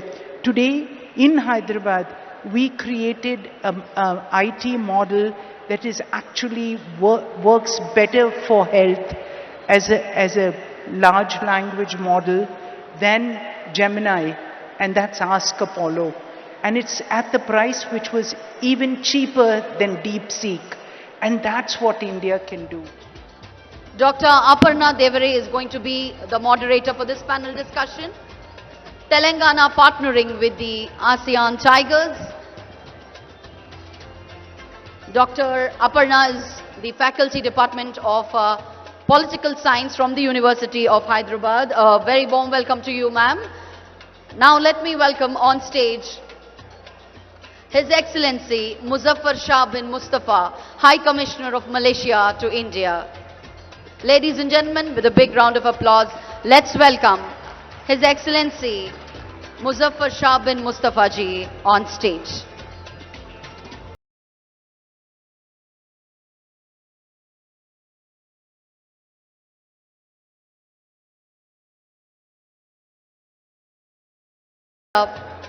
Our Minister Garu, Minister for Irrigation, our Chairman for this panel discussion, Sri Uttam Reddy Garu, to please kindly join us on stage. Ladies and gentlemen, let's hear it for His Excellency Mr. Muzaffar Shah bin Mustafa, High Commissioner of Malaysia to India. A very warm welcome to you, sir.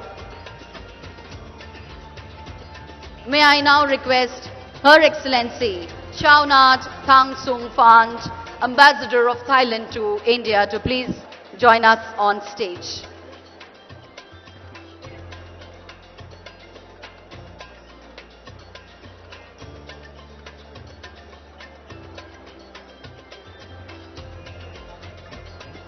Apologies, sir. His Excellency Chaunat Thang Sung Phant, Ambassador of Thailand to India, is on stage. So, ladies and gentlemen, let's hear a big round of applause. We also have with us His Excellency Mr. Edgar Pang, Consulate of Singapore. I request him to please join us on stage. His Excellency Mr. Edgar Pang.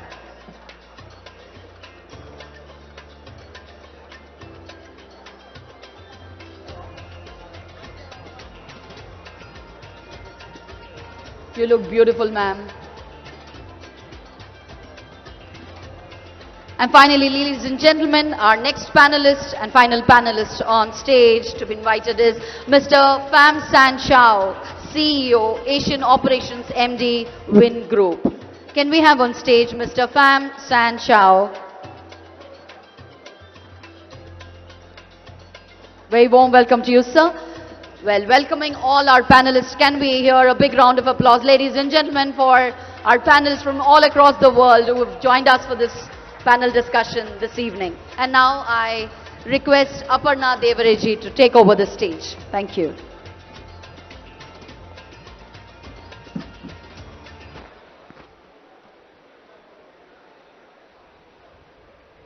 Okay, good evening to all of you.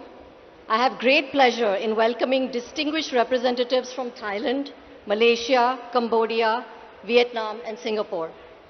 I'm also very grateful to the Honorable Minister, Uttam Kumar Reddy Garu, Minister for Irrigation and CAD, Food and Civil Supplies, for chairing the session today. I also extend a warm welcome to representatives and officials of the Telangana government, as well as all the participants from various industries and organizations. Many of you have traveled long distances from different parts of the country and the world to be here today. We are especially privileged that the ambassadors of so many ASEAN countries could be here in person to speak to us on strengthening ties between Southeast Asia and Telangana. As many of you know, these ties are not new.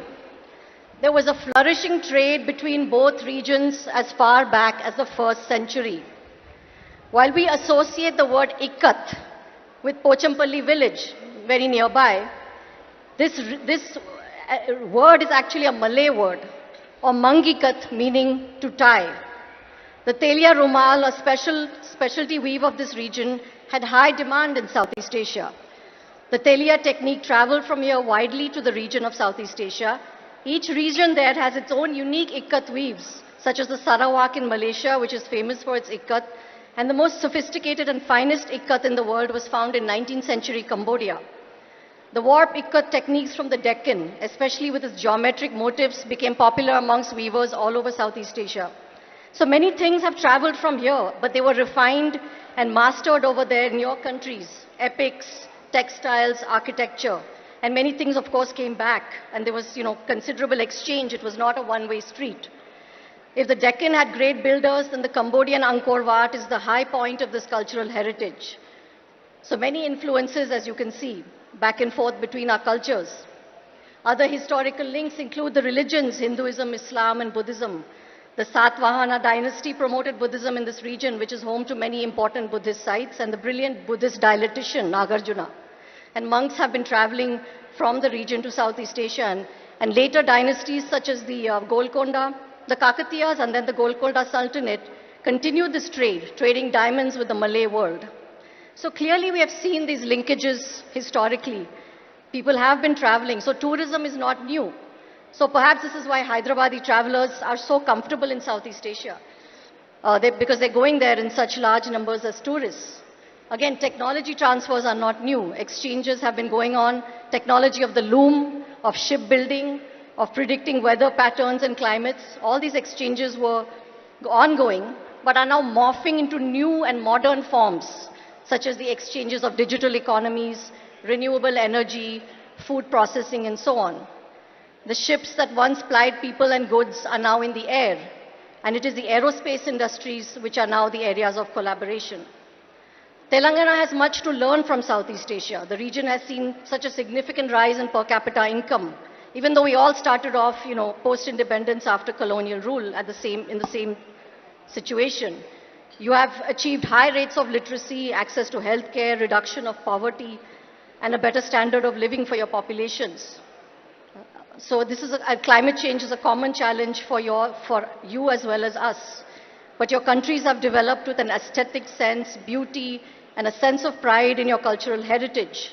That's why your countries are so hospitable to tourists from here and all over the world. So we have much to learn from you.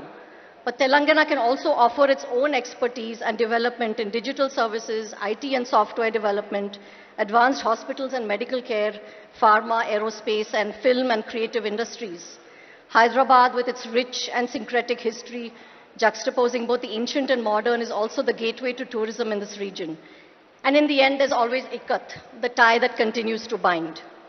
So I now ask our distinguished guests on the panel to please speak and share their perspectives. I request His Excellency Ambassador Dato Muzaffar Shah Mustafa, High Commissioner of Malaysia to India, to begin with his remarks.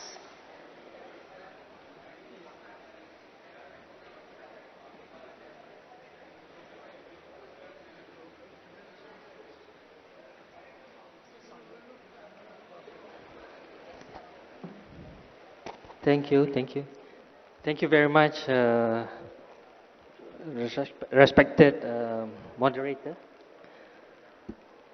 Shri Uttam Kumar Reddy, Honorable Minister of Irrigation and CAD, fellow panelists, business and industry leaders, distinguished guests, ladies and gentlemen. It is a pleasure to be part of the Rising Telangana Summit and to join this panel on Telangana partnering ASEAN. I would like to first and foremost commend the government of Telangana for creating this very good platform that reflects the ambition, openness and confidence in engaging with global partners including ASEAN. This discussion or this event takes place at a particularly significant moment. The global economy today is marked by heightened trade tensions, tariff uncertainties, and geopolitical risk.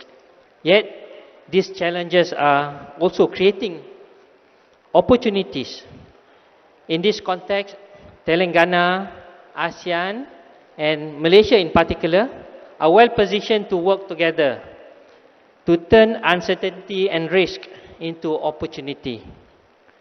Let me begin by mentioning Telangana's economic strength, which stand out clearly to ASEAN and Malaysian business. In little over a decade, Telangana has built a strong reputation for policy stability, transparency, and administrative efficiency. Mechanisms such as TSI Pass, the focus on time-bound approvals and sector-specific industrial ecosystem, send a powerful signal to global businesses. Economically, Telangana is among India's fastest growing state, with a GSDP exceeding 16 lakh crore and a high and rising per capita income. The state's economic profile is distinguished by, for example, like Hyderabad's global stature as an IT and digital innovation hub, leadership in pharmaceuticals, life sciences, and biotechnology, anchored by Genome Valley and BioAsia. A growing footprint in advanced manufacturing, electronics, aerospace, defense, and food processing. And of course, a vibrant startup and innovation ecosystem supported by strong academia-industry linkages. These strengths make Telangana not only competitive within India, but also highly compatible with ASEAN economies. This brings me to the next point, how Telangana can leverage the strengths of ASEAN. ASEAN today represents a combined market of over 670 million people, deeply integrated supply chains, and one of the fastest growing regional economies globally. ASEAN companies can bring reputable and strong manufacturing capabilities, strong electronics and E&E ecosystem, logistic and port connectivity, experience in regional production networks, and growing capabilities in green technologies and digital services. For Telangana-based companies, ASEAN offers a natural pathway for international expansion, whether through joint ventures, regional headquarters, or supply chain partnership. For ASEAN companies, Telangana offers market access, talent, innovation, and scale, supported by strong state and federal policies in India. At a time when global companies are diversifying supply chains due to trade and tariff risk, Telangana and ASEAN together can position themselves as trusted and complementary partners in global value chains. I would like also to touch on recent development in ASEAN, particularly under Malaysia's chairmanship, with the theme of inclusivity and sustainability. Malaysia's chairmanship of ASEAN places strong emphasis on greater regional integration, not only working with ASEAN member states, but also with ASEAN partners, with focus on the following: strengthening regional economic resilience, facilitating trade and investment flows, advancing the ASEAN digital economy framework, and accelerating green growth, sustainability, and energy transition. ASEAN is so committed to deepening engagement with India, recognizing India's role as a major growth engine and strategic partner. India is already ASEAN's sixth largest trading partner, and there is a growing emphasis on moving beyond trade towards investment, technology collaboration, and sub-national partnerships, including with progressive states like Telangana. These developments create a favorable regional environment for greater ASEAN-India and ASEAN-Telangana economic interaction. Specifically for Malaysia, Malaysia-Telangana and Malaysia-India relations. Malaysia and India enjoy a comprehensive and fast-forward-looking partnership underpinned by strong trade, investment and people-to-people ties. Malaysia is well positioned as a gateway to ASEAN, a hub for electronics, digital services, logistics, Islamic finance and halal industries, and a partner in green technologies and smart, sustainable solutions. From Malaysia's perspective, Telangana stands out as a natural partner at the state level. Malaysian companies operating and engaging with Telangana have shared positive experiences, citing the availability of skilled talent, responsive state agencies, and collaborative ecosystem. Malaysia firms are already engaged in Telangana across IT and digital services, engineering and consultancy services, healthcare-related solutions, and participation in flagship platforms such as BioAsia. This engagement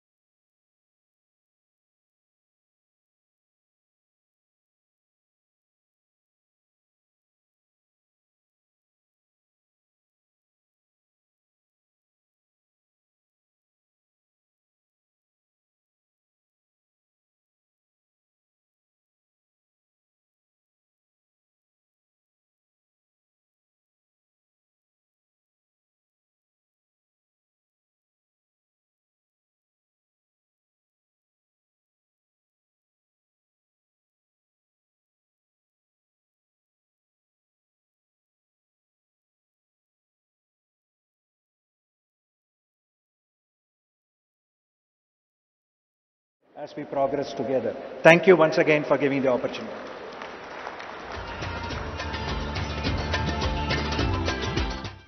Thank you. Thank you very much, Mr. Dinesh. Glad to see the support of corporate India also to achieve our vision of making Telangana a $3 trillion economy by 2047. Up next, I would request Shobhana Kamineni Garu, Executive Vice Chairperson of Apollo Hospitals, to deliver her address.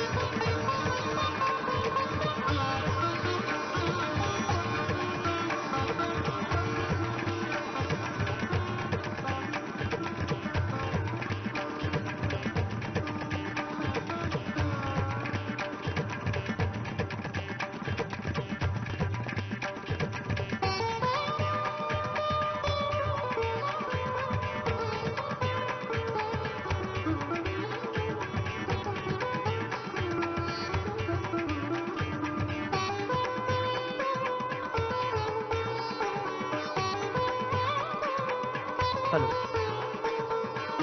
Hello. Hello. Hello.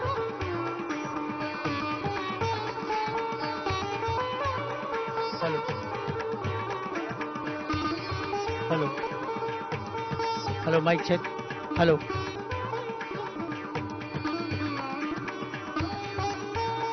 Hello. Hello, mic check. We are making Telangana's workforce ready for the world. We would like to work with ASEAN countries on tailor-made partnerships for skilling and talent mobility. I'm happy to share that today we have signed 2 major MOUs with ASEAN multinational companies. Win Group from Vietnam has committed to invest rupees 25,000 crores, that is nearly 3.5 billion USD, in solar plants, EV and energy storage at industrial townships.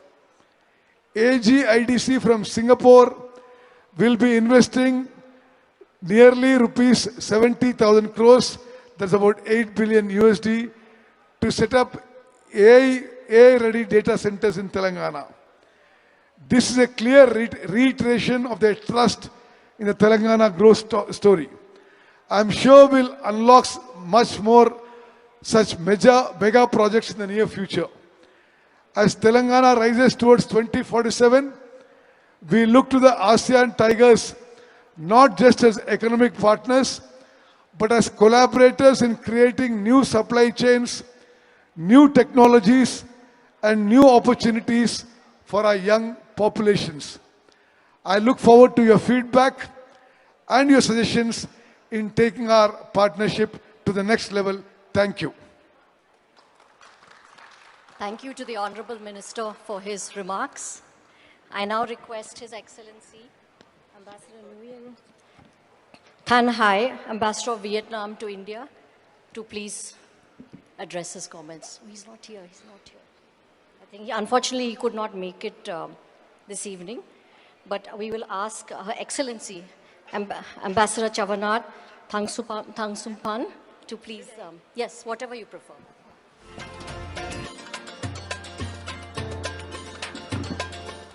Hello.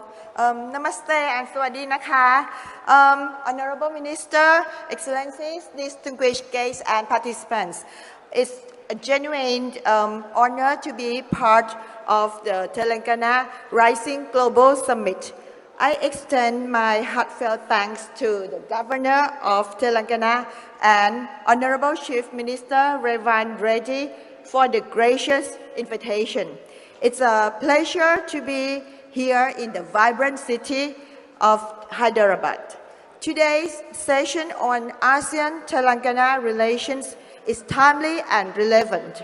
ASEAN continues to grow as a key economic partner for India. And within ASEAN community, Thailand stands ready to play a prominent role as India's gateway to the region. As Dato Mustafa already said, that Southeast Asia together, we have like 670 million people, so I think you're gonna be beneficial to this market.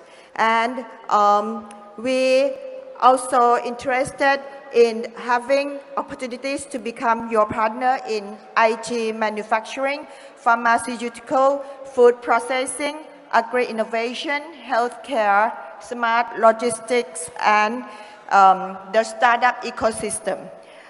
Telangana's vibrant innovation culture aligns well with Thailand's ambition to become a more value-driven and technology-empowered economy. Our Act West strategy and India's Act East policy align seamlessly, making our cooperation both natural and strategic. This momentum was reaffirmed during the official visit of His Excellency Prime Minister Narendra Modi to Thailand in April this year, when both sides elevated the bilateral relationship into a strategic partnership.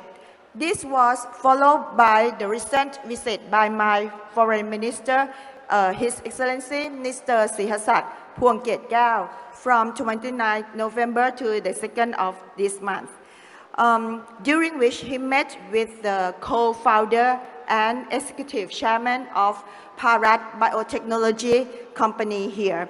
And we explore the potential collaboration such as positioning Thailand as a vaccine manufacturing and distribution hub for the Southeast Asian market.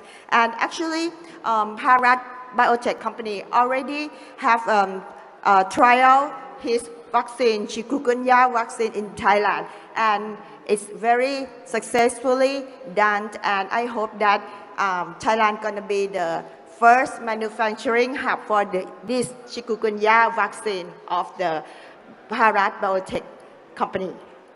And as I mentioned about this development, it will undoubtedly energize our efforts to expand cooperation across all sectors, while also supporting Telangana's ambition to emerge as a major global investment hub, reflected in the state's impressive 10.1 GDP growth, as Honorable Minister has already mentioned. Telangana's strength in IT, biotechnology, pharmaceuticals, food processing, advanced manufacturing, and even world-class tourism, as I have seen by myself, by my own eyes, yesterday and today, as well as it has been showcased during this year's Miss World pageant, in which Miss Opal Suchata from Thailand was elected, highlight the state's dynamic potential. And Thailand also sees vast opportunities in food, culture, cinema, and creative industries. As for food, Nara Thai restaurant run by Aditya Bela Group, which already have 2 outlets in Mumbai and recently just opened the new one in Delhi, will open its chain in Hyderabad by the end of this month. So now you can enjoy Thai food at home.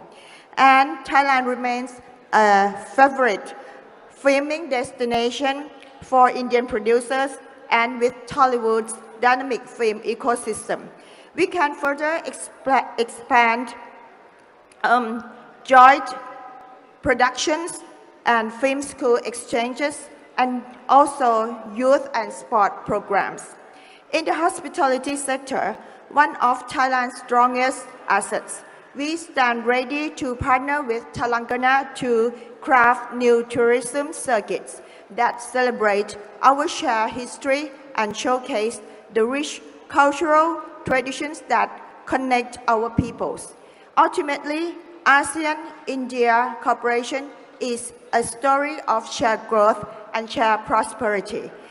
Frameworks such as ASEAN-India Free Trade Area and ATICA provide a solid foundation for expanding trade and investment.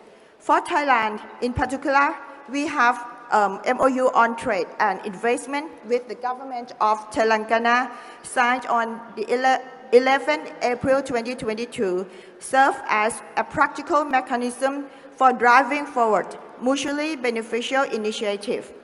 I'm confident that today's dialogue will open new pathways linking our industries and businesses and, of course, our people.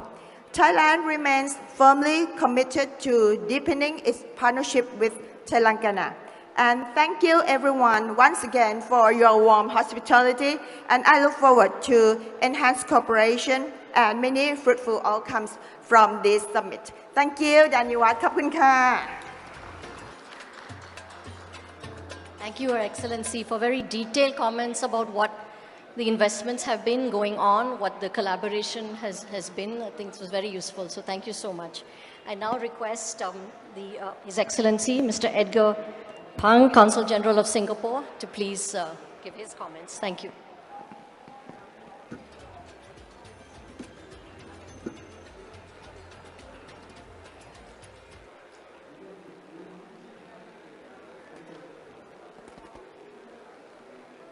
Good evening to the Honorable Minister on the dais and to the Excellency ambassadors who are here and our distinguished moderator.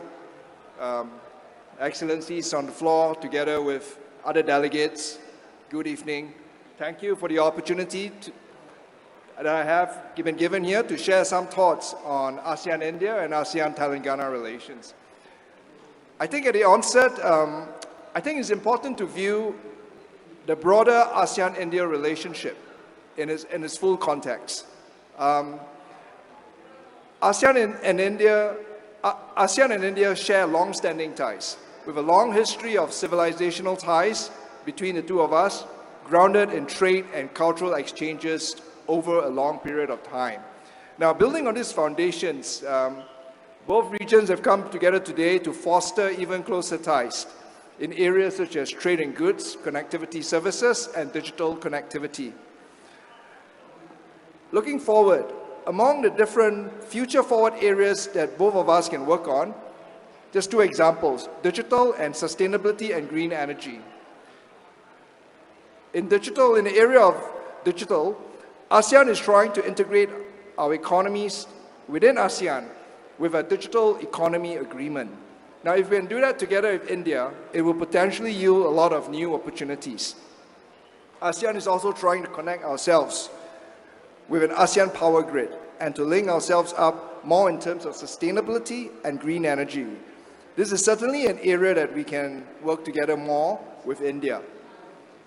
In terms of the global context, ASEAN and India, along with the Northeast Asian growth engines, I think at this point is becoming the center of gravity of the global economy.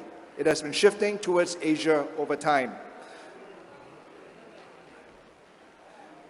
So I think there is great strategic economic imperatives for closer ASEAN-India ties. We want to work and cooperate with India deeper in its Act East policy, and Singapore will do our part to facilitate this closer links within ASEAN and India. Now, narrowing the focus a little bit and looking at 2025. 2025 is the ASEAN-India Year of Tourism. I think in this regard, I think we have worked together to undertake several initiatives to strengthen our tourism cooperation, including sharing best practices and sharing of resources and facilities. I'm also pleased to see that the visitor arrivals from India to ASEAN has been increasing over the past years. India also supported ASEAN's efforts in tourism sustainability by inviting ASEAN to participate in India's Travel for Life program to promote environmental, economic, social, cultural sustainability.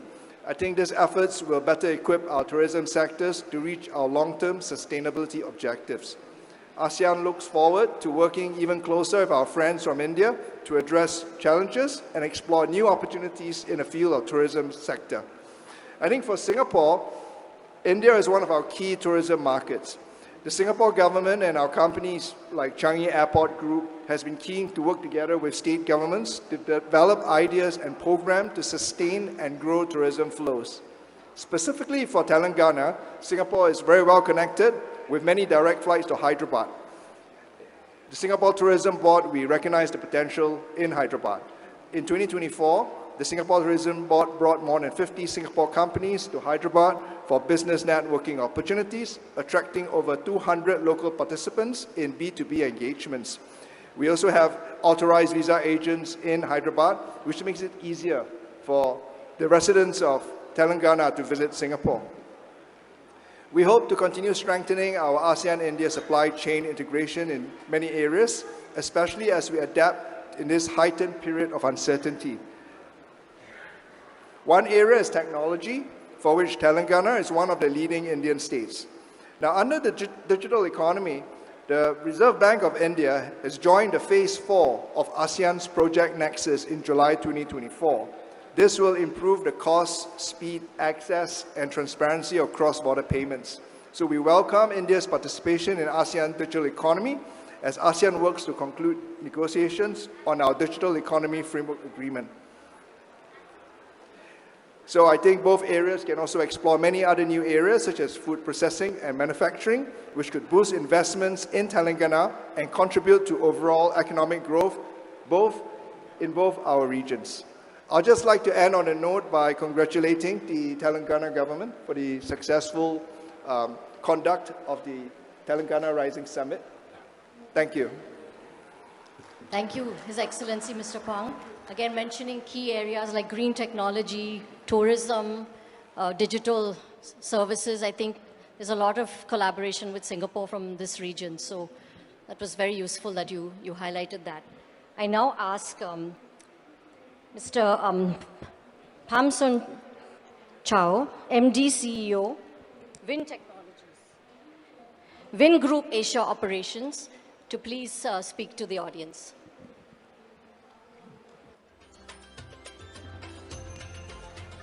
A very good afternoon, Honorable Minister, distinguished member of Dais.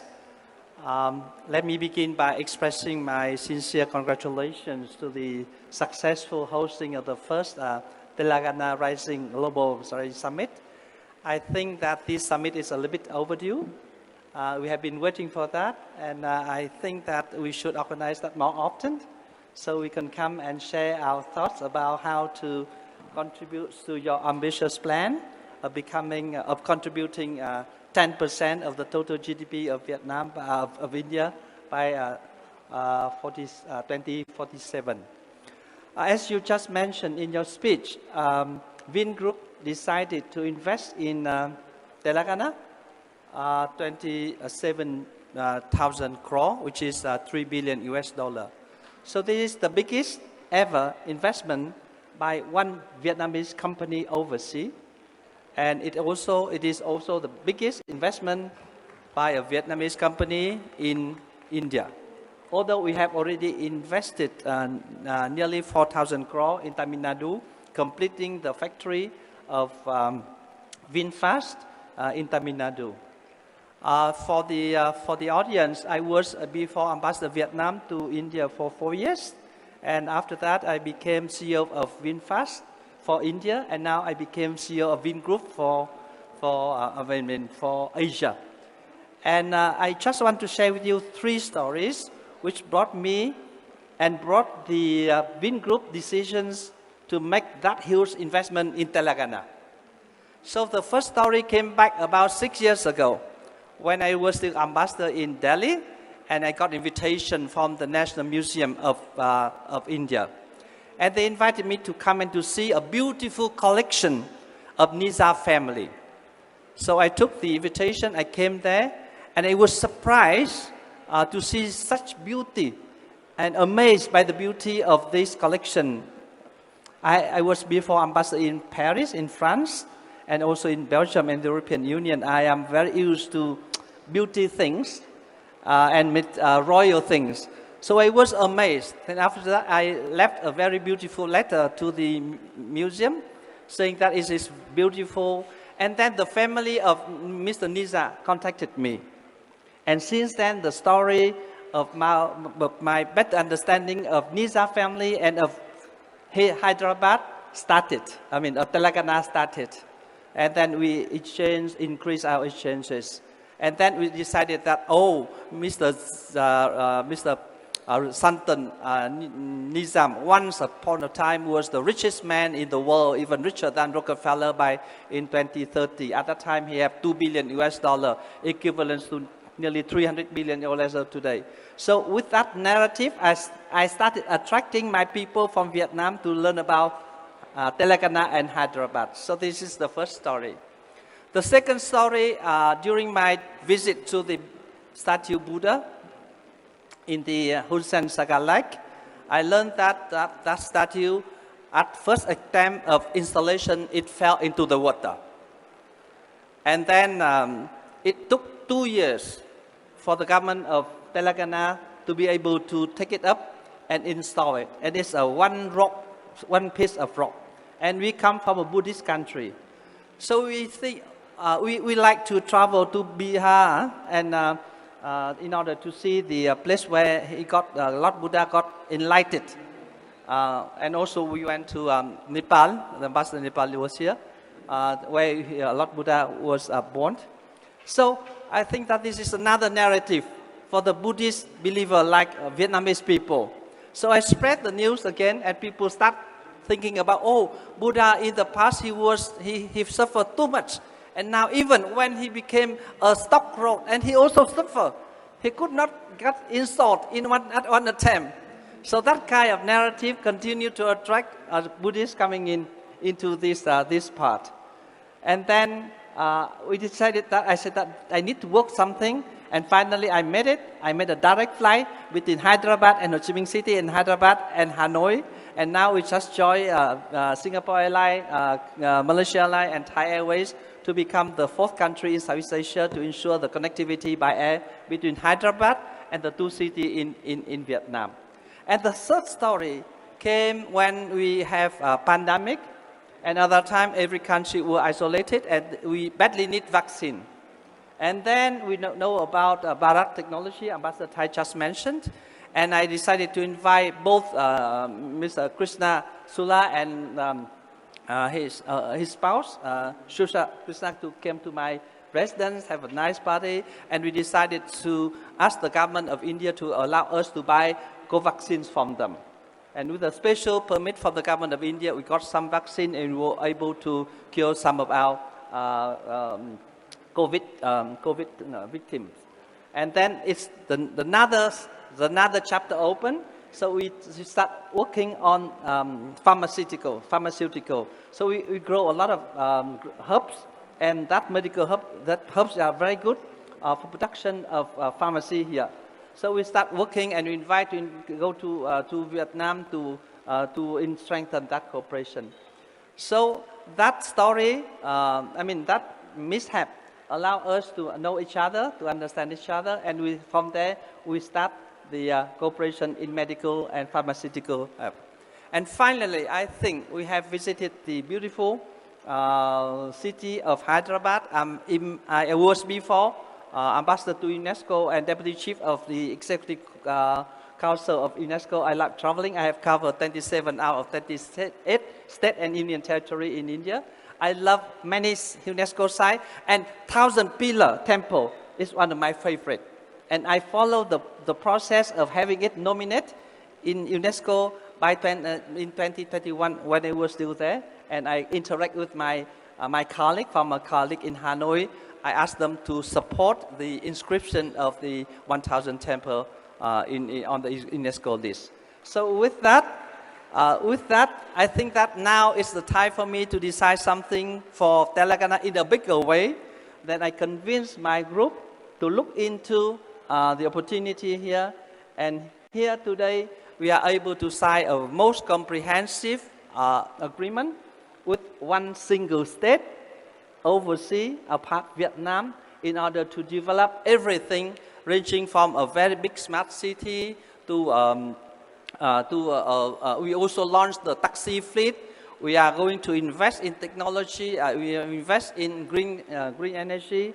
We are going to invest also in hospital, in school and university, in uni, and also in green charger, in order to make a very green city in Hyderabad and in Telangana, because we want to preserve the beauty of this land, a blending of different religions, Muslim, Buddhist, Hindu, and also the blending of different architecture from Turkish, from Persian, and also from the modern arts.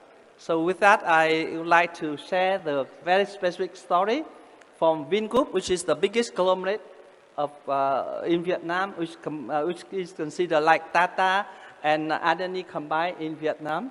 And we want to share that our success story in Vietnam to Telangana people, so that together we can help you to make your dream come true, 10% of the total GDP of India by 2047. With that, I thank you very much.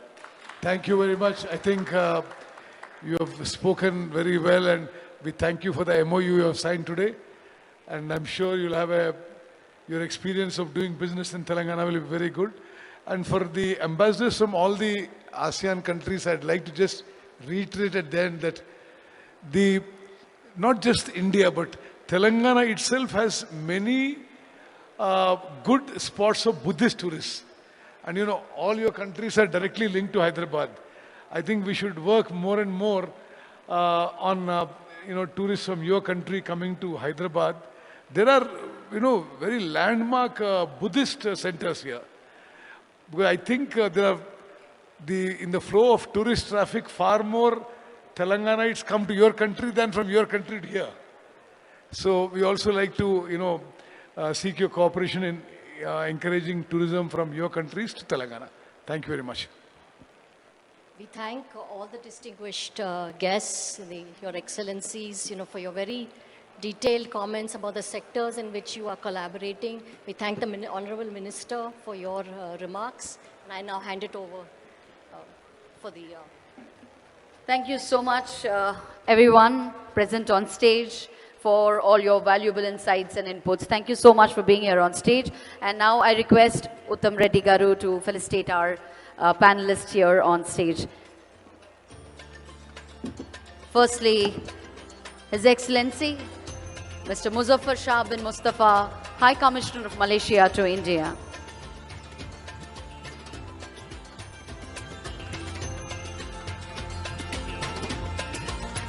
Her Excellency Shauna Thang Sung Phant, Ambassador of Thailand to India.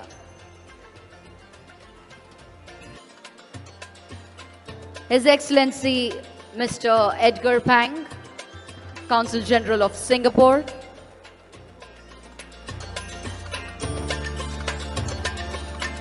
Mr. Pham San Chao, CEO Asian Operations, MD Vingroup.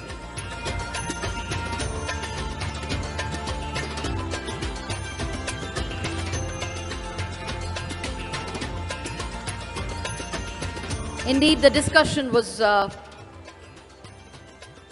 very precious, because every word that they said truly means a lot. Especially this collaboration is just not about economic growth, it is about people.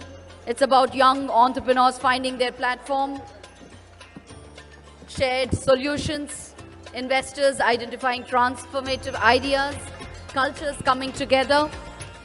It's a partnership which is totally built on trust, built on innovation, and that promises progress for all of us. So ladies and gentlemen, that's all for this evening. And we end this evening session, our panel discussion, our collaboration and partnering of Telangana with the ASEAN Tigers. Hoping to see you all with the same vibrant faces to learn, explore and share many more such meaningful collaborations tomorrow, exactly at the same venue here. Please join us as we celebrate the Telangana Rising Global Summit 2025 here in the Bharat Future City. See you all tomorrow, and we shall start our sessions tomorrow, 10 a.m. sharp in the morning. Hoping to see you all soon. Thank you. Good night. Have a great evening.